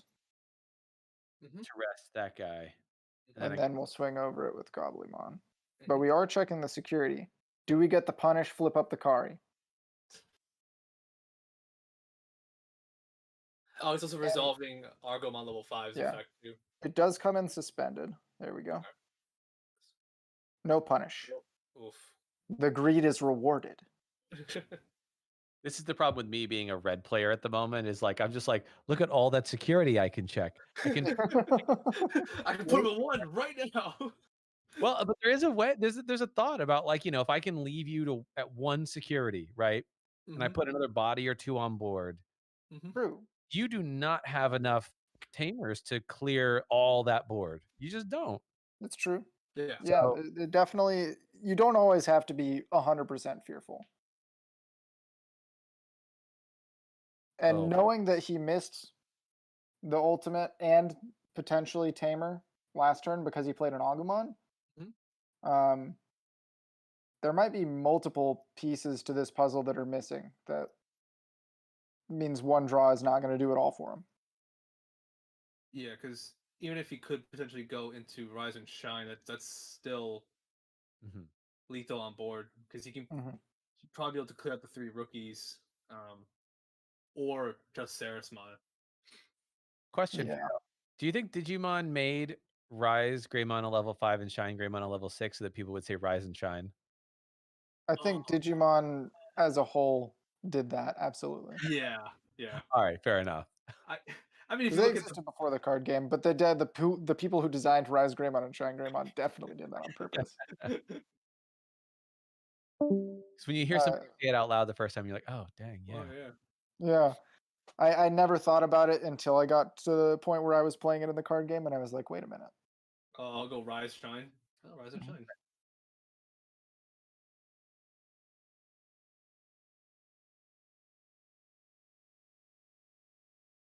It's not looking too good for Shine right now. The last turn it looked so manageable with one mega, and then suddenly they've played 4 bodies. Rise, but that's an angered. Oh no. Angered, no Heart of the Cards Tamer off the top. Swinging over. Probably the Argo level 4.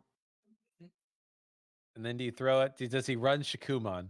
Do you just throw a Shakumon? That's kind of all you can hope for at this.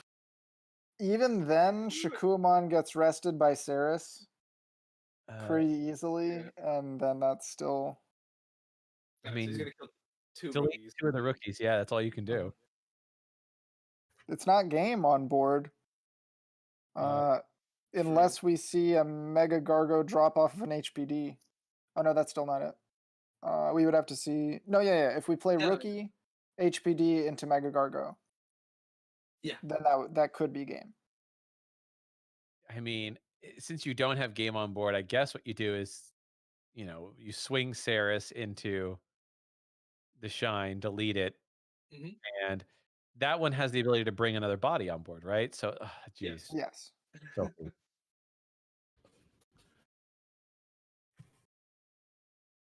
My from the yellow perspective really feels the Gobblemon into HPD into Gargamon into win happening.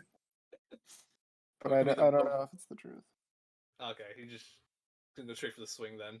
Mm-hmm. Oh, okay. That's security. Okay. Bold. So he's gonna play no on attack effect. Swinging with that with the memory TK or the security TK, he's gone. Yeah. I see this, and all I see is questionable plays. Yeah, I'm confused a little bit myself. And that guy gets deleted. So he's got no other guys on board.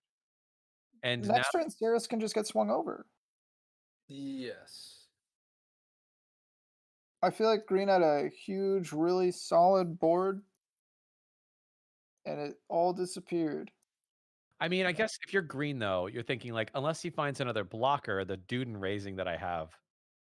Well, Mimi to bring. He had the Mimi in hand to double Mimi. That's disgusting. Game. Oh. Phil. Absolutely. You've gotta be kidding me. That's a classic. Knowing that he had the second Mimi in hand, that was absolutely the clutch play. He knew what he was doing. We just didn't know. Man. He was just like, I gotta make sure this actually works. It's like, I don't have game on board, and it's like, but wait, what if David I do? Graham. Boom. Yeah, good job. And Good I job. thought Winner blue was the math running deck. Yes. Yes, Mimi unfortunately, yes. is a house. Mimi will enable him to actually attack. Man, Body. What a way to wrap up the day.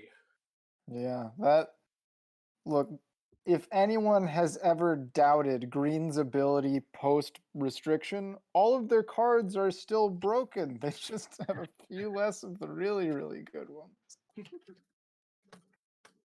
Yeah, man. That was, with a score of 2-0, the did not winner see, of this and I wonder match if he is put David. in extra Mimis. Congratulations.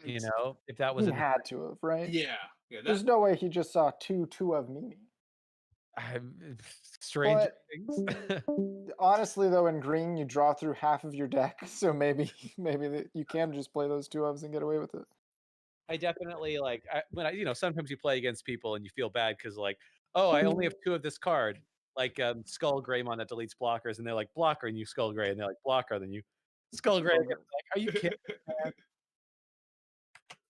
Yeah, but I mean, I love to see the non-conventional combos go off where it's like this only happens when I have my 4 memory, and it's very specifically the situation where I get to drop my Mimi and pull out another guy out of nowhere. But Green is a nutty deck. I'm really looking forward to seeing more of it coming in. Up 2-0. Yeah, I believe they're forerunner, if you will, for undefeateds. Yeah, it looks like they are right now top seeded. Nice. If I refresh the bracket that was nicely provided by Max. So you have David on top. We got Chris Sock coming in 2. Max on 3rd. Max on 3rd. Nice. Overall, really, really nice. Very exciting day. A lot of high tension moments, if you will. Yeah, man. This game is cool. I like watching other people go through some stressful games. Well, what are the procedures for those of you who were here last week? What's the plan now? So let's ping Mustang. Let's see if he wants to come back and do a wrap up message. After that, I think we would be good to end the stream.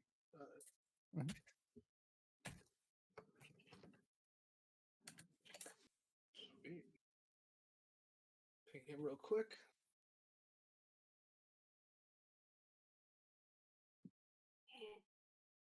So, Sean, the schedule is yourself and Max are on comms for next week. Yes, indeed. After that, it's yourself and Battlecore. No, I'm just this week and next week. Oh, okay. So one of that would be Max and Battlecore, and then I'm back on the finals. Okay. Yeah. Cool. Oh man, it's gonna be a stacked month. Yeah. Yeah, lots of weekends doing this stuff.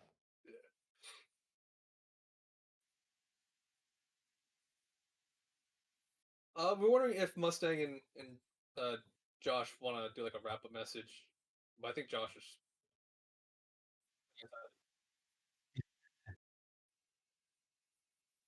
Okay. So we got the clear. Let's do a small summary, and we can wrap it up from there. From Mustang. So, let's see. We saw more Shine. More Shine's good. Definitely. A lot more Red Omni this time. Which I love. Sean, are you worried about anything for next week? I worried about. Yeah. I mean, knowing how much Shine is out there, and getting absolutely slapped by Shine first weekend.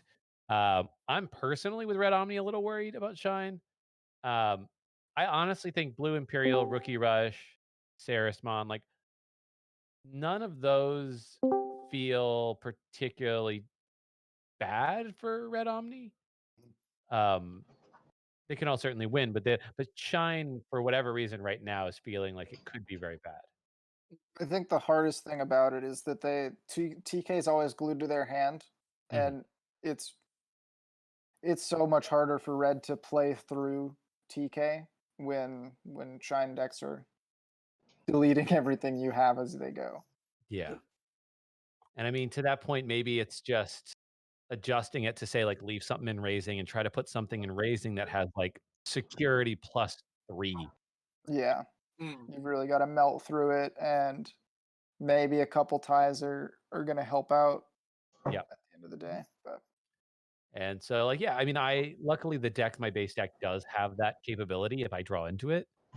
And so that may just be like the response, because otherwise, man, hard casting things, giving them enough memory to just delete something every turn is like, I'd rather just pass.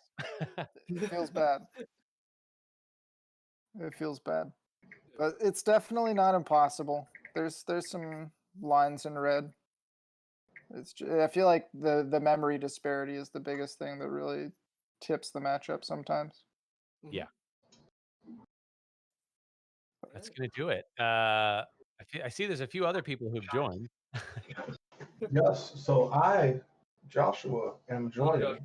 What's going on, guys? In order to give some closing remarks for myself before I let you guys go ahead and close everything out and be done.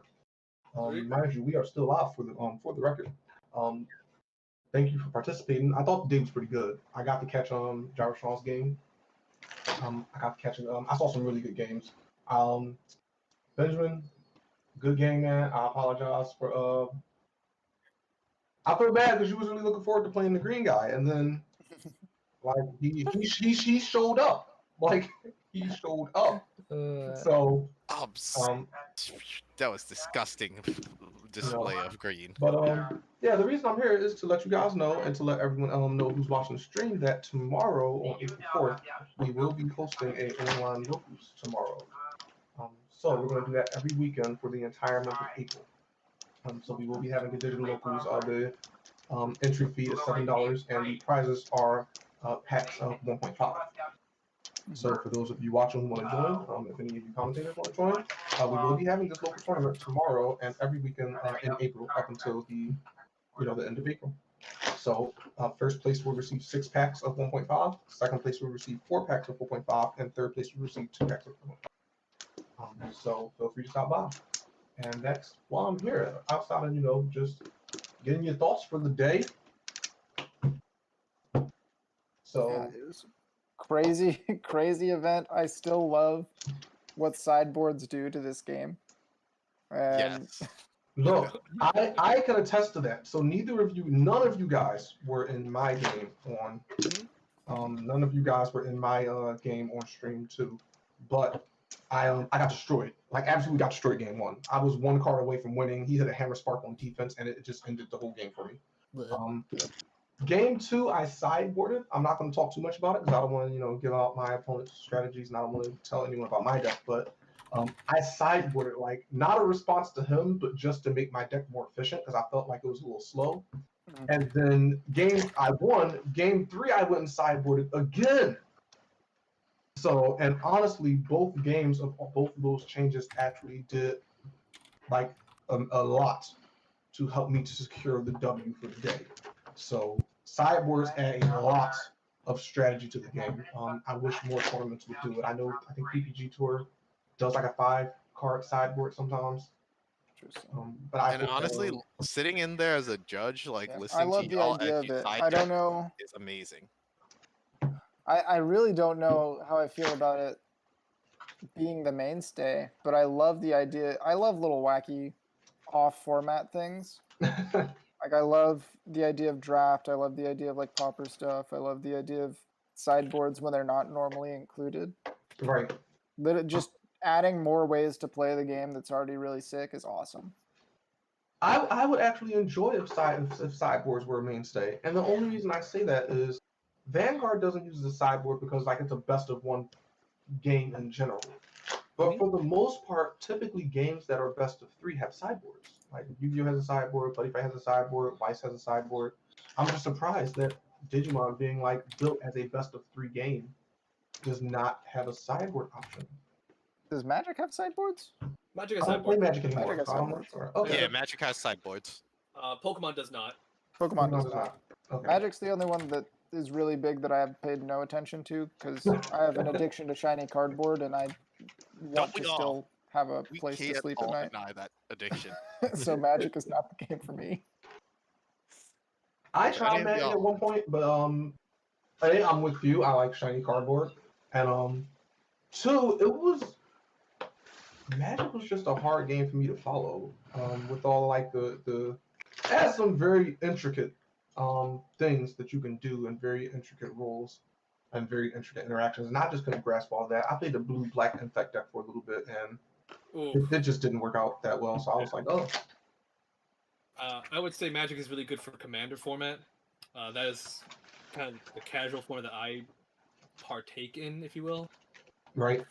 Mainly because you get to mix you only need one of cards, so you can go ahead and fall out your deck and it doesn't break your wallet. And then you're playing giant 100-card decks, so you literally get to play everything you want. Nice. And there is a restriction list, but it's open for any card that was printed in existence. So nice. Okay. It gets pretty nutty. Yeah, Commander is probably my favorite format, mainly because you get to see literally one-off cards that you would normally never see. Super sick event. Loved the games today. Still looking forward to more sick games coming through in the next weekends. Yeah. And you should participate sometime, Ryan. Participate sometime. We have a tournament tomorrow. You can participate in. Tomorrow's Easter. I have family plans. Right. Yeah. Yo, same curse. I might be down. Yeah, it's interesting that you say I have family plans this weekend as well. But yeah, come join sometime. Gyro Sean, we love to have you around. I saw your mat, by the way. It looks like the Omnimon mat. I think that's Mastermon. It's beautiful. Yes, thank you. Yeah, that's gorgeous. So I don't know whoever's doing your mats, man. They deserve all the praise. That is a beautiful mat. Zach Roy, he's designed both the mats, and he's incredible. Just good designer. All right. Well, I will leave the 3 of you to close out your day. Whenever you're done, just you guys can go ahead and route. But thank you for joining us today. Thank you, viewers, for joining us today. We have Gyro Sean from Gyro Sean Plays, Andrew from Replay Works, and Ryan, who is the guest commentator from various events with us today, and they're going to sign off. So for myself, I will catch you guys later. Thank you, Josh. You're welcome, guys. All right. Oh, also, before I go, I had to say this. I wanted to say this so badly, so I'm just gonna add this little asterisk before I route. I wish y'all had saw my game today as opposed to the one last week. Like I lost my game 1 and then reverse sweep, and like I was like, man, that should. Hey, it's on recording. They can always look back on stream. Yeah, but they can't commentate on it. Oh, that's Yeah. so true. Remember to like, comment, and subscribe to everybody. Later, guys. Later. All later. All right, Yeah, so I think we are good. Just to recap for next week, Jaroshan and Max DePere will be on comms, and yeah, I'm looking forward to watching what crazy games come up next week as well. Yeah, definitely. I am interested to see how it looks like green, red are pretty much at the top. Some rookie rush at the top. There is sad. I feel like I might not see as much of that black deck that's got all the crazy text in the sideboard.